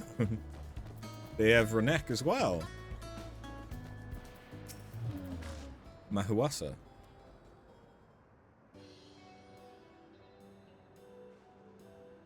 Allow me to introduce you to Mahuasa, one of the most experienced farmhands in all of Alexandria. She's well versed in myriad farming techniques. Indeed, the wealth of knowledge she's shared with the other farmers is what has allowed this place to flourish. Queen Sven, to what do I owe this sudden shower of praise? The other thing that makes me think that she's a robot is that everyone else, every organic that we've seen, has got that, like, implant with the rings. He doesn't. So unless we come across, like, a resistance faction that doesn't have those, I think that might be part of it. Like, that's their way of integrating into the system, whereas Sven doesn't need that because she's already integrated into the system. My apologies for the interruption. I'm come with guests from beyond the barrier. They wish to learn more of Alexandria, so I invited them to see how our crops are grown. I do hope that's alright. So the rumours of visitors from outside were true. What manner of host would we be to deny them a look around?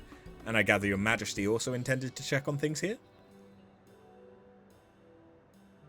You know me too well, Mahuswa. I thought to seize this opportunity to see how the farmers fare, and perhaps pepper them with a few questions, though I do so enjoy observing and taking part in the work too. It would appear we have her permission, so please, walk the grounds to your heart's content. You go on ahead, I'll keep Sveen company. Wait, so me talking about Fal'Cie, Sveen is a Fal'Cie. Don't misunderstand, I'm not the suspicious type, but given our positions, it would make sense for us to go around together, wouldn't you say? A fair point, but be sure not to let me out of your sight. I mean, that's a theory. A game theory. I shall remain under Wootlamut's watchful eye. Pray, come find us after you've seen your fill and spoken with the other farmhands.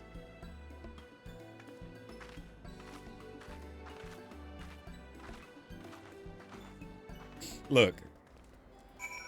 Kral's an alien, Sveen's a Fal'Cie, Alphino is incredibly buoyant, and Estinian is very good with managing money. These are all indisputable facts, as laid out by Tataru, our Lord and Savior.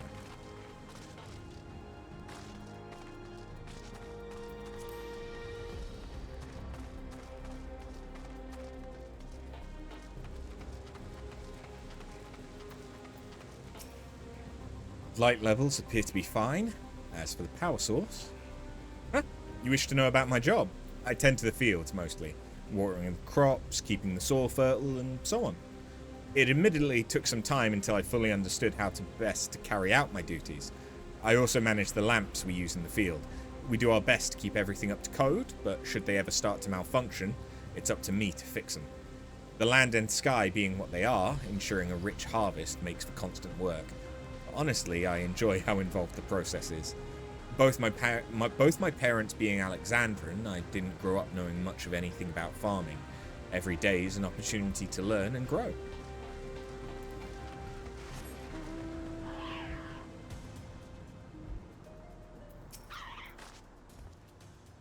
Ah, an unfamiliar face. I gather this is your first time on site then? Well, this here's the storehouse, or rather the entrance. The real storehouse is underground, much more spacious, and equipped with a temperature regulation system to keep the harvest from spoiling. Since the entrance is so small, it's much easier to prevent wild beasts from wandering inside, which also makes it a viable facility for breeding and raising livestock. We've even got a few beds down there for emergencies. My parents often complain about how Alexandran technology and electrope complicate our lives. It's just a matter of learning how things work. Take my job, for instance. I'm presently overseeing the storage of harvested crops. They'll be taken up to the tower for processing, and from there find their way to every dining table in Alexandria. The work's hard, I'll not deny, but I take great satisfaction in what we do. Okay, so the tower is like a palace, a centralized government, or something. They say that you and yours are visitors from beyond the barrier. That true? So it is, which means we're connected to the outside world again. Not that I have a desire to leave, mind you. I'm quite content with life here in Alexandria. But setting that aside, you're here to observe our work, right? As you can see, I'm in charge of livestock. Here at Yupye's Hollow, we produce not only fruit and vegetables, but also meat, poultry, and eggs. Tending the animals is an absolute joy, but I have to be careful not to grow attached. It's always a little sad when they're shipped off, but job's a job. Well, I need to get back to it. It was nice talking to you. Please give my regards to the Queen.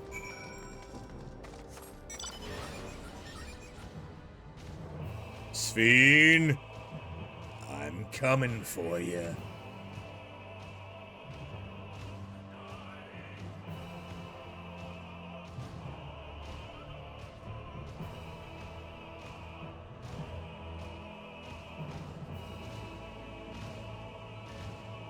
Okay, apparently I can't jump over that.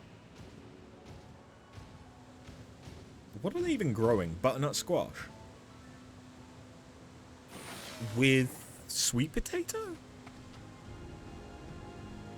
Although sweet potato doesn't grow above ground like that. I mean, that's definitely a butternut squash.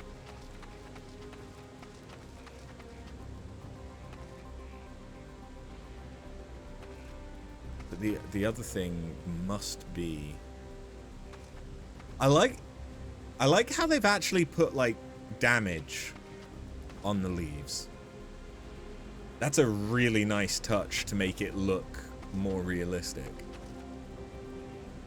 That it's not just, you know, perfectly healthy and green. Because like over there looks like it's corn.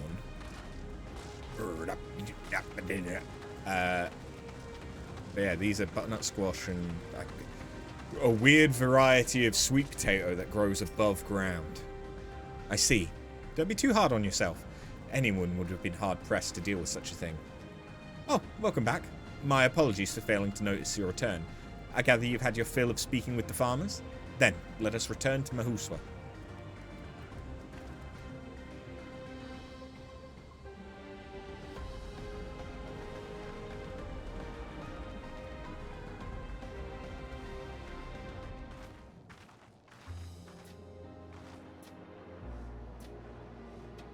Well, what are your impressions of the farm? Everything was surprisingly normal. I was amazed that everybody loves their work. Electrope's quite impressive. I was amazed that everyone loves their work. A curious observation. Do you not love your own work? Ah, but I jest. It's true that the people of the outskirts seem the most fulfilled. Always they take to their duties with good cheer. Because we're controlling their brains by pumping them full of opioids whenever they complete a task. We have managed to make the communist model work by plying our workers with stimulants and relaxants and things such as instead of a dopamine response. This is the true future. And what do you think of our little tour, Lamity? What did you call me? Was that inappropriate? My apologies. I heard the others call you by that name and I thought... No, it's fine. As you said before, we've no need for titles and formalities.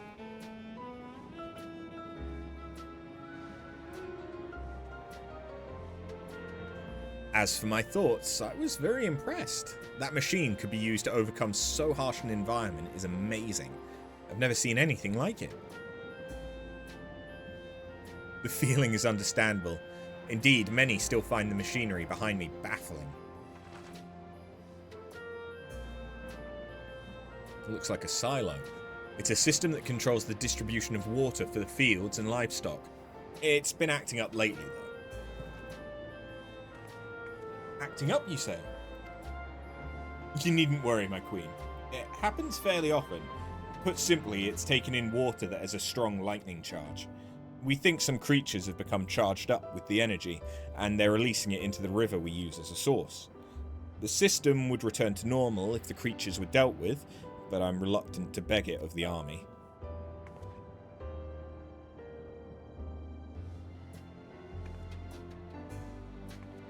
We could take care of it if you'd like.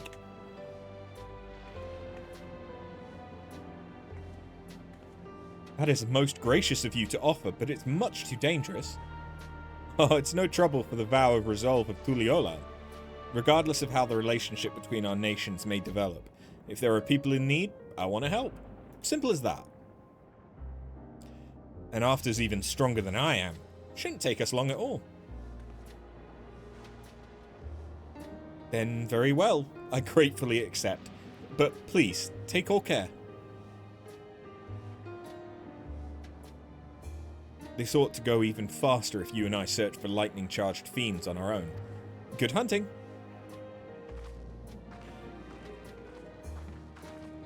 So, Sveen has text that says, many souls, one heart. When we fought the end guy in Vanguard, he transformed and talked about spending souls. So are they using souls as an energy source? We did see people harvesting presumably souls and memories.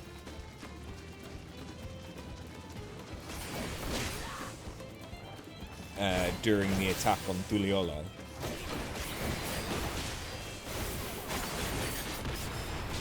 Why do you think gingers don't have any?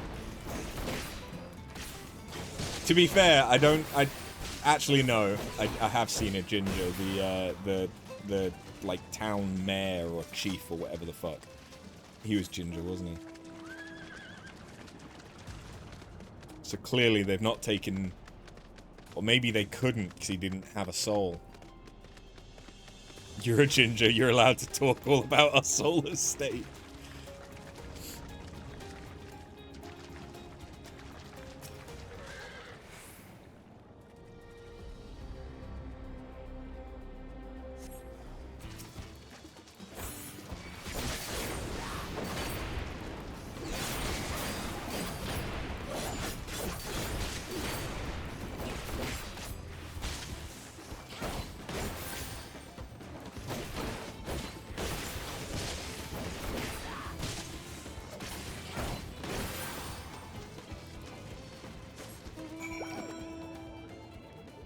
Hey, Sveen, how do you feel about aliens?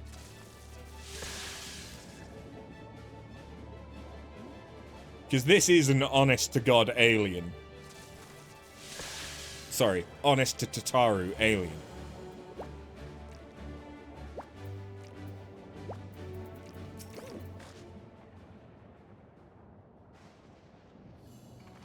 Hello from the gym. Hello.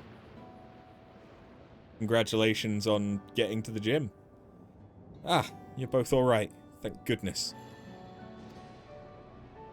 You really needn't have worried so much. We barely broke a sweat dealing with the fiends. They're all gone now. Of course I was worried. You're my dear guests. But thank you. We truly appreciate this. Indeed. With this, we won't have to ask Zoral Jar's machines for help. He's been making a concerted effort to bolster his forces, sparing but a fraction for the people's protection. He thinks nothing of our safety, unlike Queen Sphene. That's enough, Mousa. If you have grievances, I'll hear them later, but to speak of the king now... No, she's right. He's never been one to look after his people. The sweaty, full of weightlifting bro types. Okay. So are you just window shopping for your next relationship, or...? Anyway, thanks for letting us tour the farm. The folk here are delightful, and it was a pleasure to meet them. Sorry, Quid. You couldn't have favoured us with more uplifting words. My people are my pride and joy. Bitch, you said next.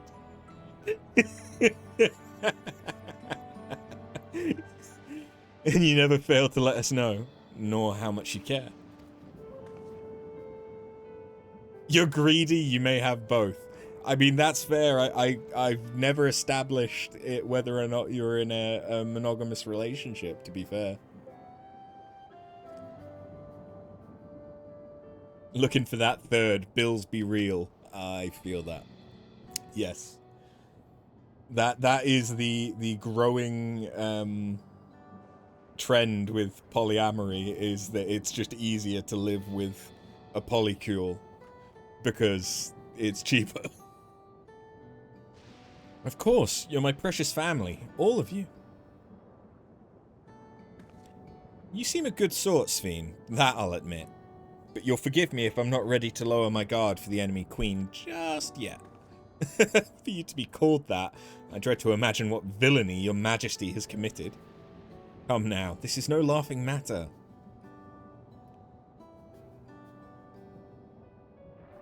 A ruler is responsible for the welfare of countless lives, and one wrong decision can lead to untold suffering. Failure is unconscionable.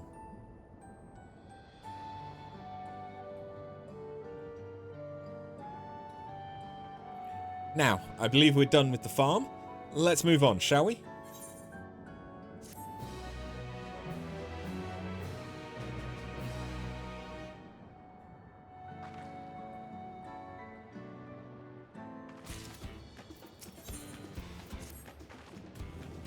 Perhaps we should head back to the outskirts? I dare say your friends will also have returned by now. My thanks again for dealing with the fiends. Come visit us anytime.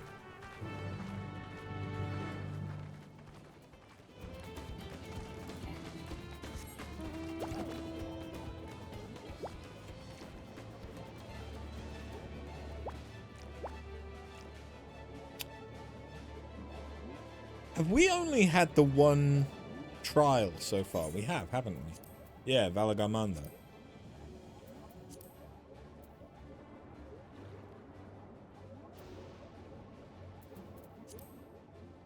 Oh no, to be fair, that is in keeping with other expansions.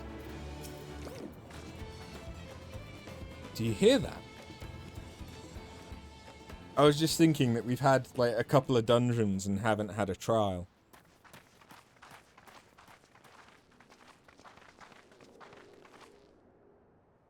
What's happening over there? It's nearly time. Time for what? Is it the great sacrifice? Is this going to be like Hunger Games where there's a lottery to see who gets sacrificed?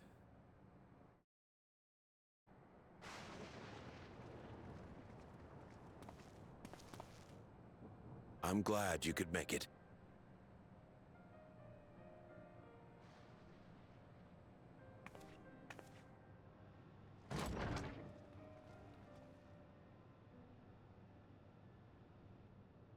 Are you with us? Queen Sphene has come to see you.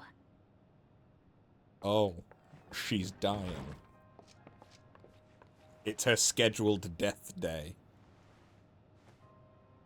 Wait. We're here, Namika. Everything is going to be all right. Yeah, that's the same bangle.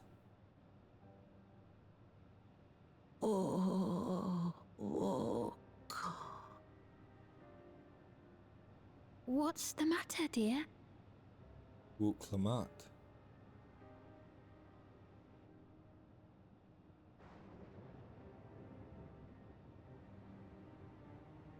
It can't be.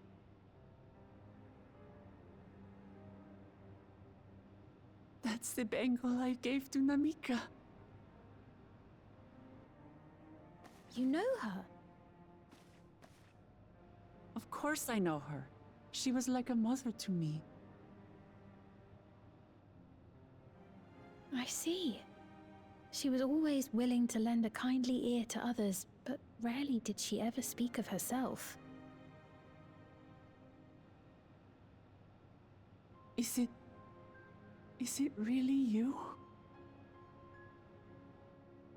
She must have arrived shortly before the barrier manifested. For us, it was perhaps days, but for her... Namika, it's me! Wuklamat!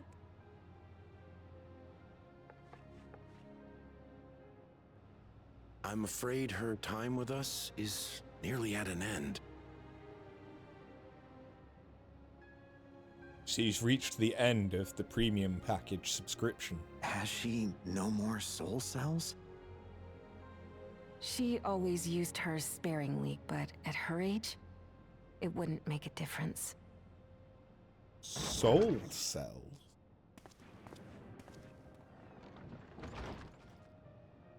Ma'am, the ushers have arrived.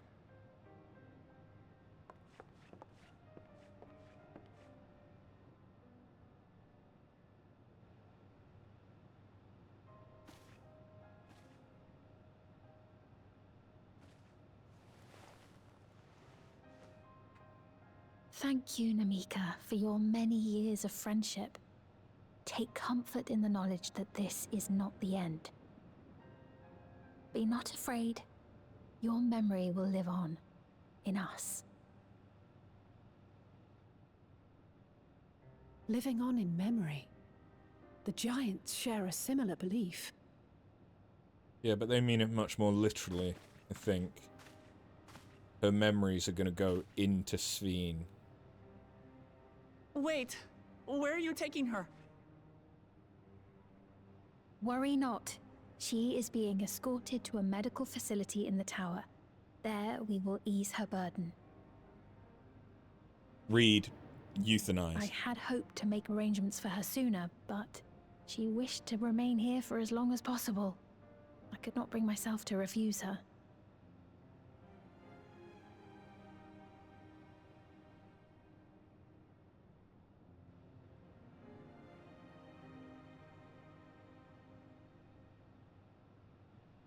Is there any way I might stay with her for a little while longer? We may not share the same blood, but she was my mother. Please.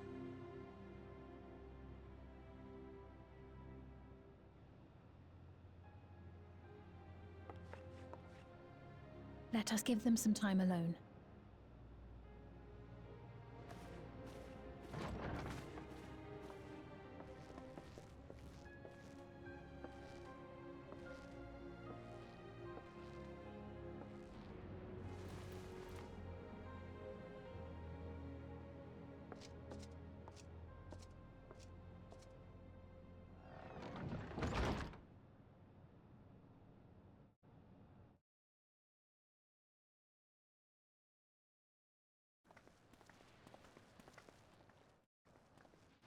She didn't speak, but I'm grateful that I could be with her at the end.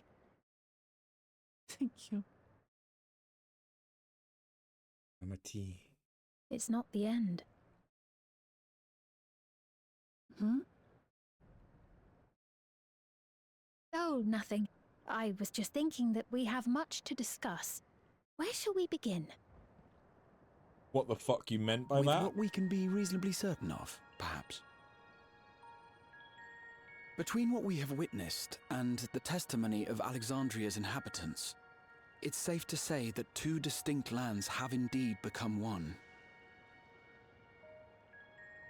What's more, having met Namika, there is no denying the divergence in the passage of time.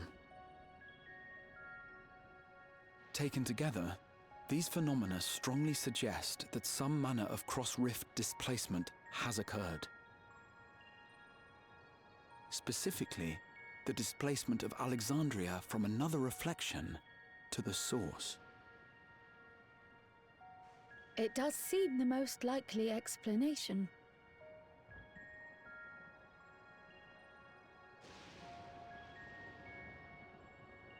What was the name of the kingdom? What perplexes me, however, Garnet was is from? the scale of said displacement. It far exceeds what could conceivably be achieved with a Void Gate, or even with the Crystal Tower. In essence, we are dealing with a localized instance of dimensional compression. The Ascians would no doubt liken it to a rejoining. Which invites the question, how was such a feat accomplished? I wish that I had an answer for you, but this talk of reflections and dimensions is well beyond my understanding. Sorry, claw into my I can thigh. only tell you that we lived peacefully under the barrier's protection for many, many years, until the day that peace was suddenly broken. If I may clarify, the barrier predates Alexandria's displacement. By several hundred years, yes. To when the continent we call home was ravaged by a devastating cataclysm. The barrier was erected to isolate us from the surrounding land's noxious influence. I see. And it was only later that it was whisked away, along with its contents, by means unknown.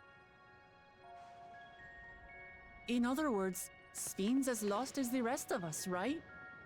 The Alexandrians didn't mean to end up in Tural.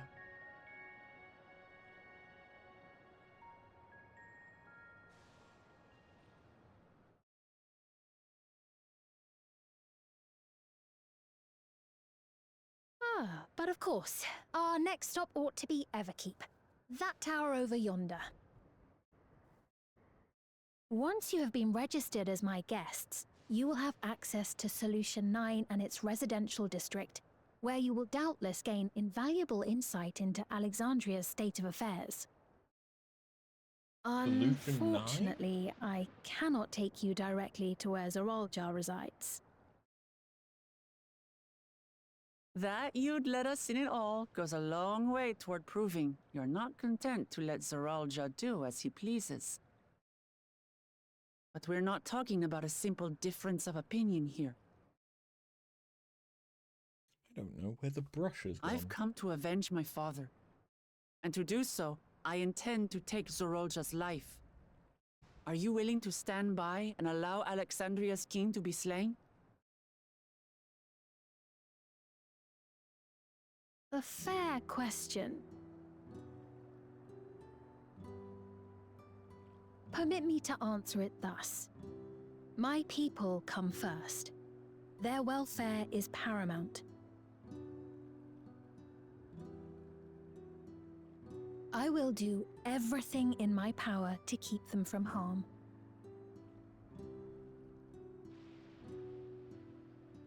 It is a ruler's duty.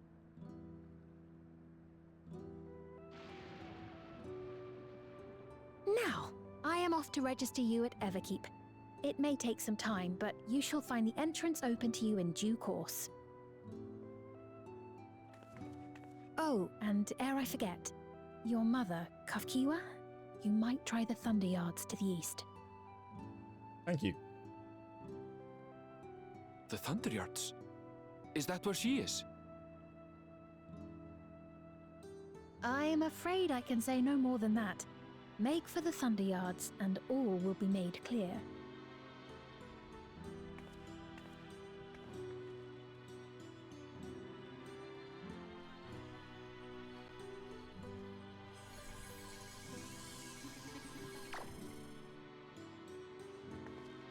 It's not as if we have other pressing business. Not until we can get into this Everkeep, anyway. Thank you for earlier. And for being a friend to Namika these past 30 years. It means a lot to me.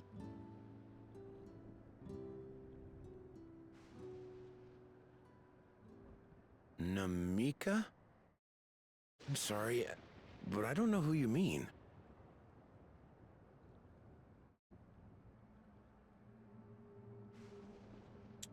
They have their memories altered.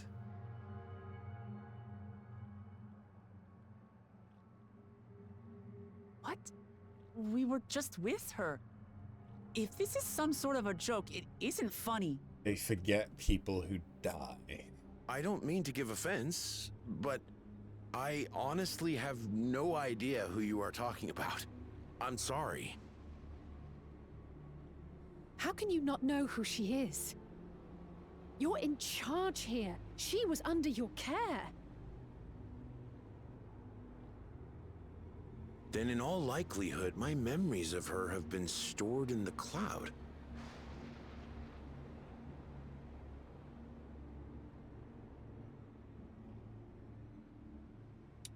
You have cloud-based memory? Any person seemingly forgotten without reason is probably there, in the cloud. Oh, I really must be getting back to work. If you'll excuse me. Why? Why? Backing them up to the cloud makes sense, but why are they removed and stored only in the cloud?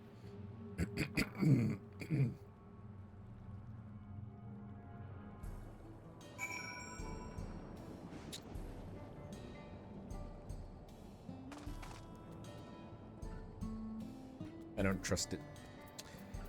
But I do need the toilet, so I'm going to be right back. And I may try and locate Nyx's brush, because she needs a brush.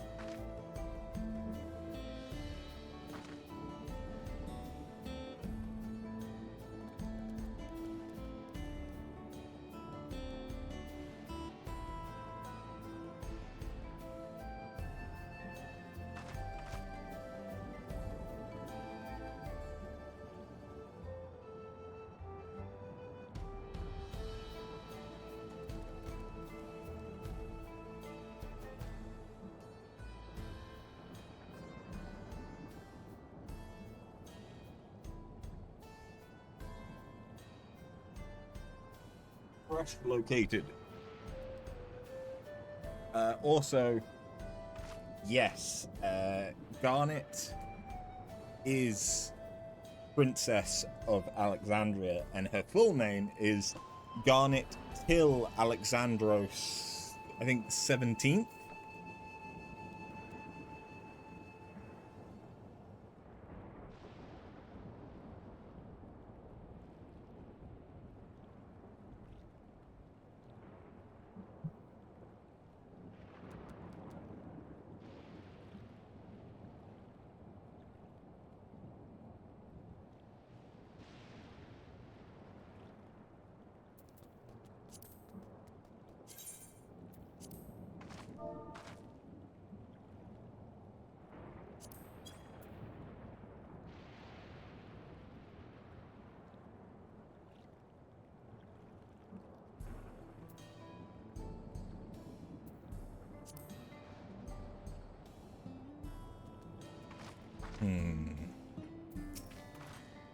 What's going on?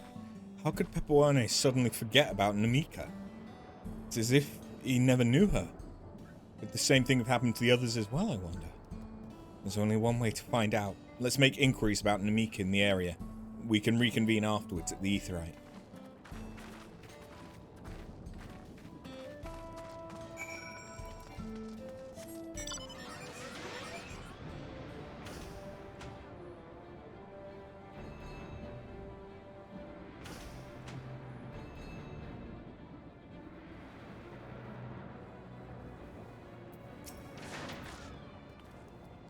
An old woman named Namika? I'm afraid I don't know that person. Sorry I couldn't be of any help.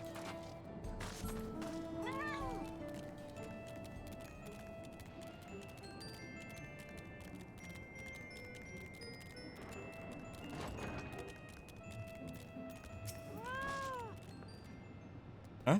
I do recall for caring for someone until recently, and you say it was a woman named Namika.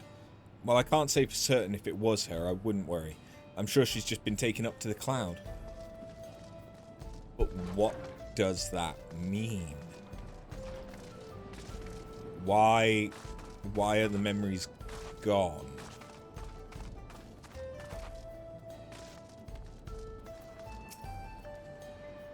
What's that? Do I know a Namika? Never met anyone by that name, and I've worked at the outskirts for a good while now. If she'd spent time here, I'd remember.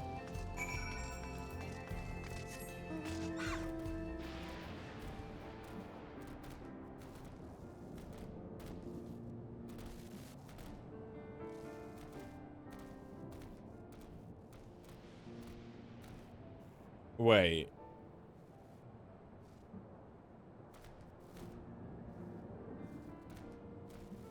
Okay, not every tree, but that tree is electrified.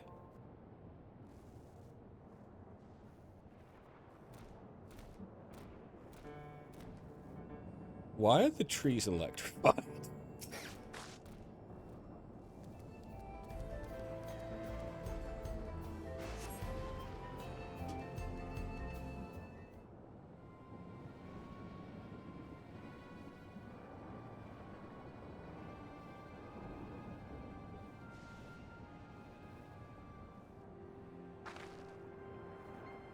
So it was the same for everyone.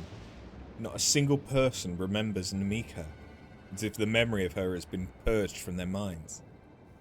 While such a thing might be done with magic, to alter the memories of so many at once would be a tremendous undertaking. We would have felt a surge of ether corresponding to the act too, and I sensed none in that moment. Neither did I, but I did notice something else. Right before Pepoane seemingly forgot, a light in the device of on his head began to blink. Could there be a connection? Someone also said something about soul cells. But who might we ask about this? If we continued making such inquiries, I expect we would only cause confusion. Indeed, if we can't readily solve the mystery about Namika, perhaps we would search for... What was it? Kasiwa?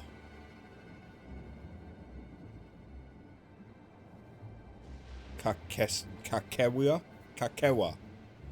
Instead. Sphene said to try the Thunder Yards. Kaf Kiwa, thank you. Sphene said to try the Thunder Yards. I was trying so hard. It should be in this direction. Wait. Hello. I see you there.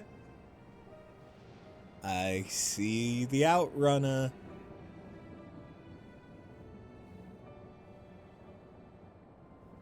You heard the struggle from the kitchen. Impossible!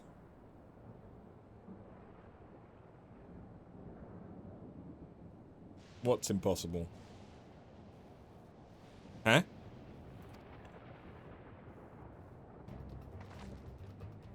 Another kind of mechanical soldier. It looks dangerous. We better destroy it. Ah!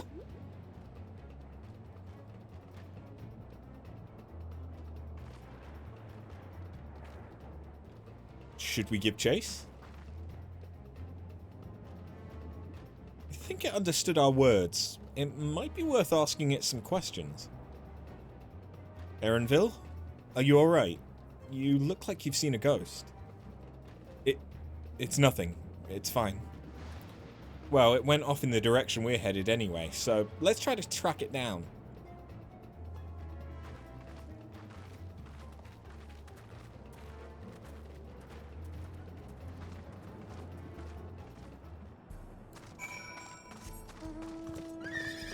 I should really start like a one note with all of the pronunciations. I'd still fucking butcher them, but I'd at least be trying. I know the stream is already trying enough, but...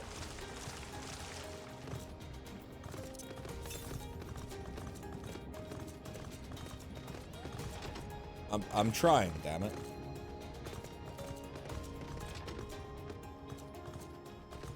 Okay, I thought there was like a laser that passed over me as well.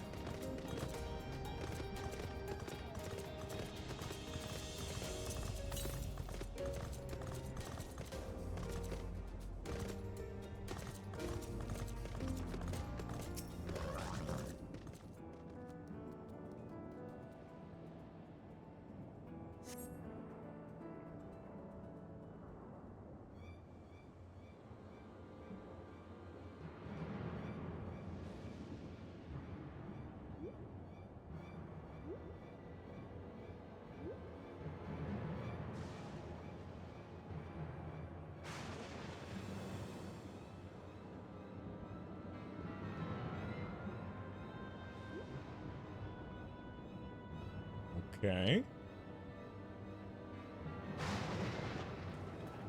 You found it.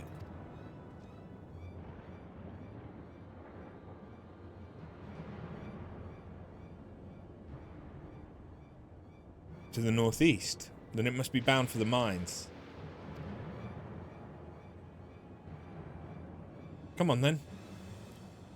It could well be a trap, so let's not rush in too quick.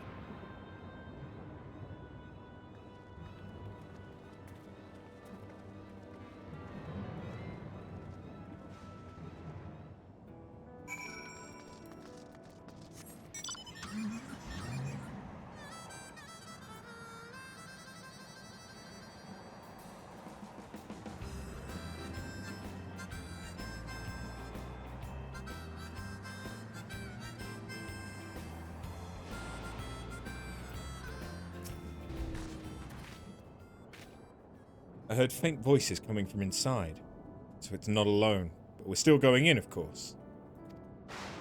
This may be a trap. Be ready for a fight, everyone.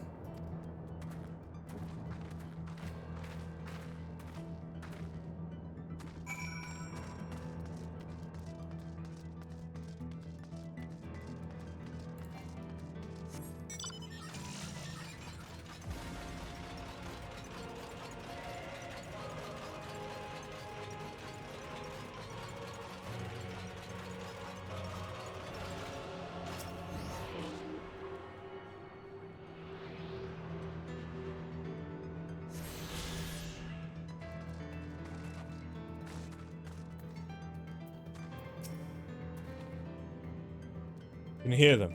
Several people up ahead. I'll make out their conversation with the echoing. Let's keep going. Stay on your guard.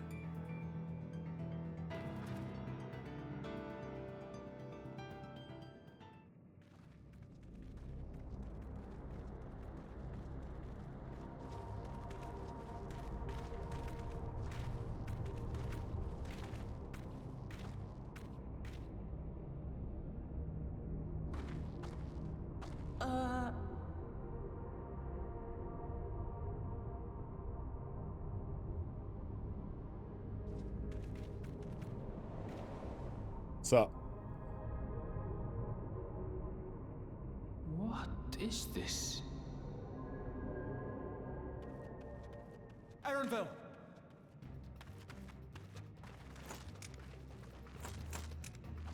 Ah, you see, they haven't got the things.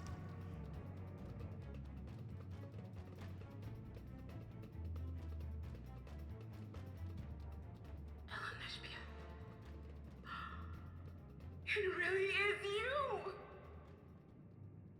Hey, Mom. Huh? Who? I just had to get a look at you in the light. And I can still hardly believe my eyes. But it is you, my darling Olympia! Okay, I already love her. My darling, what now?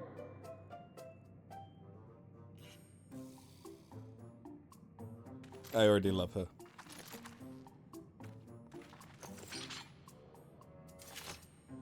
The blank look on my face is apt now.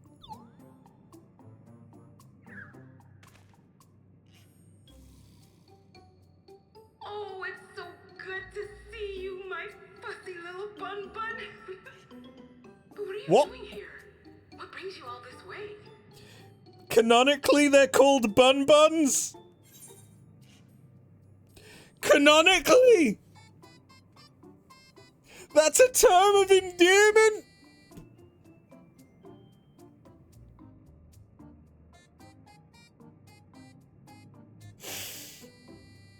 Oh, that's a gift. Oh.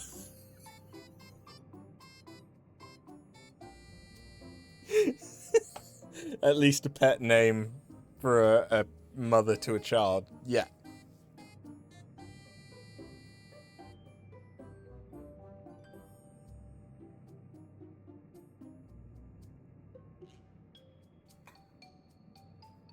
Whew. Yeah. Are you my fussy little bun bun? I mean, you're not a bun bun. Fussy little bun bun.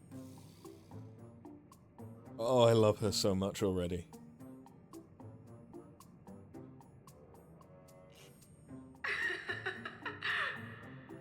Why the long face? Aren't you happy to see me after all this time? I know that laugh anywhere.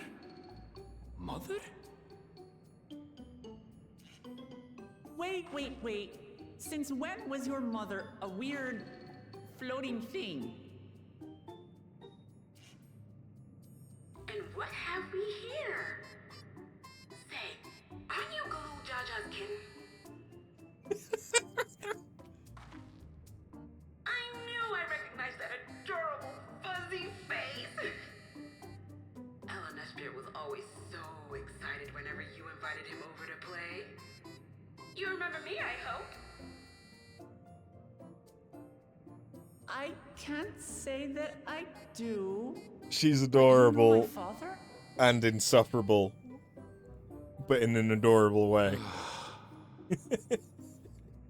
Appearances notwithstanding, it would seem this is my mother, Kafkiwa. I'm sorry? Oh, but this won't do. Come in! Friends of my Ellen Espia are always welcome. All I ask is a little forewarning, but no.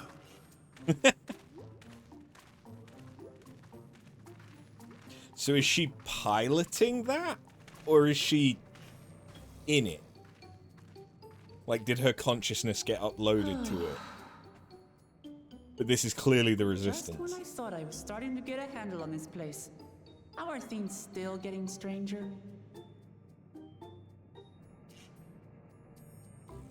My fussy little bun bun.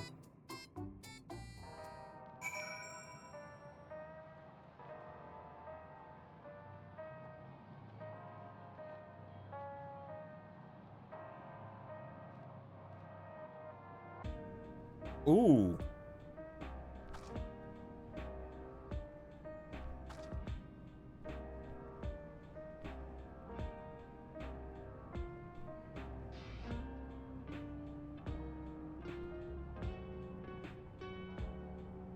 Ooh, yeah.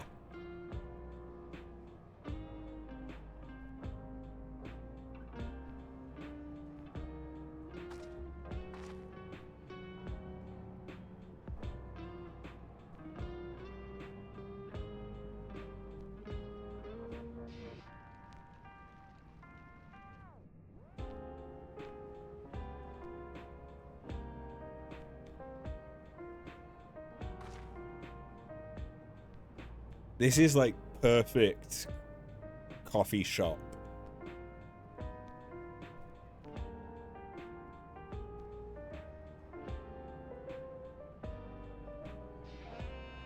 The Vibist Jam. Remember when I mentioned the song? Yeah.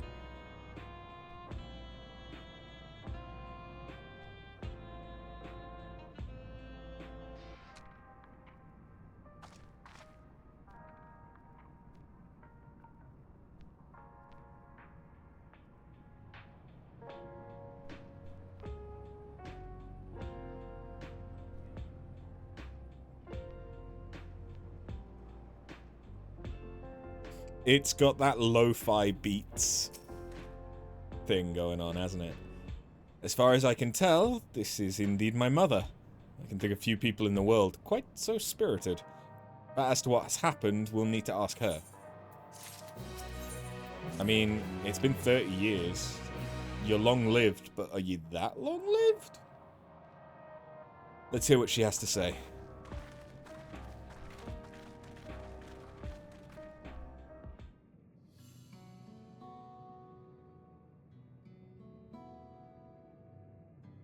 Coffee?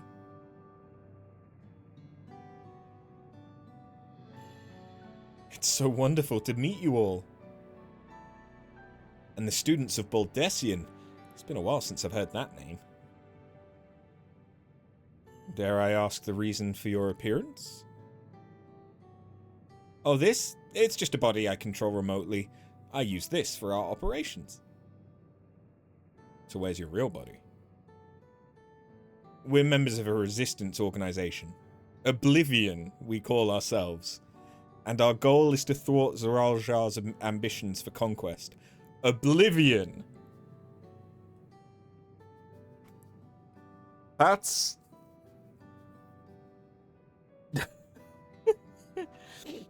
a bit dogmatic, isn't it? Or no, dogmatic's probably not the right word. Extreme. Like, given like other resistance movements that we've had, are like the Tears of Liente or Lynette or whatever the fuck it was. That was Fran and the Dalmascan resistance. Noah? Or was it Noah? Nora? Yeah, but think about it. If they don't want to be backed up to the cloud, Oblivion does make sense, yes. But still, it's an interesting one.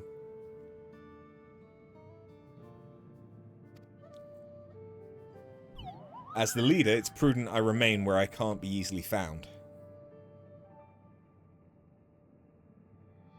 Yeah, Oblivion basically deals with no trace memory, etc. Yep. Castle Oblivion. Did I recognize what the song was a lo-fi version of?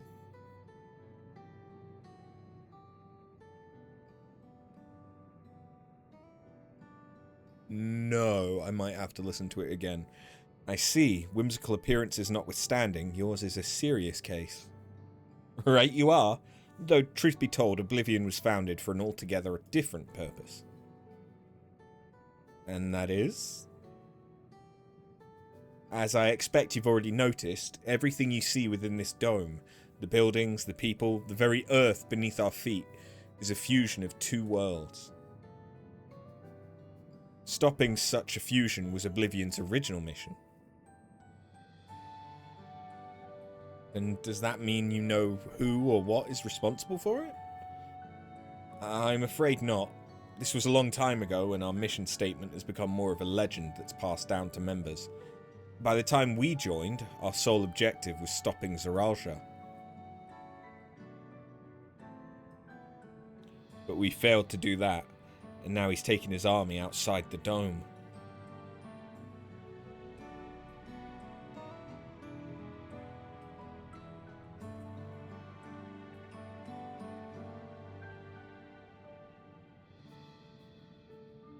None of you wear those strange devices on your heads. Does that have something to do with your work?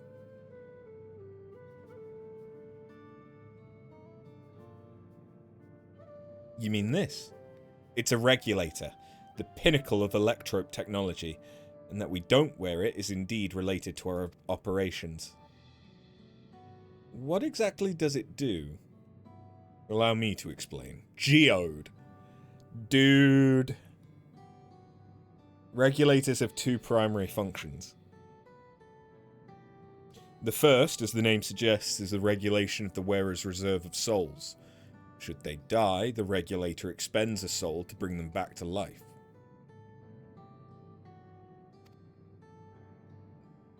Reserve? You mean people walk around carrying spare souls? They do. Souls are packaged in cells, and they can be used to replenish the life force that's lost due to sudden death, such as in accidents. They do nothing for those who die of old age, though. Distribution of soul cells is based on one's work evaluation, to encourage exemplary performance when fulfilling their duties. Souls as a common resource, and payment for services rendered?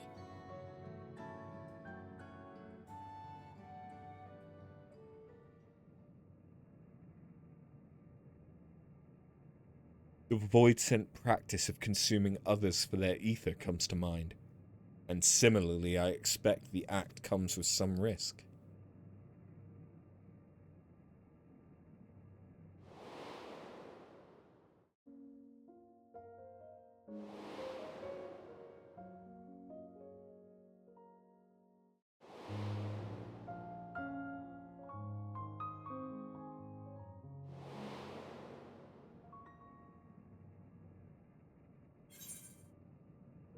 Doesn't it dilute your sense of self?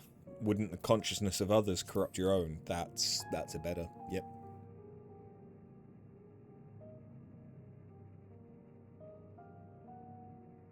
That is prevented through memory management, a process in which regulators also play a role. Memory management? Then the reason everyone's forgotten Namika's existence.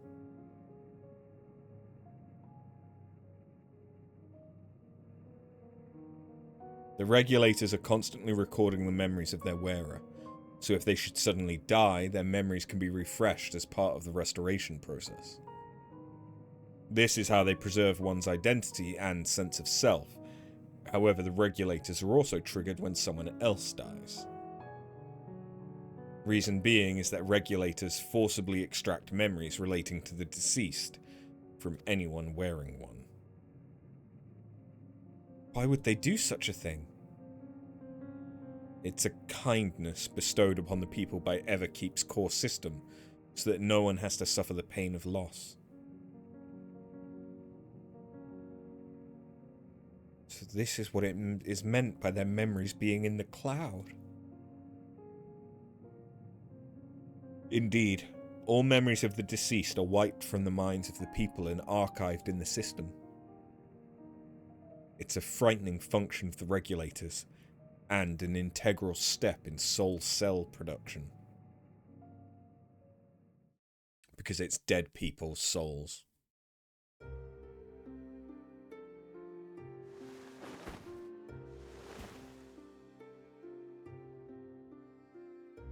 You see, when a person dies of natural causes, their soul is temporarily housed within the regulator.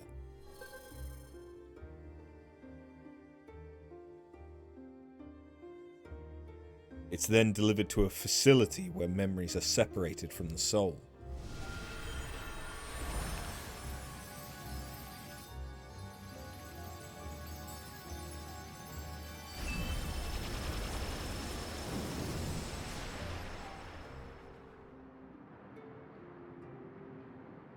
The result is a fresh soul cell, free of impurities, ready for distribution and consumption.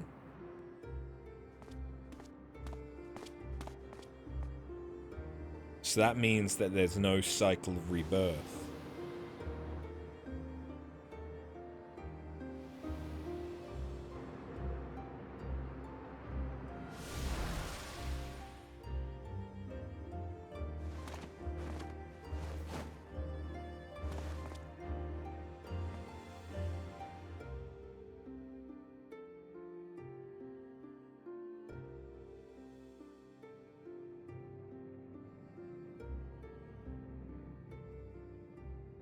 Meanwhile, the memories are stored in the core system to be remembered forever. This is why people are happy here. On the surface, it's similar to the Yokhui philosophy, but I see nothing noble or comforting in it. Memories are stored in the balls. No, memories are extracted from the balls before the balls can be used.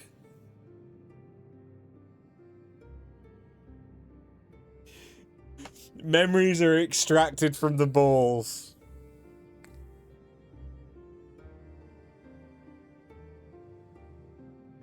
Oh, God.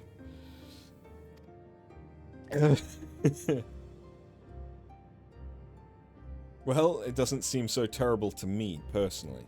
All comes down to what you're used to, I suppose. Like the barrier encasing Alexandria, this system was created to overcome the calamity that transformed the world hundreds of years ago.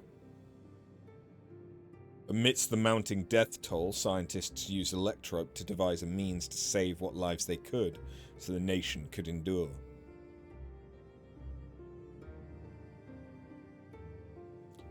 I understand the people of Alexandria did what they believed was best to save their people. Just find it hard to believe that Turali would also accept this way of living. It came as a shock to us as well. In fact, a great many were opposed to it. Which is why the use of regulators was never compulsory. The people have always been free to go without them if they so wish. Sphene didn't strike me as the sort of ruler to impose her will on others. Oh, so you've already met? She's the one who suggested we come to the Thunder Yards in the first place. She also said she wants to help us stop Zoralja. Awfully kind of her to point you in my direction, and to speak so candidly as well. Whatever her motive, she has given the people a choice. Live with the risk of true death, or the security of the regulators. Everything that lives must someday die. That is the natural order of things.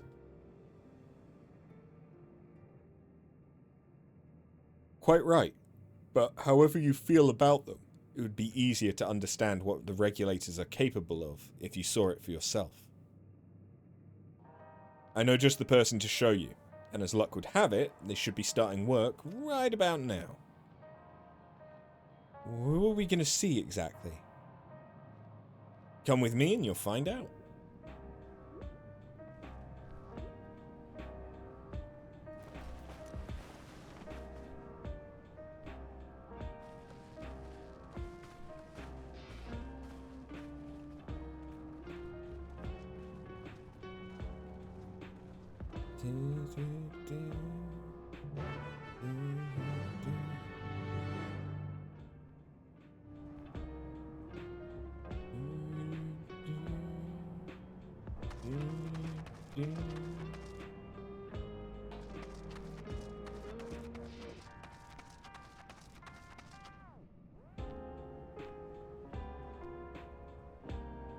Geode Nostalgia Wayakwe.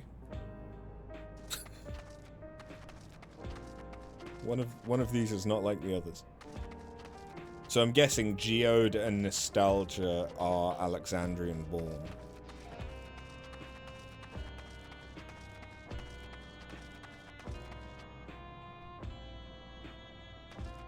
Why does that look like a pot from Zelda. Like, specifically a Legend of Zelda pot.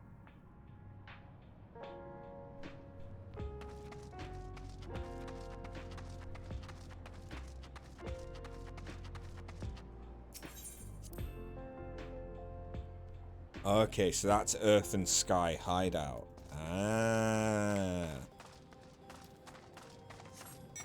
Yeah, I don't know. I can't pinpoint what song that is. I recognize it, but I don't remember from where.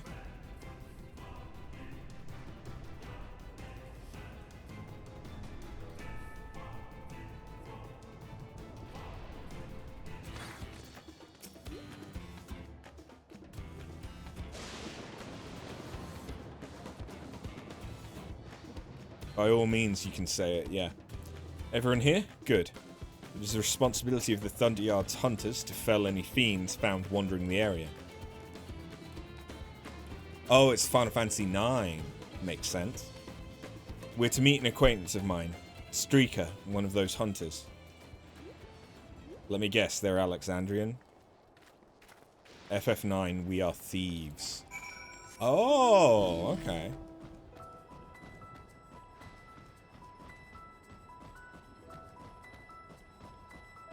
Ah. Makes sense. What's going on here?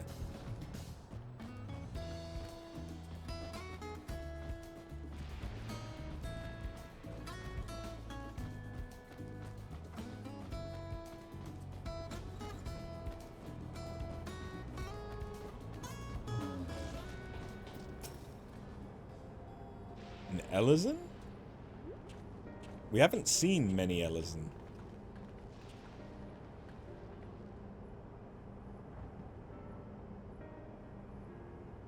Because I don't think they're native to Thrall. Kafkawa, what are you doing here? With so many friends. Apologies for the interruption, but I was hoping they might observe you at work. Hunting, you mean? That's fine, I guess. Hold on. I assumed they were wearing special regulators like Queen Spheen's crown. But they aren't wearing anything at all. Okay, so Spheen does have one, but it's the crown. It's much too dangerous to be here without one. What if they're struck by lightning or attacked by beasts? I can assure you they're all quite capable of looking after themselves. If anything should go amiss, I'll take full responsibility. Well, don't say I didn't warn you. Danger aside, there isn't really much to see. Kafkiwa said you're a hunter, but wouldn't it be easier for those mechanical soldiers to guard this place? It would, if not for the fact they're weak to lightning. The Thunderyard being what it is, they've been ordered to steer clear. Some good they are, eh? But these facilities are vital to the upkeeping of Alexandria's infrastructure, so it falls to hunters like me to deal with any fiends. Given the danger, we're well compensated for our work. It's a perfect profession for anyone looking to build up savings. The special selection of souls for hunters isn't terrible either. I brought this lot here to see this danger you speak of, if it's not too much trouble to ask. Oh, of course, in which case it'd be a shame to waste my efforts on just any old beast. You can all handle yourselves in a fight, right? If you cause a ruckus slaying what critters you see nearby, there's a chance you'll draw out something worthy of a demonstration.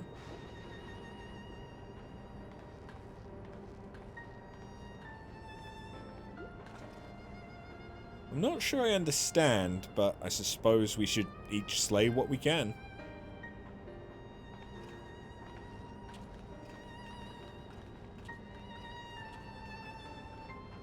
The fact that she seems so willing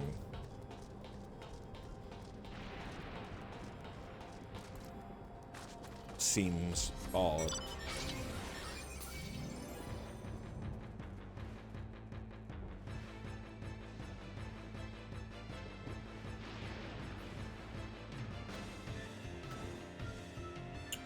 But if she's wearing a regulator and she knows about Kafkiwa, Spheen's wearing a regulator, then perhaps there isn't like a big brother state thing going on.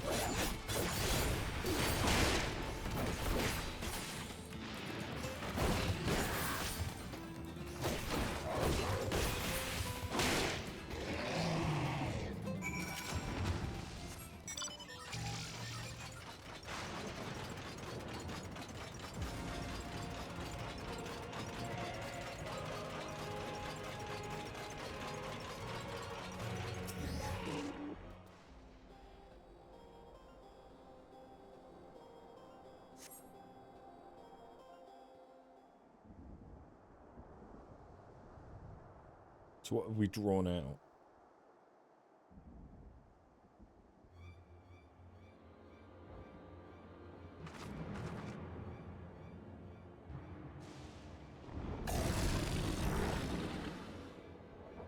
Kotoba Plus.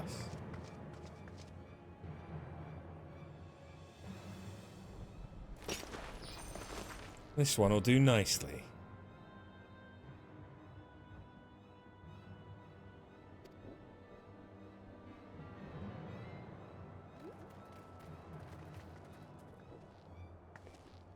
We'll help you. It's fine, really. I've faced worse. Just watch. I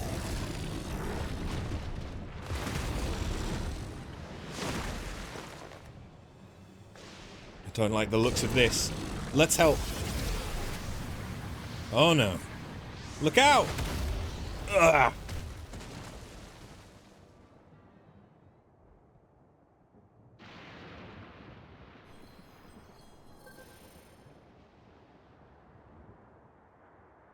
Preserve. She needs healing.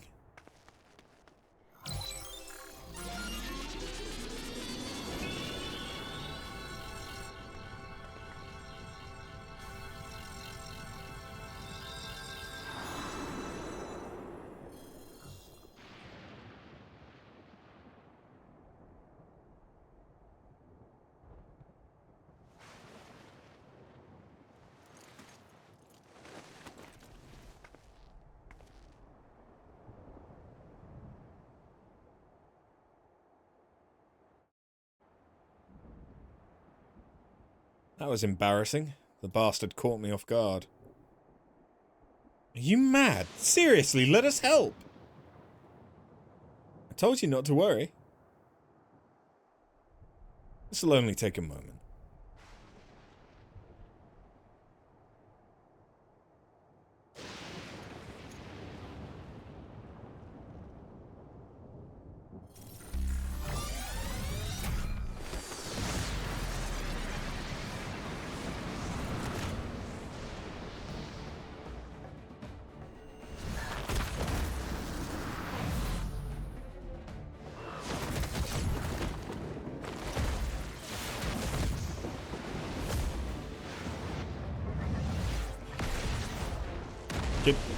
Can I do that?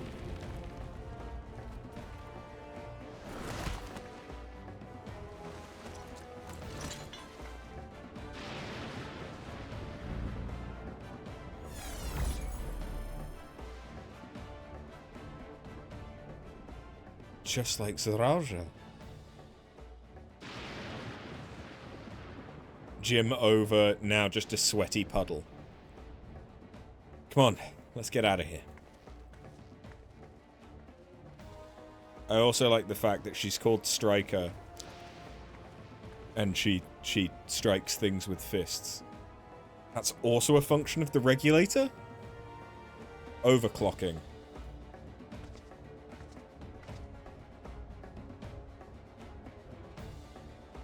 Probably consumes a soul.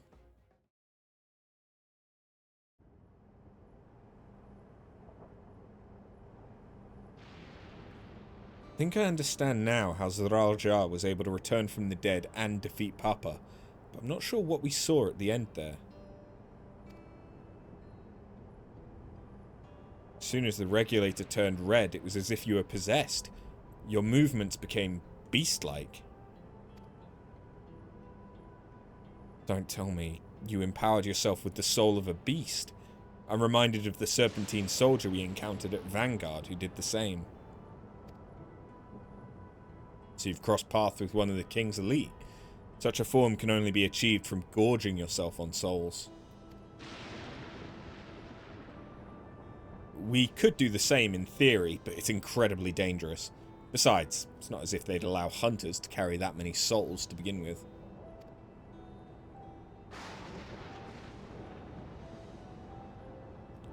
Well, I should be getting back to work. Take care.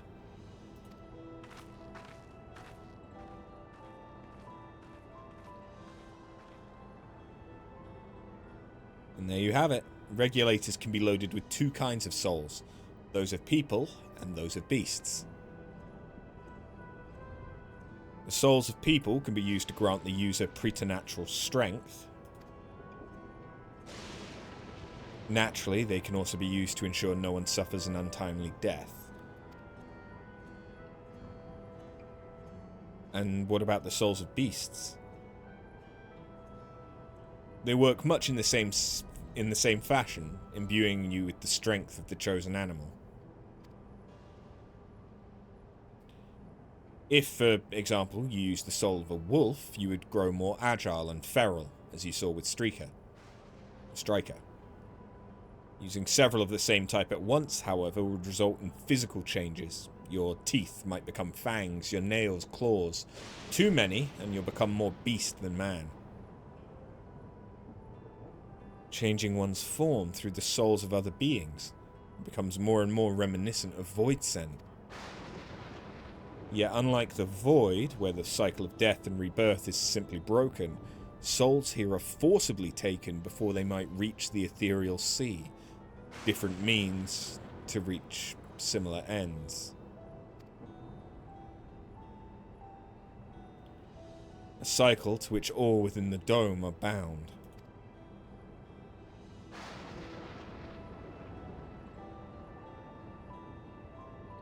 This is wrong. This is all wrong. It is indeed hard to accept, being so far removed from our own beliefs. Perhaps more shocking is that the technology to achieve all this was developed hundreds of years ago. Civilization in the reflections are surprising indeed.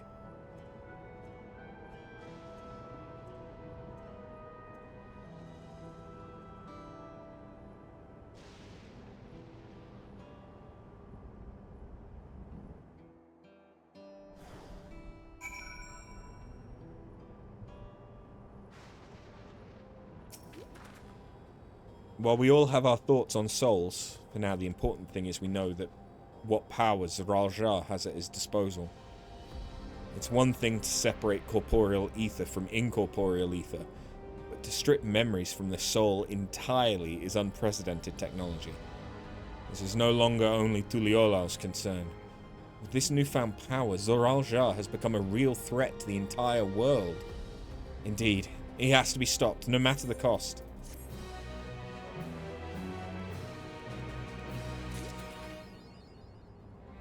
The worth of a soul.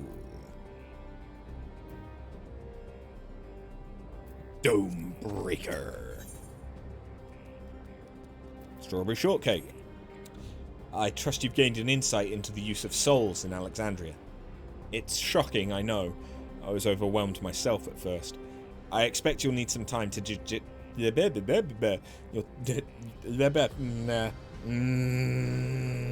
I expect you'll need some time to digest it all, but for now, let's head back to Earth and Sky. At this rate, there's something I want to discuss with everyone. Let's take a moment before we head into the tunnel.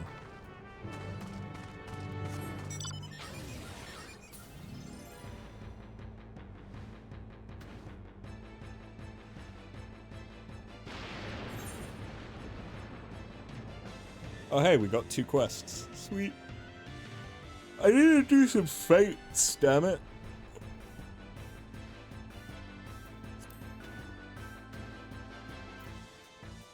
It's probably going to be a matter of doing them off stream at this point.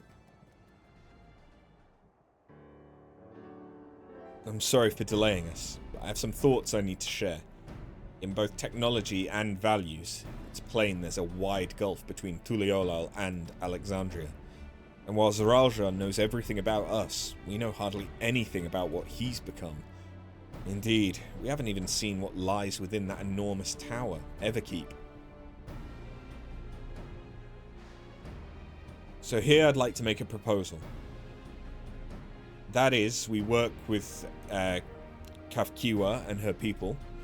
We need to learn as much as we can about the enemy. The quickest way would be join hands with Oblivion.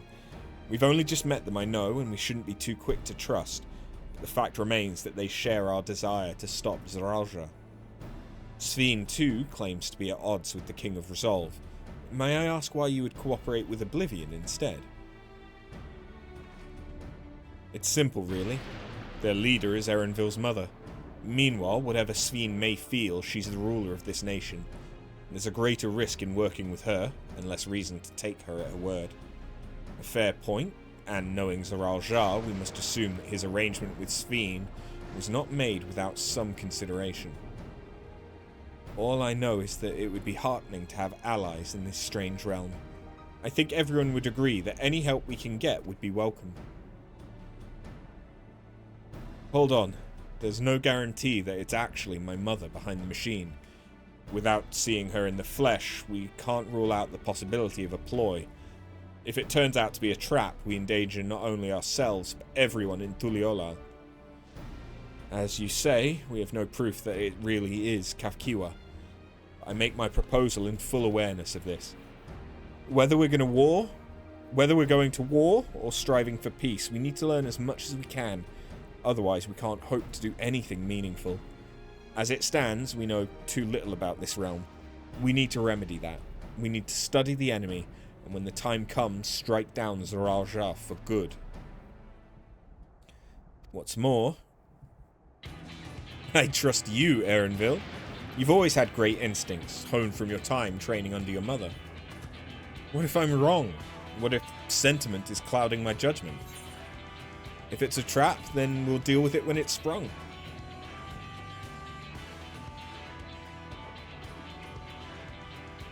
That's always the way of it with you. Fine, if you're set on this, then I'll say no more.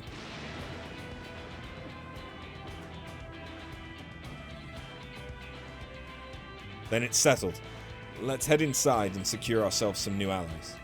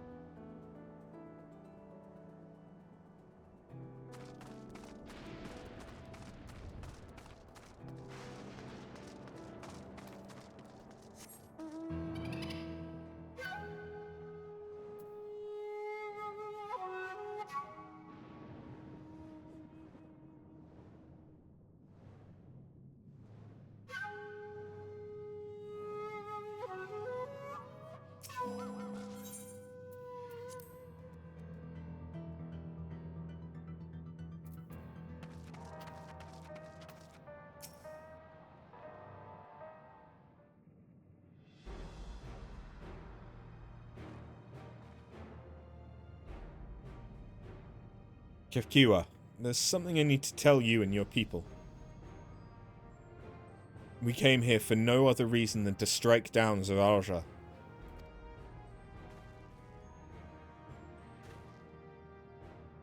But I thought he was your brother. Do you really mean to kill your own kid? My kin invaded our nation and murdered our people. As a vow of resolve, it falls to me to bring him to account. I'm prepared to do what I must, and I won't hesitate when the time comes.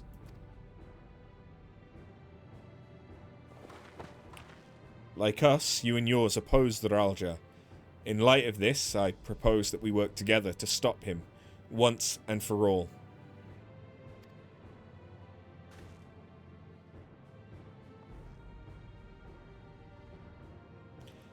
I realize that this is sudden, that it's a gamble to trust someone you've only just met. But I wouldn't trust in the conviction of anyone who shares my goal. But I would trust in the conviction of anyone who shares my goal. So fight with me, I beg you.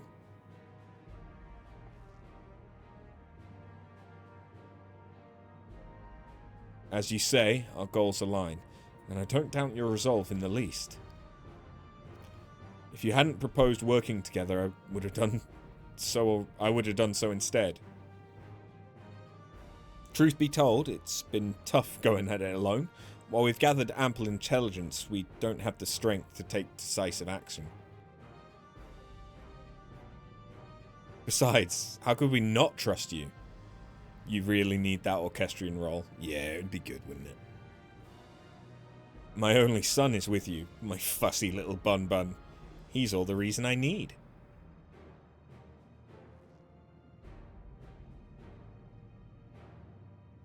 Then it's decided. Here's to a fruitful collaboration. I like how there's clearly twins in Nostalgia and whoever the other one is. Thank you, Kefkiwa. Everyone. Together we'll achieve great things. I'm sure of it. Then let's not waste any time. We've been wondering about Zeraljar's whereabouts. Is there a palace inside that tower? After a fashion, the king resides on the uppermost level, but while Queen Sphene has a penchant for going out in public, he seldom shows himself. What's more, his movements are highly classified. Not even his commanders are privy to that information. If anyone knows where he is at any given time, it could only be the Queen. Even if we don't know his whereabouts, Zeraljar will eventually march on Tuliolal again. That's when we can go after him. The drawback is we'd have to wait for the invasion to happen. Innocents would be put in harm's way. There's also the possibility that he'll leave everything to his minions and not command the army in person.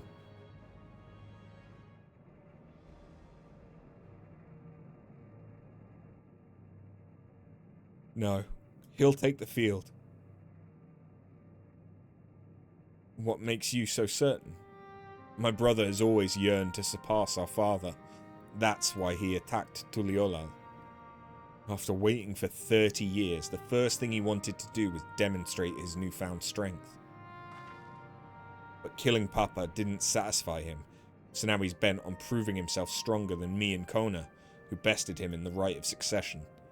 He challenged me to strike him down. He wants a duel to show everyone he's superior to the Dawn Servant, and he won't let his minions deprive him of the pleasure. Then why hasn't he appeared and given you your chance? Surely he's aware of our presence here. At that, I can only guess. Perhaps he wants to dazzle us with his wondrous realm, but if he won't deign to appear, we'll force him to do so. Even as we gather intelligence, we make no move to attack him, show absolutely no interest in a confrontation. Knowing him, he'll tire of waiting and turn his attention to Kona instead. He'll attack Tuliolal again, like he said he would. I see. If you believe this is the best approach, then we have no objections. Any campaign against Tuliolal requires Zeraljar lead his forces through Vanguard. We'll have lookouts keep an eye on it day and night. Such a strategy is certainly viable. If we're proceeding with it, though, we should warn those outside. Indeed, they'll need to prepare their defences. I should be glad to coordinate our efforts. I'm already in regular contact with Y'shtola, and will make sure to keep our comrades apprised of developments. You can leave Vanguard to us. We'll send word at the first sign of movement. It seems we have a plan. While we wait for Zeraljar to move, you do well to prepare for battle, and it begins with familiarizing yourself with the technology that empowers him. To that end, I'll show you to Oblivion's main headquarters. Oh, I thought this place was it. You'll be impressed to know we're located right inside that tower, in the residential district of Solution 9. Hiding a tree in the forest, as it were. The only question is how to get you through the checkpoint. About that, Sphene said she'd make it so we could enter without issue. She did. Curious. She's not supposed to have such authority over the sentries. If I recall correctly, her words were that she would register us as guests. I see. Perhaps we're in the clear then. When you're ready, come meet me at the tower entrance.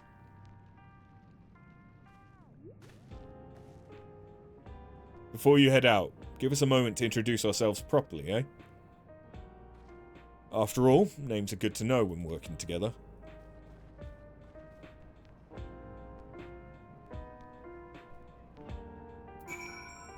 Oh, so it is Nostalgia and Wayakwe. such an odd... Like, if they are sisters, that's such an odd convention. While Oblivion has operatives all over, we're the main crew here. I'm Geode, the leader of this hideout. And the dependable young twins behind me are Nostalgia and Wayakwe. I'm Nostalgia. It's a pleasure to meet you. My sister and I were born and raised inside the barrier. We've been with Oblivion for 3 years, and our main duties are surveillance and provisioning. Twins, eh? That explains the resemblance. Wayakwe is a Tonawitian name, unless I'm mistaken. That's right. Our mother is Tulolian and our father's Alexandrian. They wanted to honor both cultures. That makes sense. They're beautiful names. Thank you. Though I have no memories of my mother, I like to think I carry a part of her with me. So what made you decide to join Oblivion? We wanted to avenge our father. Ambrose was his name, and years ago he was taken away after a scuffle with a soldier over a disagreement. It was a minor incident, so at first we clung to the hope that he'd be released. But when months went by with no word from or about him, we made the decision to remove our regulators. We had already lost the memories of our mother. We didn't want to lose those of our father as well. They've all forgotten about him now. Everyone who had known him. That bastard! Even here, he thinks nothing of his own people. Sometime later, we were approached by a member of Oblivion. Hoping to get justice for our father, we joined the Order. I'm sorry. I didn't mean to darken the mood. No, I appreciate you sharing this. Together, we'll avenge your father. Thank you. Something tells me you have what it takes. You introduce yourself too. Go on. It's pretty much the same story for me. And while mine is a Tonawashan name, I haven't the faintest how things are outside the barrier. It's my dream to go and see it with my own eyes. Our mother's homeland. Once peace is restored, you must come and visit. The wilds are beautiful, the food delicious, and everyone's so nice. You'll love it. And that's us here. You'll meet others in the back room. That's our headquarters. Some of them are a little eccentric, but they have good hearts. Oh, Elenia Shipya, one last thing. It isn't exactly my place to say this, but thank you for seeking out Kefkiwa. She talks about you so much, it's clear how important you are to her. That's all. Be good to your mother while you still can, eh? Well, we'll let you go now. Feel free to use this hideout as you like. And here's some cake. I'm something of a baker. Don't ask where I got the strawberries from.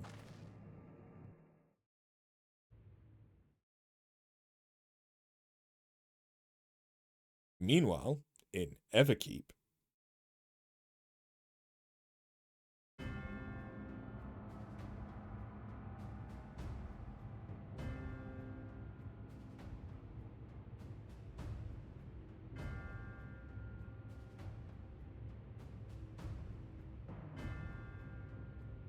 You've been consulting with Wook Lamont.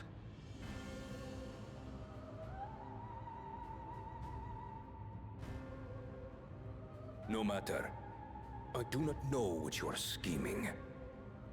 But when your realm lay on the brink, you were powerless. You had no choice but to turn to me.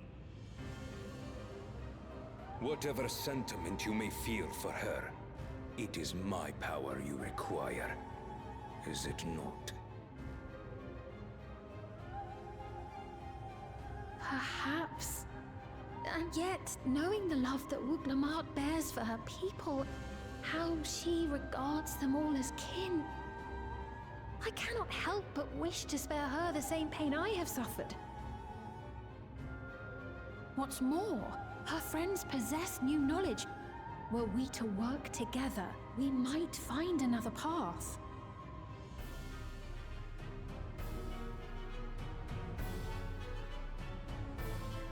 I know you're loath to consider it, but is there no hope for peace with Tuliolo?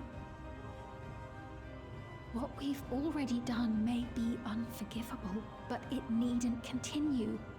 You needn't kill your brother and sister. I slew my only flesh and blood.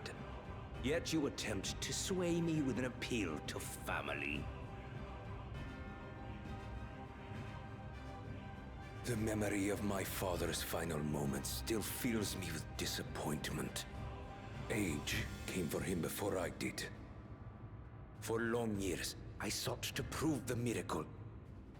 And weak as he was, defeating him achieved nothing. To kill them is my only recourse. Wuklamat and Kona, who bested him as he was in his prime. They are still your siblings, even if not by blood. That such bonds should mean so little to you. I am bound to no one. Serve none save myself. I made that clear when first you spoke to me in the Golden City. Remember, I can easily kill your beloved family. If you would protect them, cast aside any foolish notions. Your wisdom and abilities are valuable insofar as our goals align. So think well before you act, Queen of Reason. We thought Bakul Jar Jar was the shitty one-dimensional character. Yeah. Wuklamat, if you are father's worthy successor, then you will find your way to me. But should you fall short, I will lay waste to Tuli Yolal.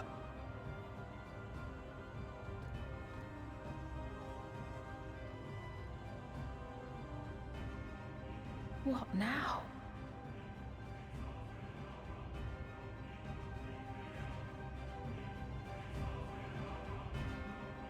So far, we've heard nothing about Kryl.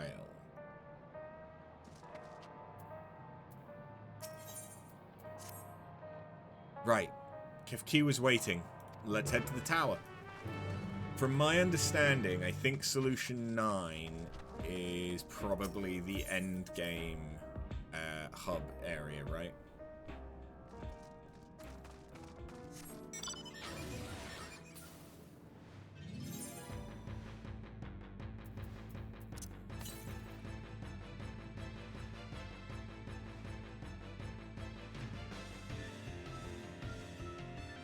I keep getting stuck on the walls in here because I'm looking somewhere else.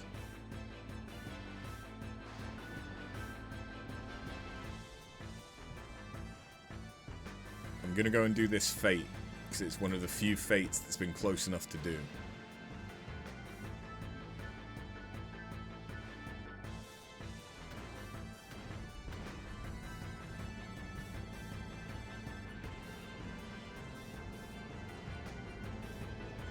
And also there's a ether current over this way.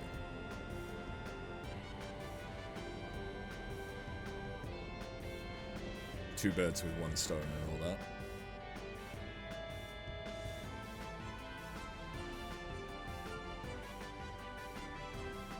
It's just a different spelling of Catobleps.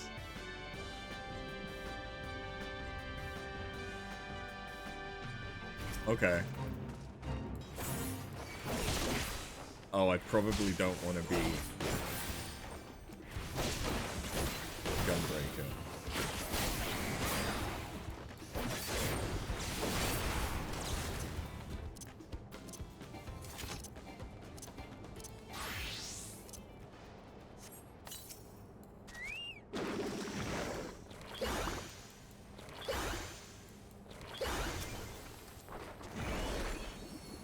Get dripped.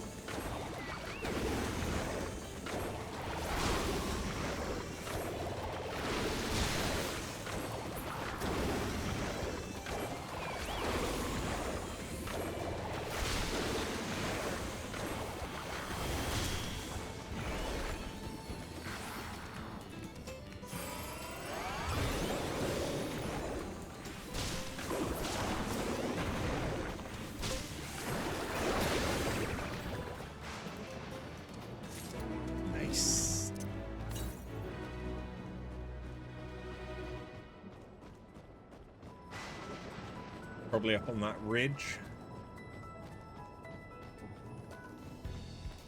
Yep, there it is.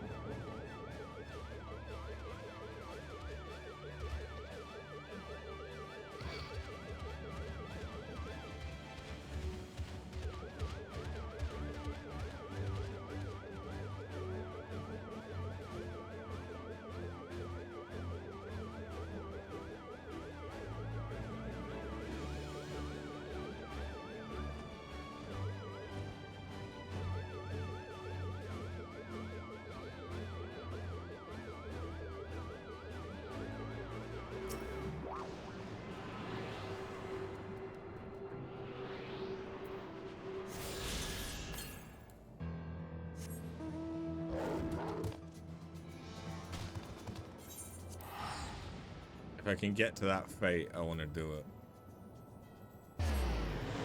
I want to get mount speed up.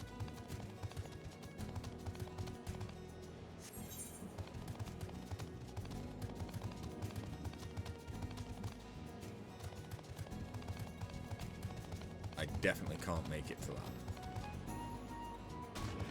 Because I need to get the other side of the wall.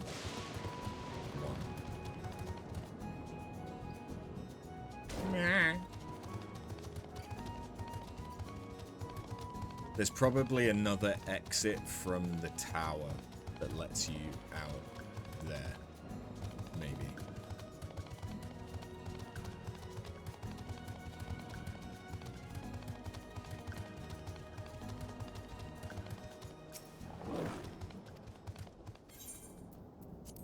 You had to disband so you could inventory sort on the homeworld. I just thought you'd had enough of me.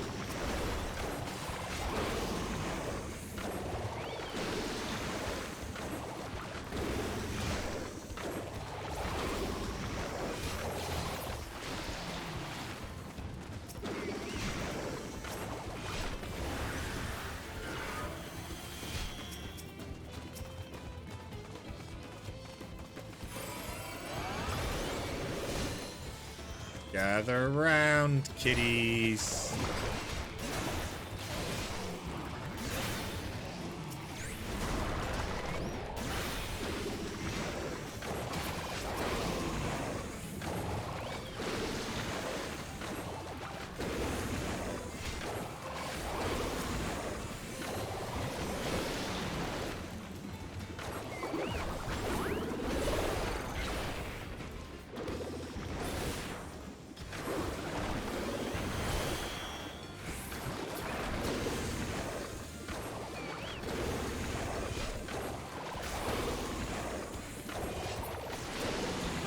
I need to feed the furry one soon.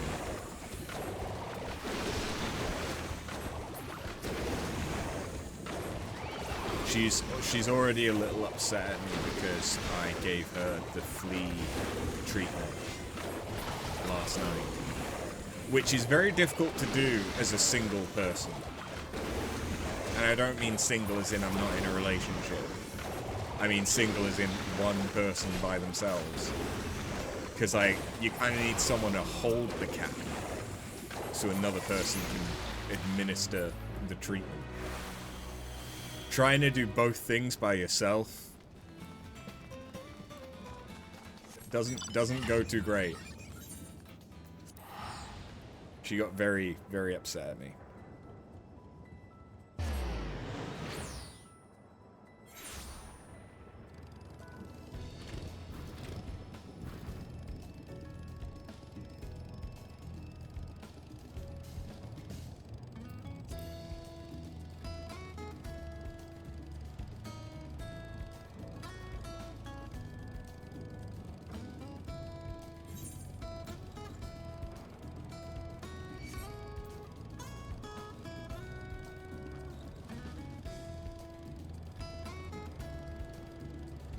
Yukiwa!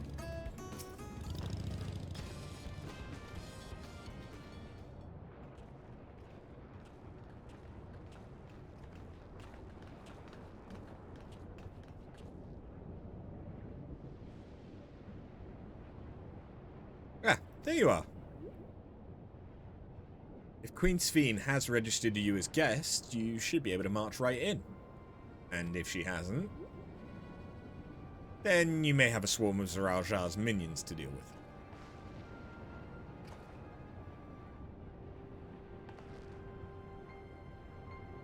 Nothing for it but to see if Sphene has betrayed us, eh?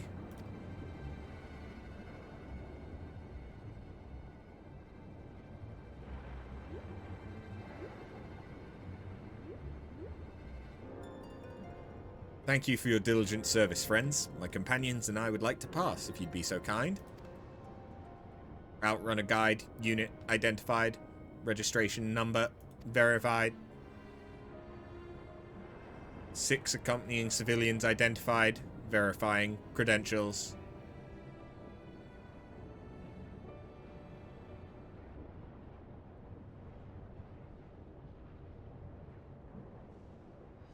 Credentials verified. Welcome, guests of Queen Sphene.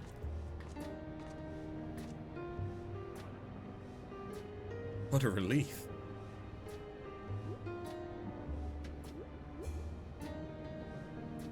There you have it. Seems the Queen was true to her word. Follow me, everyone. Solution 9 awaits. What happened to solutions 1 through 8?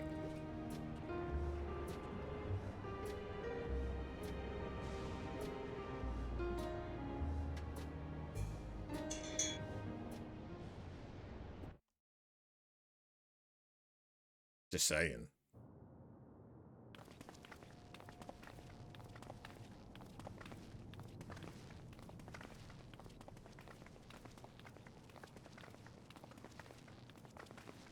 Those ones weren't limit breaks. Everkeep. A tower of electrope piercing a perpetual shroud of storm clouds. Occupying the 9th level of this 12-tiered structure is a residential district called Solution 9. In so naming their home, what hopes did its founders harbor for it? And did it prove the answer they sought?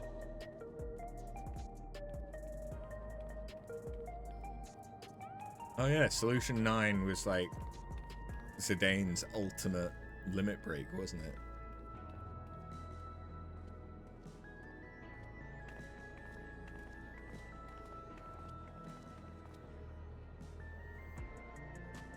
Yeah, it's Big Boy 1. Spectacular, isn't it? There are more districts throughout the tower, including industrial ones, but Solution 9 is the largest.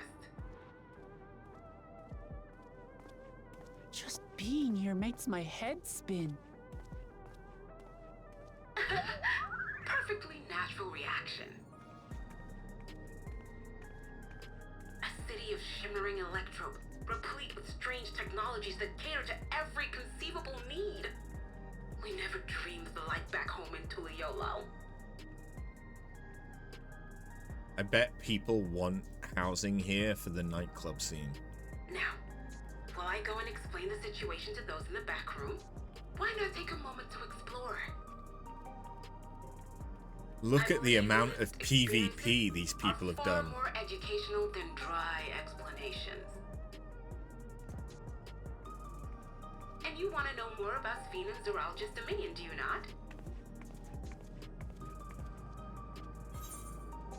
You had me at Explore. We do need to better understand who and what we're dealing. You had me at Explore. Okay, this is the side of Dora the Explorer I like. I had a feeling you'd be keen. Just to confirm, while we have been allowed inside, are we also permitted to roam? Absolutely. As Sphene's registered guest, you'll find you're exempt from the sentry scrutiny. Ah, the elevator to the uppermost level. I wouldn't go near that. But other areas should be fine provided you act like you belong. All right then, we'll show ourselves around. Yes. Familiarizing ourselves with the technology here will help us prepare for the battles to come. Try not to enjoy yourselves too much, or you're liable to attract attention. Once you've explored to your satisfaction, come to the entrance to True View in the eastern sector. The way from there is a little complicated, so I'll send someone to guide you. Understood. We'll see you later. So unsurprisingly, this kind of reminds me of, I think it was also called Alexandria. I shall speak from with the residents. 13-2. Perhaps one of them will recognize the earring.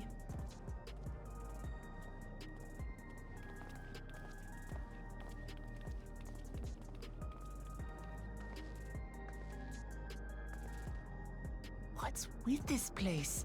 How can this all be the inside of a tower? So, what aren't you telling me? Where are you? That, I can't reveal yet. Precautions, you understand. Just know that I'm safe.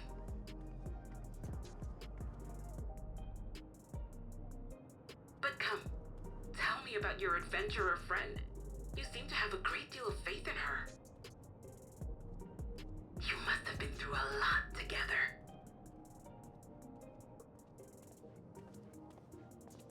You might say that. For instance, we found the entrance to the Golden City.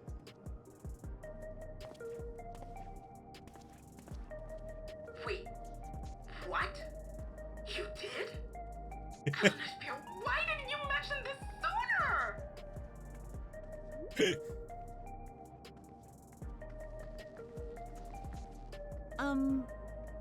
You want to explore together?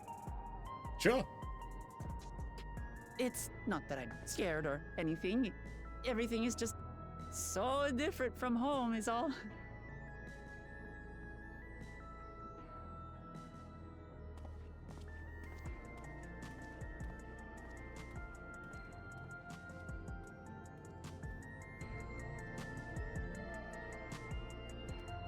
It makes sense that I've changed to this outfit as well. Ooh. Ooh, I like these.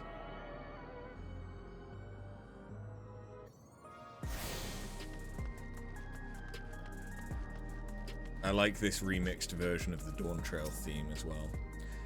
Tower inside a tower. I see it, but I still can't believe it. For now, I say we proceed straight ahead. If we feel like we're getting lost, we can always turn around and go back the way we came.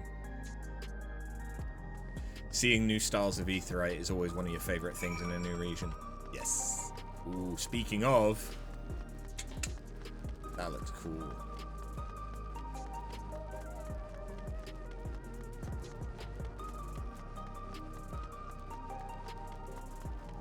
I really like this area, actually. I mean, it's very cyberpunk. Unsurprisingly.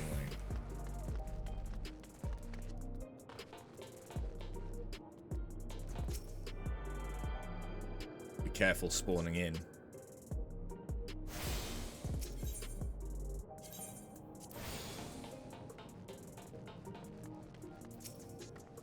Ugh, crossroads already? This place is too much. I have no idea where I should go. Right, I've made up my mind. Let's head to that building there.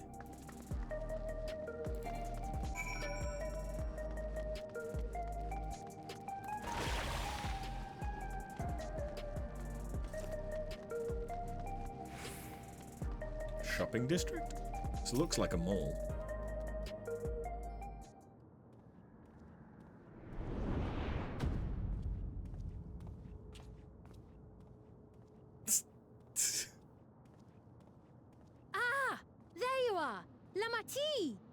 Hey, Sveen. Sveen, was worried you might have had trouble at the checkpoint, but I see everything went according to plan. Well, that's thanks to you.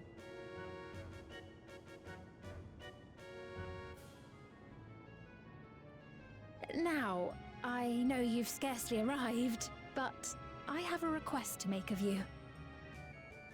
That music is very Final Oh, Fantasy IX. A request, you say? Yes, an important one.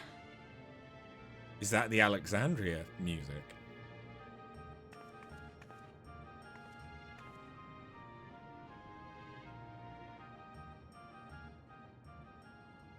I don't recognize specifically where it's from, but it is very much the style of FF9. I'll say it plain. I want you to make peace with Zoralja. What? I thought you said you weren't on his side. Scott would know. He's the We have nine come no buff, but he's closer in the to seeing kitchen. eye to eye, nor do Where I he condone his belongs. methods. No. Be that as it may, I don't want you to fight him. I don't want you to regret a decision made in anger and haste. Unequipped with regulators as you are, the risk is too great. I appreciate your concern, but you ask the impossible. Zoralja murdered our father. His minions slaughtered our countrymen. He will never renounce his war. As Probably vow not. of resolve, it falls to me to stop him. I know you love your people too, and so you must understand how I feel. Why I cannot, will not back down.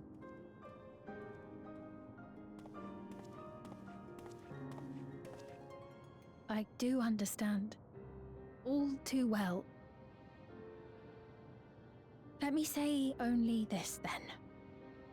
Zoralja will use any means to win. If you would protect your people, return to them at once and prepare. Prepare as best you can.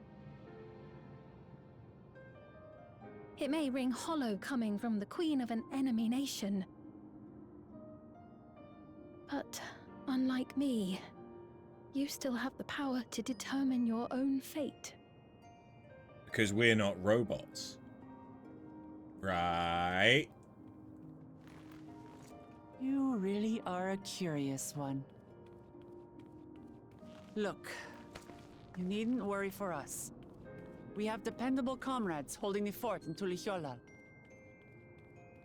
They'll keep everyone safe, so we can devote our attention to affairs here. Yep. Please. Never fear. I'll be there alongside her. I won't yield on this either. But we'll try and keep things light. So you have comrades on whom you can rely. Must be nice. I envy you. Yeah, basically the same. You know, we'd like to learn more about you. About me? Yep. To be frank, we're still not sure whether or not you're trustworthy. So, if you have a moment, would you show us around the district? That way, we can get to know you better. You're asking me, the Queen, to show you around? Yep. Oh, but I jest. I'm flattered that you've taken an interest in me. Very well. I shall be your guide. You're my guests, after all, and teaching you about my realm would be a pleasure in and of itself. If you like, I can introduce you to my citizens, too. I consider them family, as you do yours. By all means, we're in your capable hands. That you are. This will be an enjoyable and enlightening tour, I promise.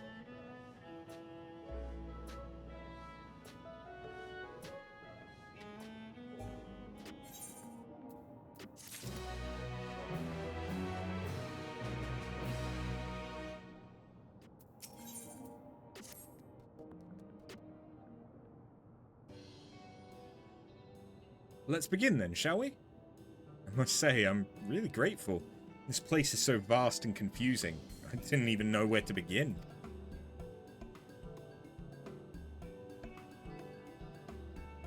While the districts may seem daunting in size and structure, all the key facilities are situated near ley nodes, what you call aetherites. Remember this and you won't lose your way.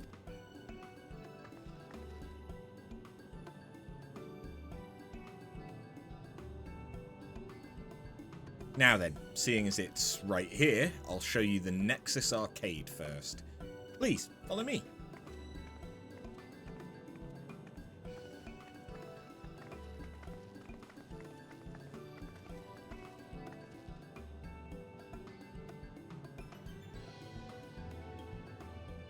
And you too can win this shiny new car! I do want the bike. The car, meh, looks too much like a Cybertruck. But the bike I want. This complex is home to all manner of shops, from food and daily necessities to technological conveniences. You can find most everything here. Everkeep's interior is vast, as you've observed. This arcade makes it possible for people to acquire what they need in one centralized location. Yeah, the car just looks so much worse than the Regalia. It would need to have rivaled the Regalia. The hoverbike is yours for the low, low price of 7 million gil. Don't you also get it from Savage? Is it Savage? No, you normally can't sell Savage.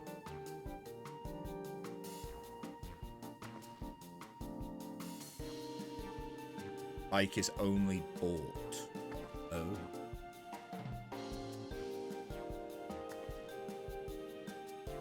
Amazing. How did you get to the upper levels? I don't see stairs.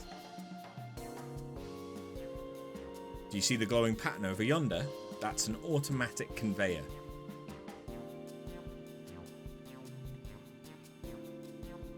Such contraptions are found throughout Everkeep, allowing us to swiftly move between faraway places. That'll spare us some walking. Are they also made from that strange metal, what's it? Yes, the conveyors are powered by electrope. As a matter of fact, the ore is integrated into just about everything in Everkeep, even the floors and walls.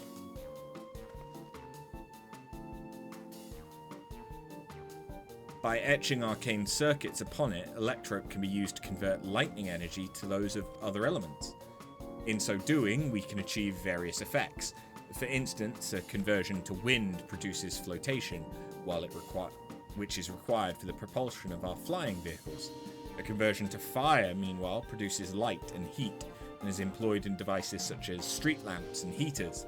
There are even self-heating cups to keep your drink warm. Can you make a drink cold if you convert to ice instead? You certainly can. Our vending machines do just that. What's more, multiple energies can also be combined to produce some clever effects. For instance, by manipulating the air with wind while projecting light with lightning, it is possible to alter one's appearance. Like a glamour prism. It's almost scary what you can do with electrope. If such a wondrous material existed in our world, I imagine everyone would be fighting over it. Ah.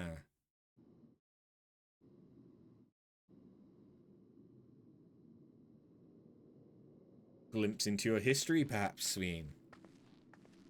From before you were a robot! This shop over here, what does it sell? That sells our high-tech sex toys. Let's go and take a look.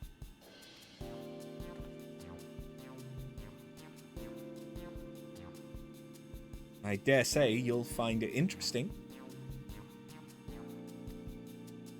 What are you trying to say?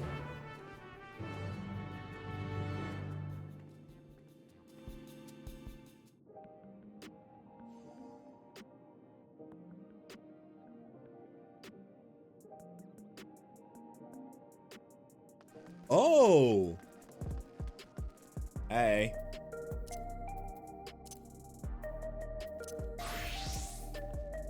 Well, well, what have we here? Thought I knew all the prominent tradeswomen who passed through Solution 9.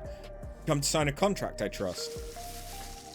So you're Rowena's counterpart, but you look like her, like you're her counterpart in Alexandria. You needn't fuss yourself over the details. The arrangement is blissfully simple. You provide me with product, and I compensate you for said product with scripts. A woman of your expertise must surely recognize such a lucrative offer when they hear one. In truth, it was the Turali who first introduced me to the many conveniences of trade with scripts, a system brought to them by a tradeswoman by the name of Rowena, but that's neither here nor there. You will be well paid for your contributions, with scripts, naturally, and your earnings can in turn be used to purchase any of our wares that strike your fancy. So what do you say? Splendid, simply splendid. Unless you worry, there'll be no quotas to speak of. You need only make deliveries when inspiration strikes. Here's to a most beautiful and profitable partnership. I very much look forward to doing business with you.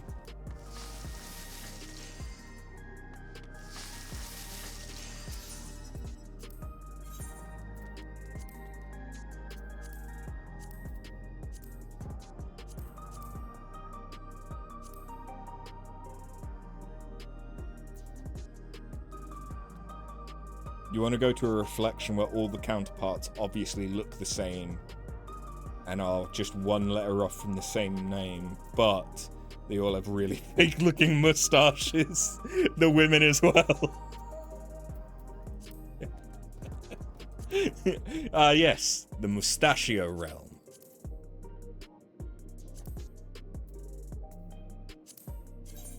Okay, hold on. In fact, this is done charging now. Where's the... There it is.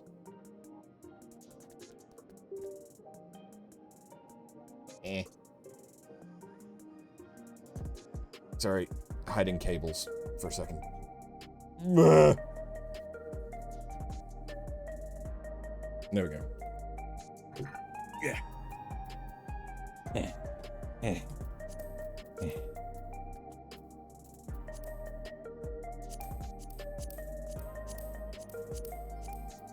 Okay. Okay. Aha! Titty wrappings.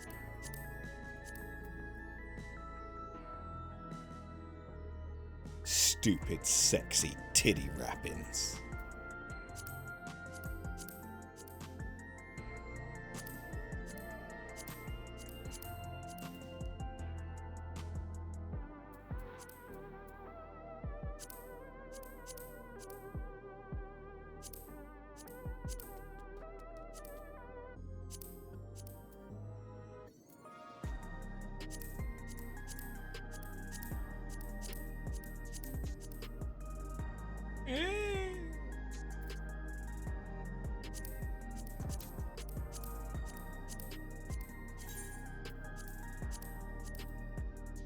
Ooh, I don't hate that.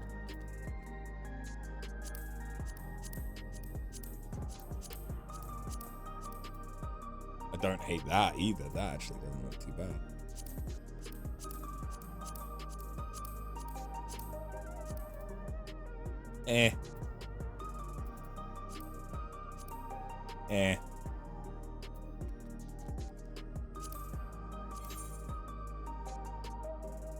Okay, so these are the same as the crafted set.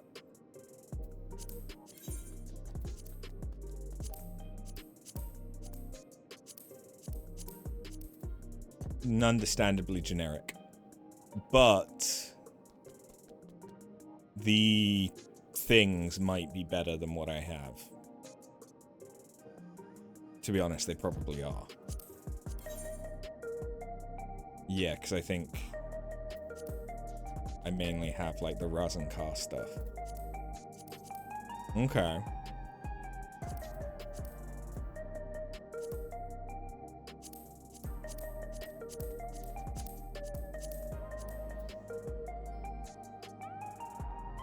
Just realized happy 30 FC days. Oh, is today the 3rd? I thought we still had a couple of days to go, to be honest. I kind of like the Ooh, wait, no. It's open back. Never mind. I kind of like that.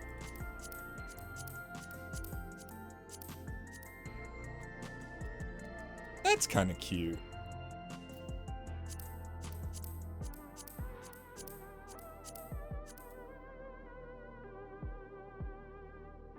This sounds like a Fall Guys remix.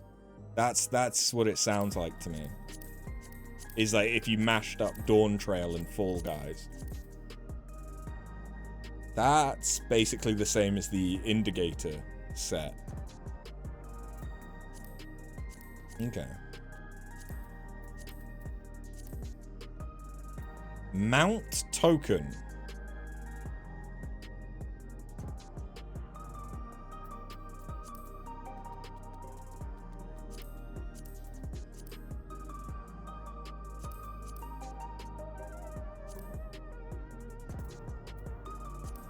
Mount Token.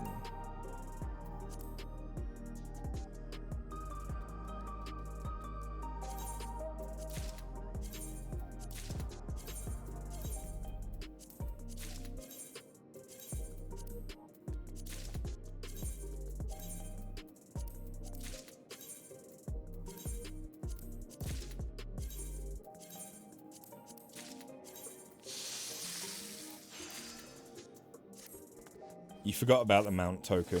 Guess that's something you should get back to. Also, how you doing, Hollowed?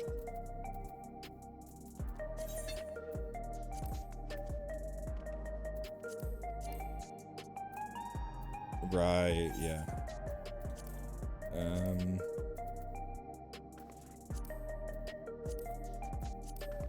Everything. No. Everything. Back to the inventory.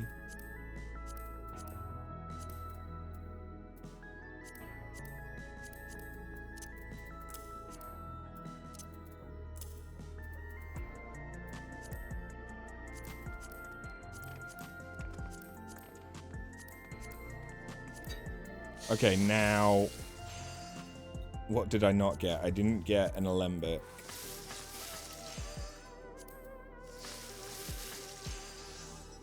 I don't think I had anything.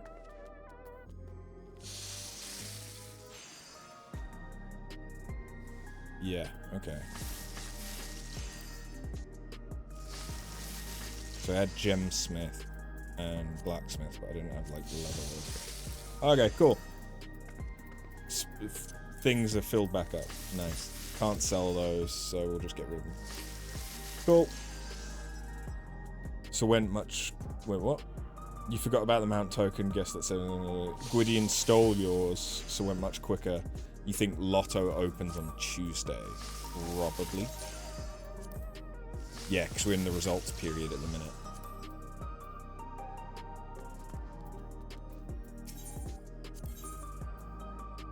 Okay. Wait, I need 100? Fuck me. Okay. I need to start doing a lot more gatherer stuff, apparently. Yeesh. Interesting.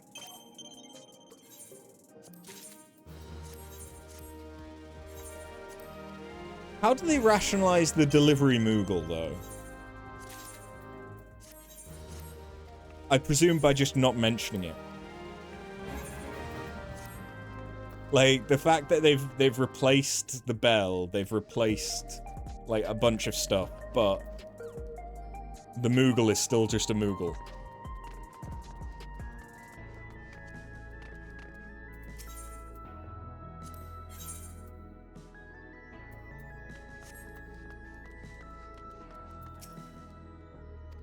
Not quite open yet. They won't be open either.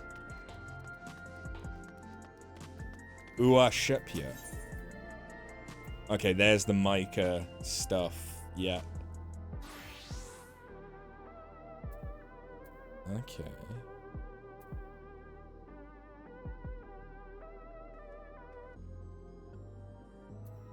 Okay. Yeah, the wings. Oh yeah, the Cloud Dark stuff. Yeah. Twilight Gemstone, that must be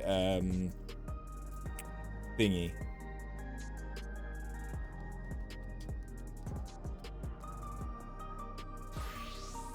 Maps, treasure maps. So I need 12 scales from Serpent Lord in order to get the mount, but there's nothing else that it uses, or it's used for, that I can see. Air Wheeler Dealer. 7.5 million.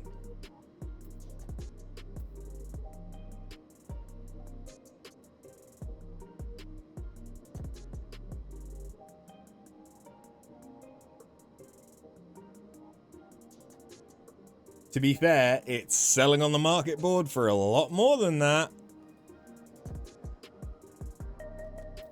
About 1 million more. Fuck it.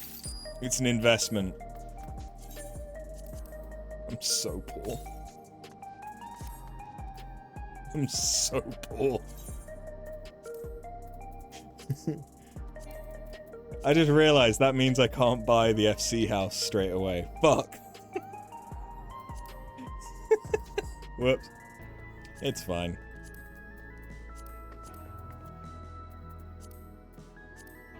It was worth it, so I have a bike.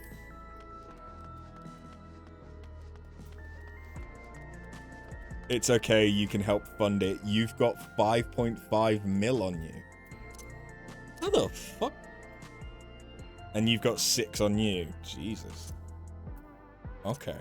Yeah.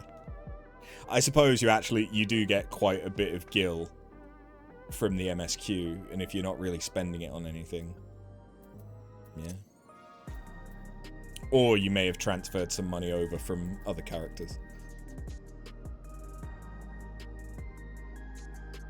What do you think we do with the funds after we eat the rich? Fair enough. Need a loan. I would happily accept a small loan of $1 million that I don't have to pay back, but no, I can. Your main FC is in fact eat the rich. Ah, I see. Only $1 million. I was referencing something. I mean, I will take streamer privilege and allow people to give me money. Sure. I like buying nice things. But also, I do just need to get back on trying to make gil. I'm not sure what the best way is at the moment, to be honest. Because obviously I have everything. It's probably maps. I really don't, I don't bother with maps. I should do maps. Anyway.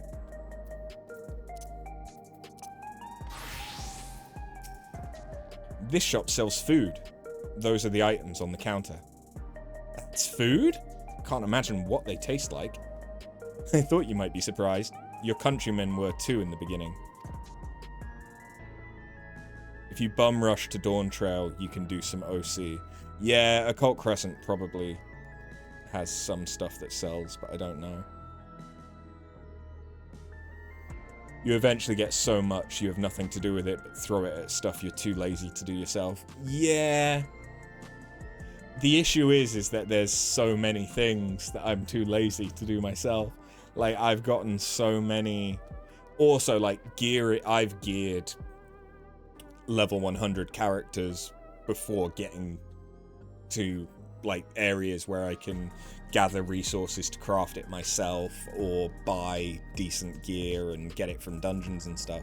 And like each class cost about $1 mil, probably, maybe a little bit more to kit out. So yeah, I've spent a lot on just gearing characters up. On gearing classes up, to be fair. Come, you must sample something. Choose one and I'll purchase it. Welcome, friends. How lucky you are for Her Majesty to treat you. The 5 items on display are our most popular. I recommend one of them if this is your first time. EU prices go crazy. Yeah. Select an item that interests you. Slab of pink hexagons, liquid-filled pouch, long rectangular bar, hexagon patterned bar, or black and yellow tin. That looks like it's grape candy, maybe?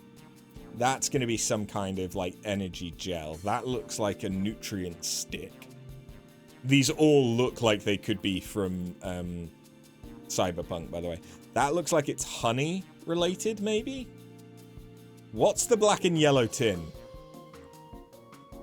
This here is cultivated steak. It's not quite the same as the real thing they produce in the outskirts, but it's a sight more affordable. This particular product is known as Gold Label, and is a delicious hybrid of beef and chicken grown at the plant on the 4th level.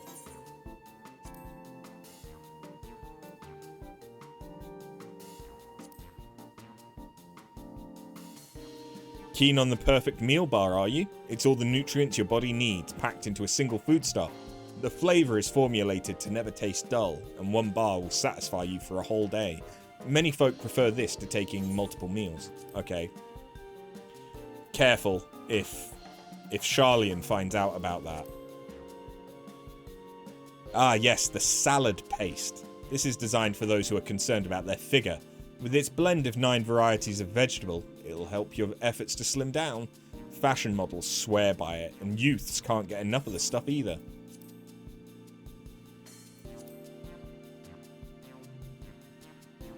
Ah, the revivifying tonic. I take it you're thirsty. The flavour is a sublime blend of sweet and salty, and it stays fresh for over 10 years thanks to its special container.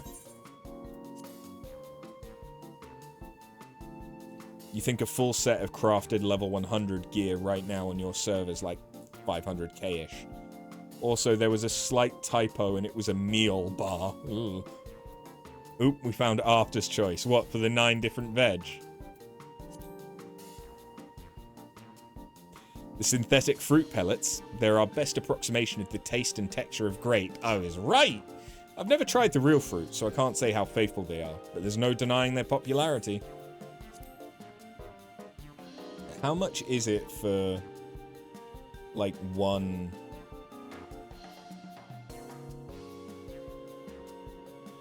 chess piece? For, like, the ceremonial is the crafted one, isn't it? So, cheapest for the ceremonial chess piece of fending is 220k. 590k on Phantom. Yeah. Something like that. It's expense. Give me the chicken beef.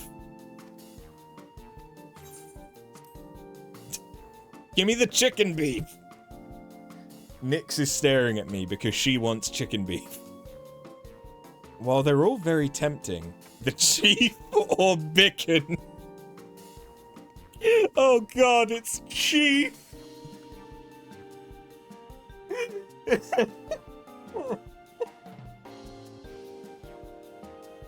I wasn't prepared for chief or bacon! Can you imagine the airline questions?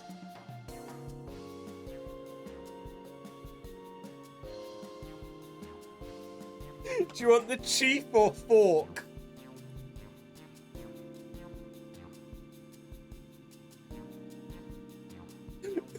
the bacon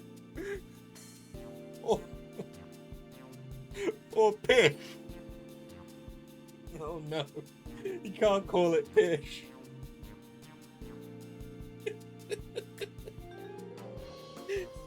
Yes, that is a combination of pork and fish. Oh, pish. Bicken or pish?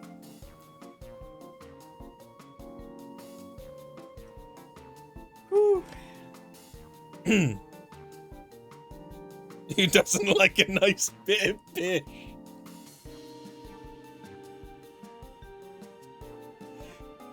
Oh, you're taking the pish now. I'm gonna have the steak like you. I'm absolutely starving. Thank you for your custom. This being Her Majesty's treat, it's bound to taste all the better. Say, would you mind sampling your selections here and now? It's been a long time since we had newcomers, and I'd love to see your reactions. It could be Chake, yeah. This is a great chance to learn about Alexandrian culture. Let's dig in.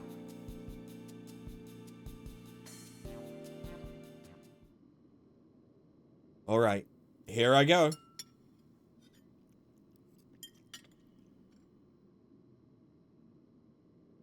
Following Wooklamat's lead, you sample your selection.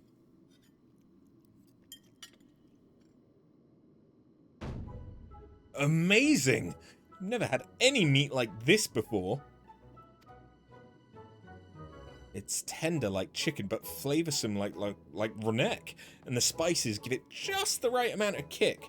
I could eat this every day.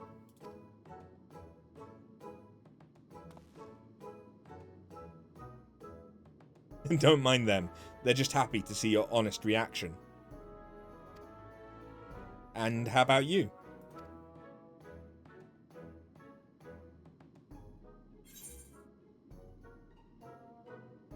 It's interesting.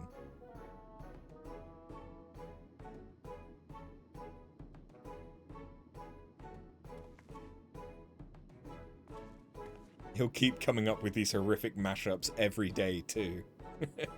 It's always such a pleasure. My thanks for humouring me.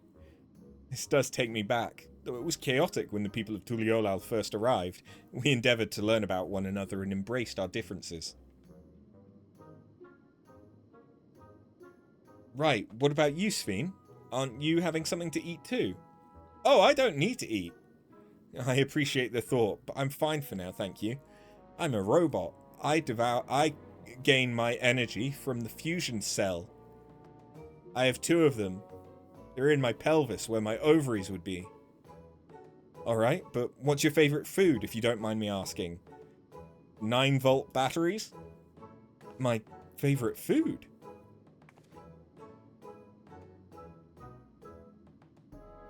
Why do you wish to know this?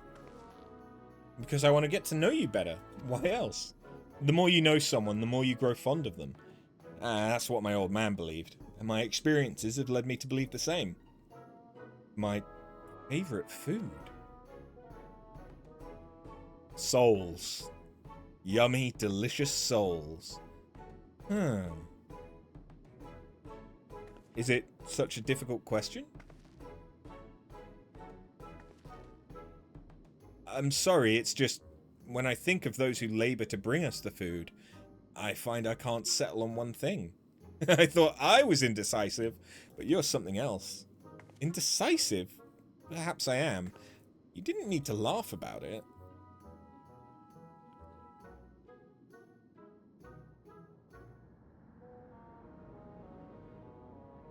Wait. That was a blue... That looked like a blue one of the ones that doesn't have the chameleon eyes. Don't know about you, but I'm satisfied. Let's keep moving. Very well. Next, I was thinking of showing you the residential sector, but it's in part so I can tend to... it's in part so I can tend to personal matters. It's a visitation, to be precise, and I believe it will be educational for you as well. Would the 2 of you mind accompanying me? Not at all. Wonderful. Let me know when you've seen enough here, and we'll make our way.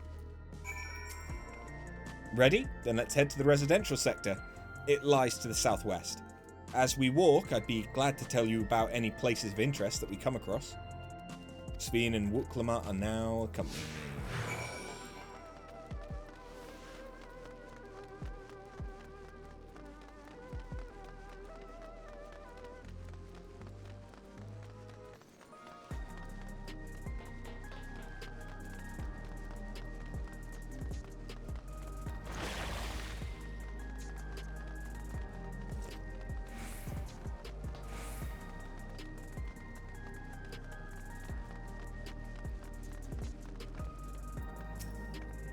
This is Mosaic, a cafe.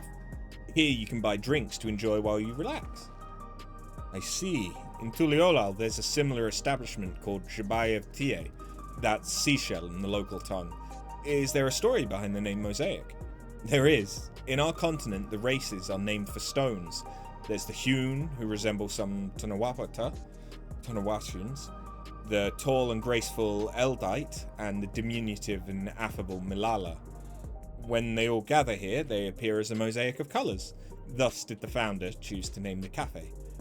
Ah, that's nice. If they serve tacos here, it'd be perfect. Tacos? A traditional Turali dish, and one of my favourite foods. You must try it one day. Oh, yes, definitely. We'll make it happen once we've restored peace to Tuliolal. Right, let's continue on.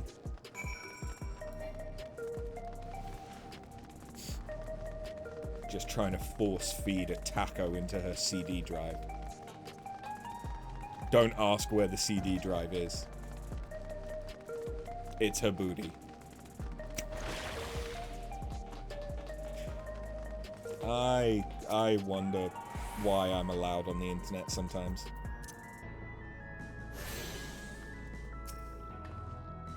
And here we are. These buildings are where our citizens live. They're massive. Each one's bigger than the palace. They have to be, for just about all Alexandrians have apartments here.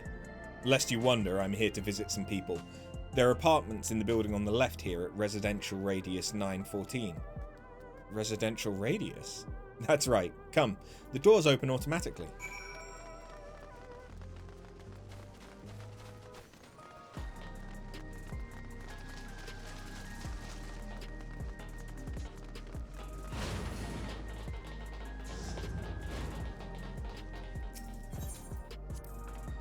Hey Sveen, can anyone live in this place? Naturally. In fact, many of your countrymen make their homes here. No matter your origin or race, occupation or regulator usage, all Alexandrian citizens are eligible for an apartment. This includes those you met who work in the outskirts. You've taken care of everyone for 30 years. I'm truly grateful. This is the lobby, a common area for residents. I see, and what does that machine there do? Oh, the concierge. They look after the residents. If you require assistance or have questions, they'd be glad to assist. Is that so? I've no shortage of questions, but I'll direct them at you for now. By all means, you may consider me your personal concierge.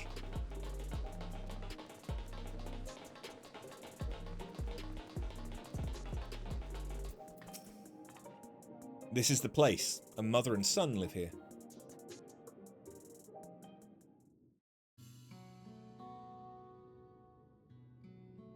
Why am I getting... Oh, okay. Never mind. I was about to say, why am I getting, cyberpunk Edgerunners vibes? I mean, that coat is very Edgerunners-esque.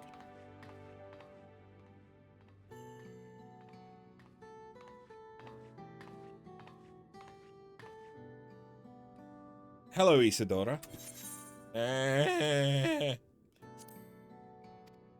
Isadora, huh? Isadora the Explorer? Your Majesty, you came! Sorry about that. I have friends with me. Is that alright? Of course. Friends of the Queen are friends of ours.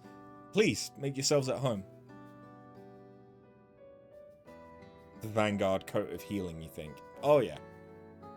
It's obviously a Vanguard piece, but it reminds me of Edge Runners. How has Milos been? There's been no change, but the symptoms are thankfully mild today.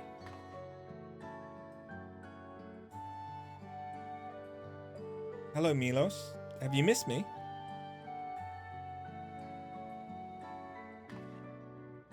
My son was born with Levin sickness, a severe etheric imbalance towards lightning. As a result, he suffers from paralysis. He cannot walk and struggles to speak. For a blessing, he still has his hearing, and even on bad days, he can communicate with his eyes. I see. Sveen visits often, does she?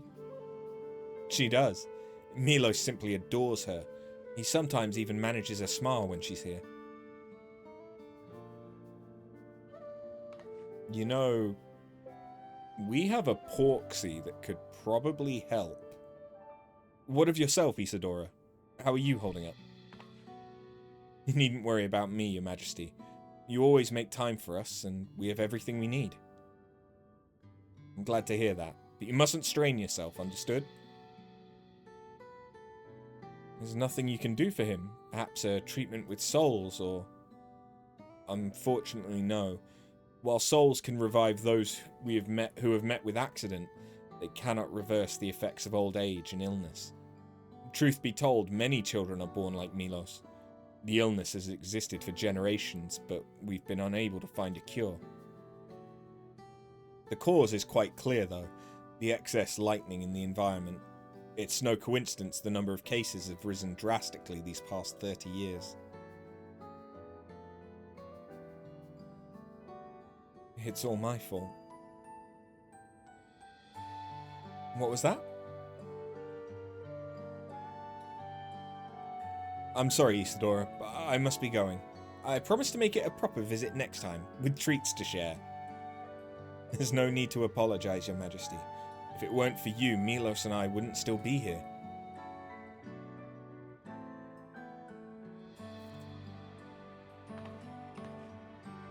Thank you, Queen Sveen.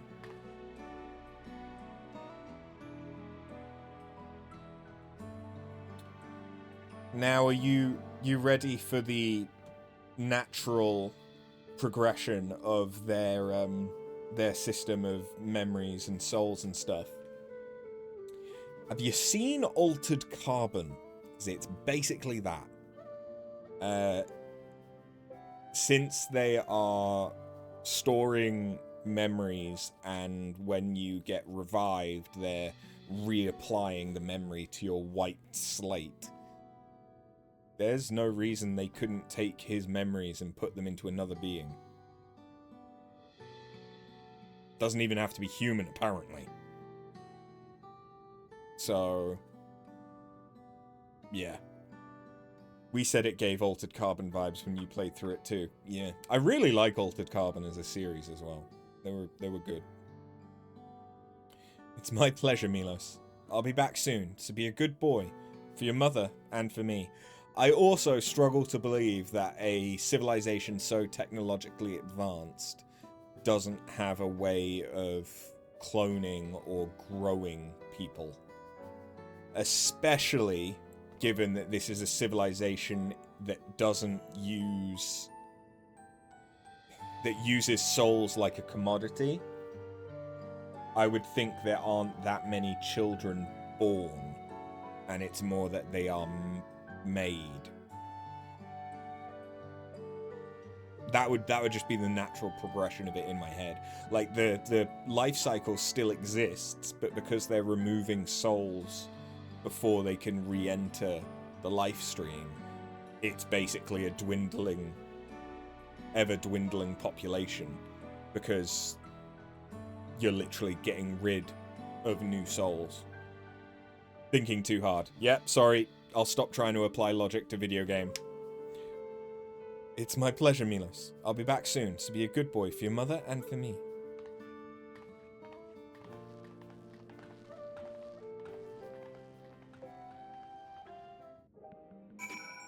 Also, remember, you'll learn more as you go. Yeah, but, like, this is my thought process. And it's kind of the whole point of me doing stuff blind, is to show my thought process. Which is why I feel good that my thought process that Sveen is a robot is being compounded on. My thanks for accompanying me on this visit. The illness is a part of life in Alexandria, and I thought that you should know about it. We'll find a cure one day, mark my words. We'll make it so unfortunate children like Milos smile again. You kind of presumably already have the technology, given I'm assuming you're an android harboring not just one, but many souls, which would explain the tattoo on your back. Just saying. Well, let's continue the tour, shall we? Look, you obviously have duties to attend to, citizens to look after. We can stop here if you like. No, I do this because I want to, so please, do not worry. Next, I'll show you one of the district's most vital facilities, a place called Resolution. To reach it, we'll need to go by way of Lano 9, where the Aetheryte is situated. Meow. Meow. I know, I should have fed you like an hour and a half ago. You've been very patient. I'm just a dick. I will finish up soon. I'll finish up probably after this quest.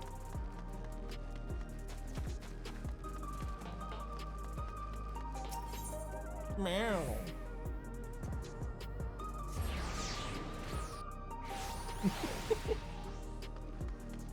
There's not actually that many sites of the west. Oh, sites. Yeah.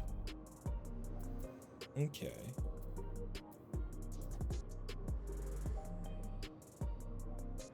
Meow. Meow. Hey, baby. Okay, bye, baby. Just using me as a platform to get up onto the desk. I see how it is.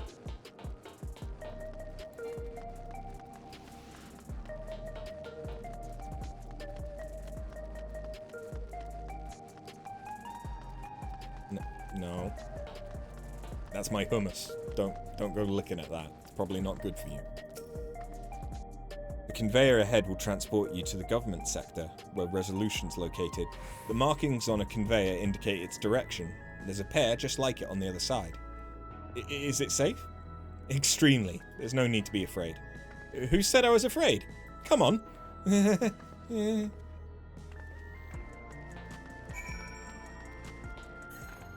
Ooh. That was cool.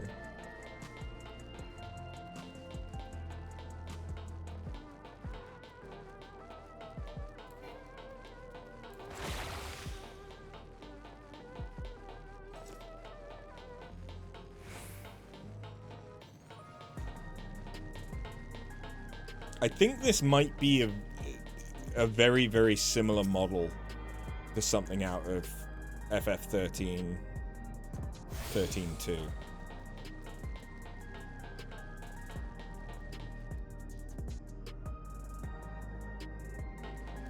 It seems very familiar. Like, obviously the coloration's different, the material is slightly different, but like... And here we are, Resolution, the operational heart of Solution 9. From Resolution, we oversee the running of the district and provide essential services to citizens, such as welfare support and job introductions. It's quicker to show than tell, so let's proceed inside.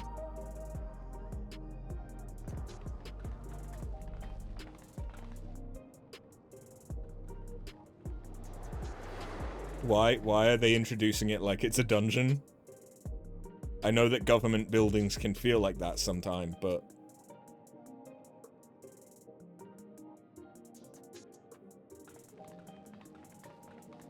Strange contraptions everywhere you look. What's that?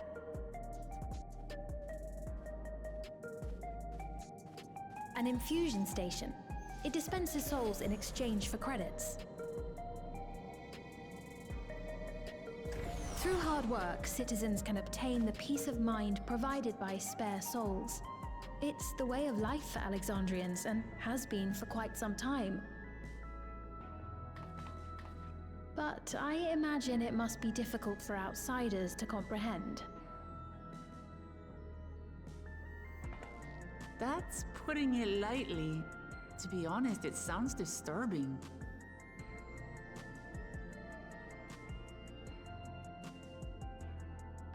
Still, I won't dismiss it out of hand. Practices like these don't arise from nothing. There's a reason why your culture is the way it is, and I'd like to understand. Won't you tell us some of your realm's history?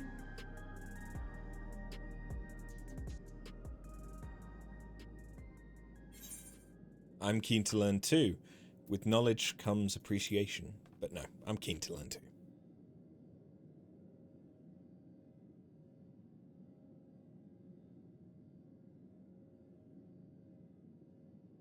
Very well. Be warned, though, that it may take a while.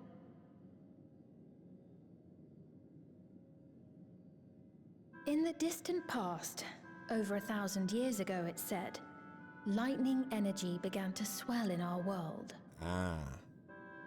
Is it the void According but for to lightning? ancient records that date back around 8 Or centuries, the first but for the lightning? rainy season spanned a quarter of the year, during which time severe thunderstorms ravaged the land. 4 centuries later, this season had lengthened to nearly half the year. The trend continued, with our ancestors spending longer and longer languishing beneath storm clouds. Crops failed and livestock starved.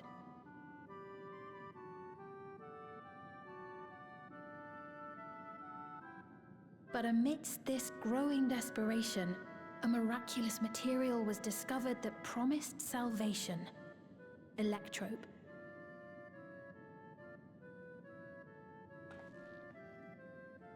The stuff that's used everywhere here.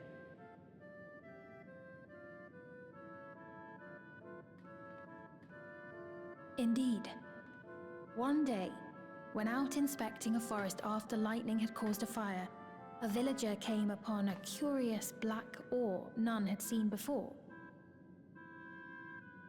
Testing revealed that the ore possessed a singular property. It could store lightning and convert it to other energies. In that instant, the scourge of endless storms became a blessing. Dubbed electrope, the ore found use in myriad inventions and dramatically improved people's lives. So much so, in fact, that all nations soon became dependent upon it, despite the difficulty of obtaining it in quantity. Supply was chronically scarce, and when nations couldn't meet their needs with their own deposits, some resorted to taking electrope from others. Fighting was isolated and sporadic until electrope came to be used in warfare. First in the weaponry of invaders, then in the countermeasures of defenders, and then in every aspect of combat where an advantage might be had. This served only to exacerbate the ore shortage, leading to further escalation.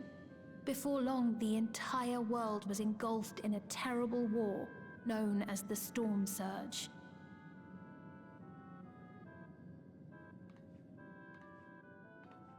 As the war came to a head, Alexandria's neighbor, Lindblum, committed its stores of electrope to the production of a weapon of mass destruction.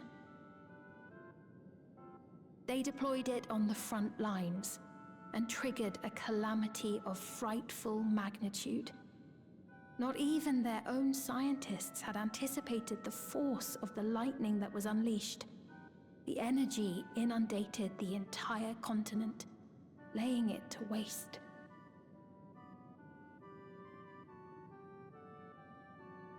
So that's how your world came to be this way.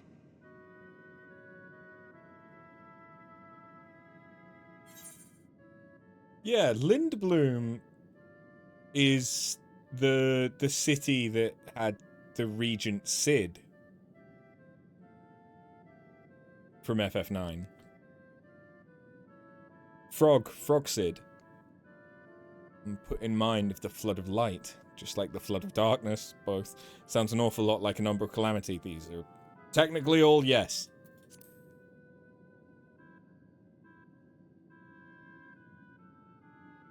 You truly know a great many things that I don't.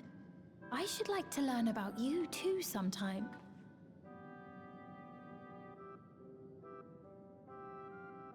But to continue the tale, the people of Alexandria had already lost much to the war. They lost almost everything else to the Levin. Those who survived bore deep scars, tormented by the memory of loved ones taken too soon. Though they yet lived, the cruel spectre of death was with them always. Seeking a solution, our scientists turned once more to Electrope, and after extensive research, they developed the means to preserve memory and soul. Physical death isn't the end. So long as our memories endure, we may live on. This belief sustained us then, and it sustains us now, granting us comfort. Again, that's leading me down an altered carbon route.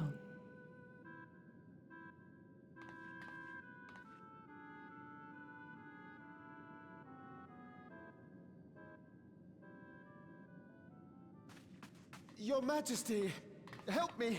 I beg you, help me! What's the matter? I've got no souls left. Not a single one! But the lot at Soul Supply refused to give me any! Please, you must do something! My apologies, Your Majesty. This man, he does no work. Instead, he drinks his days away on Trueview. He has only himself to blame if he has no credits for souls. That's not true! I'm a fighter at the Arcadian. Or rather, I was. I haven't been allowed to fight because of the King's decree. It isn't my choice. I see. Arcadian's You're a the brave raid warrior tier. of the arena. I want to help you, I sincerely do. But I cannot give you preferential treatment. Then open up the Arcadian again, so I can fight! Why do you need sorry, souls? But that's not my decision to make. The king requires feral souls for war. He doesn't wish for them to be expended on amusements. Just You're don't do anything useless. stupid. A queen in naught but name. Just because she can't help you specifically and you're incredibly fuck you. Insolent wretch! How dare you take that tone with Her Majesty? Majesty. It's quite all right. Such things don't bother me, nor do I think ill of this man.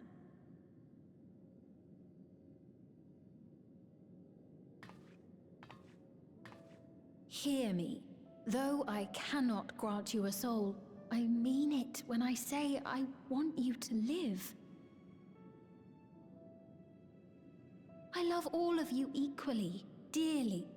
You are as family to me, and it pains me to see you deny yourself hope. I want you to find a happiness all your own, even if you must grow it from the smallest seed of joy. Out there, somewhere, is a reason for you to smile again. We all need to vent our frustrations from time to time. I will always be willing to lend an ear. Yes, Mum. Of course.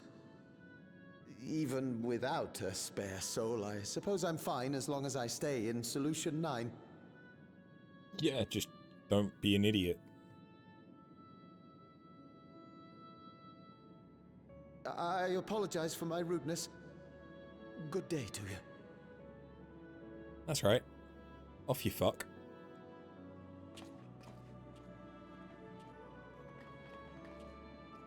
Keep your chin up, my friend. And when you feel better, I'm sure you'll find another way to apply your talents. Or we'll reopen the Arcadian so I can fight you.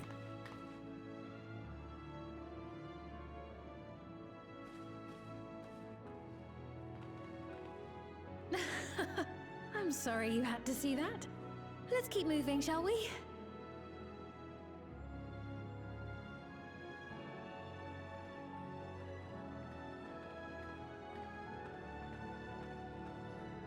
Right. I believe we've visited all the main facilities. With that, I declare our tour concluded. That man from before, does that sort of thing happen often? Somewhat. It's unavoidable. Hardships are a fact of life. Our soul management system has sustained our realm for generations, but it isn't without flaws. For one, people have become accustomed to having spare souls. Without them, they feel vulnerable and anxious. Some claim it may also have contributed to a decline in births.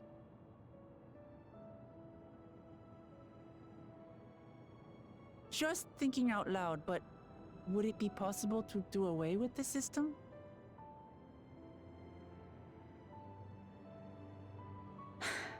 No.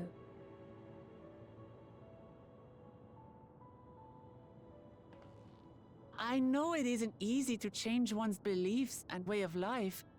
The Mamolja had their reasons for their reliance on blessed siblings, much as you have yours for souls. But if we defeated Zorolja, you'd be able to make all the decisions, right? Then we could work together to fix things, restore your realm to where it belongs, and see where we can go from there.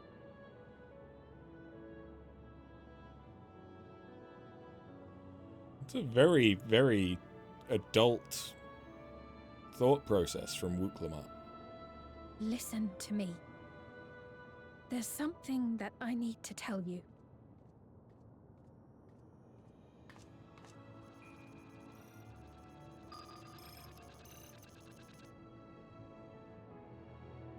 What is it?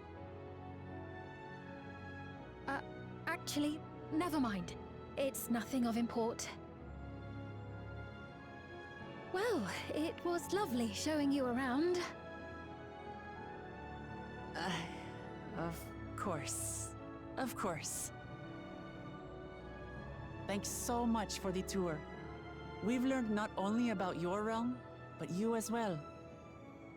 For now, our priority is Zorolja. But once we've dealt with him, perhaps I can return the favor and show you to Lihiolal. I'd like that very much.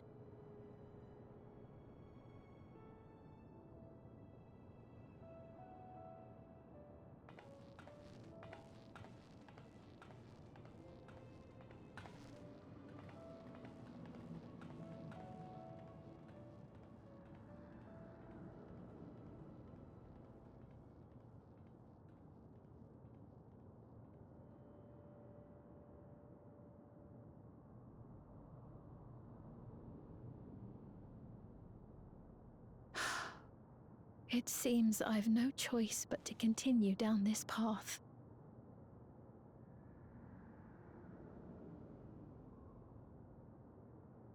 Forgive me, Vau Wuklamart, but I must disappoint you.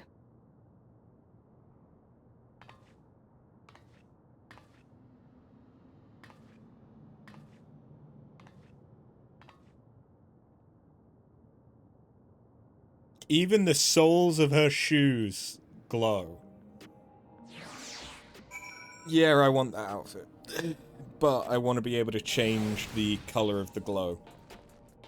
Unlike the elemental armor set.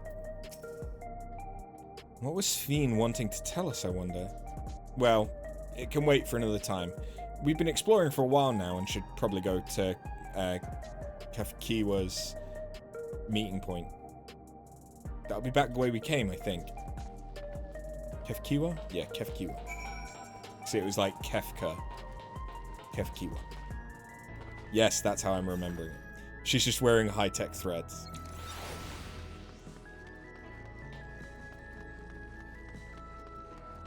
It's just, I want... Like, I love the elemental armor set. I love the Omega armor set. Like, that just looks cool as fuck. But I can't change the glow on the gloves. Let me change the glow, you know?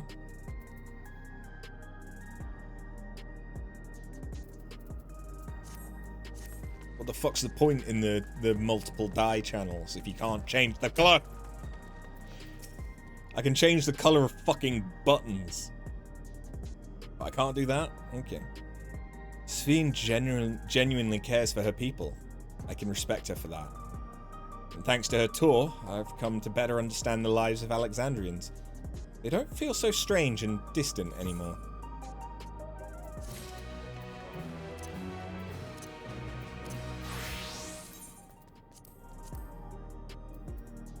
Maybe when they go back and put multiple dye channels on the older gears, each patch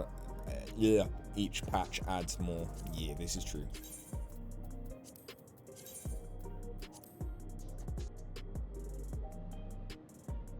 Okay, so these are very similar to the weapons that Zeralja is using. And I think we're now on level 98. Yeah, 98. So I don't think we're very far off from being done. I mean, there's one more zone. Obviously, we've not finished off Heritage Found. But there's one more zone, combat zone, as well. But historically, the last zones tend to not take as long as some of the other zones. So, yeah, we'll see. But I am going to call it here for today, because I need to feed the furry one and myself.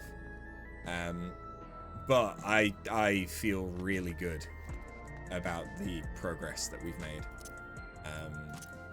And I feel pretty good about there being stuff that I can do off stream. Not that I necessarily will, but there is stuff. If you recall, the last zone took longer than the others. Oh. Okay. Fair enough. And yeah, I guess next stream should be Tuesday, which means that it could also be the day that we put a bid in for an FC house. But yeah, thank you very much for watching, and I'll catch you next time. Have a good one. Later.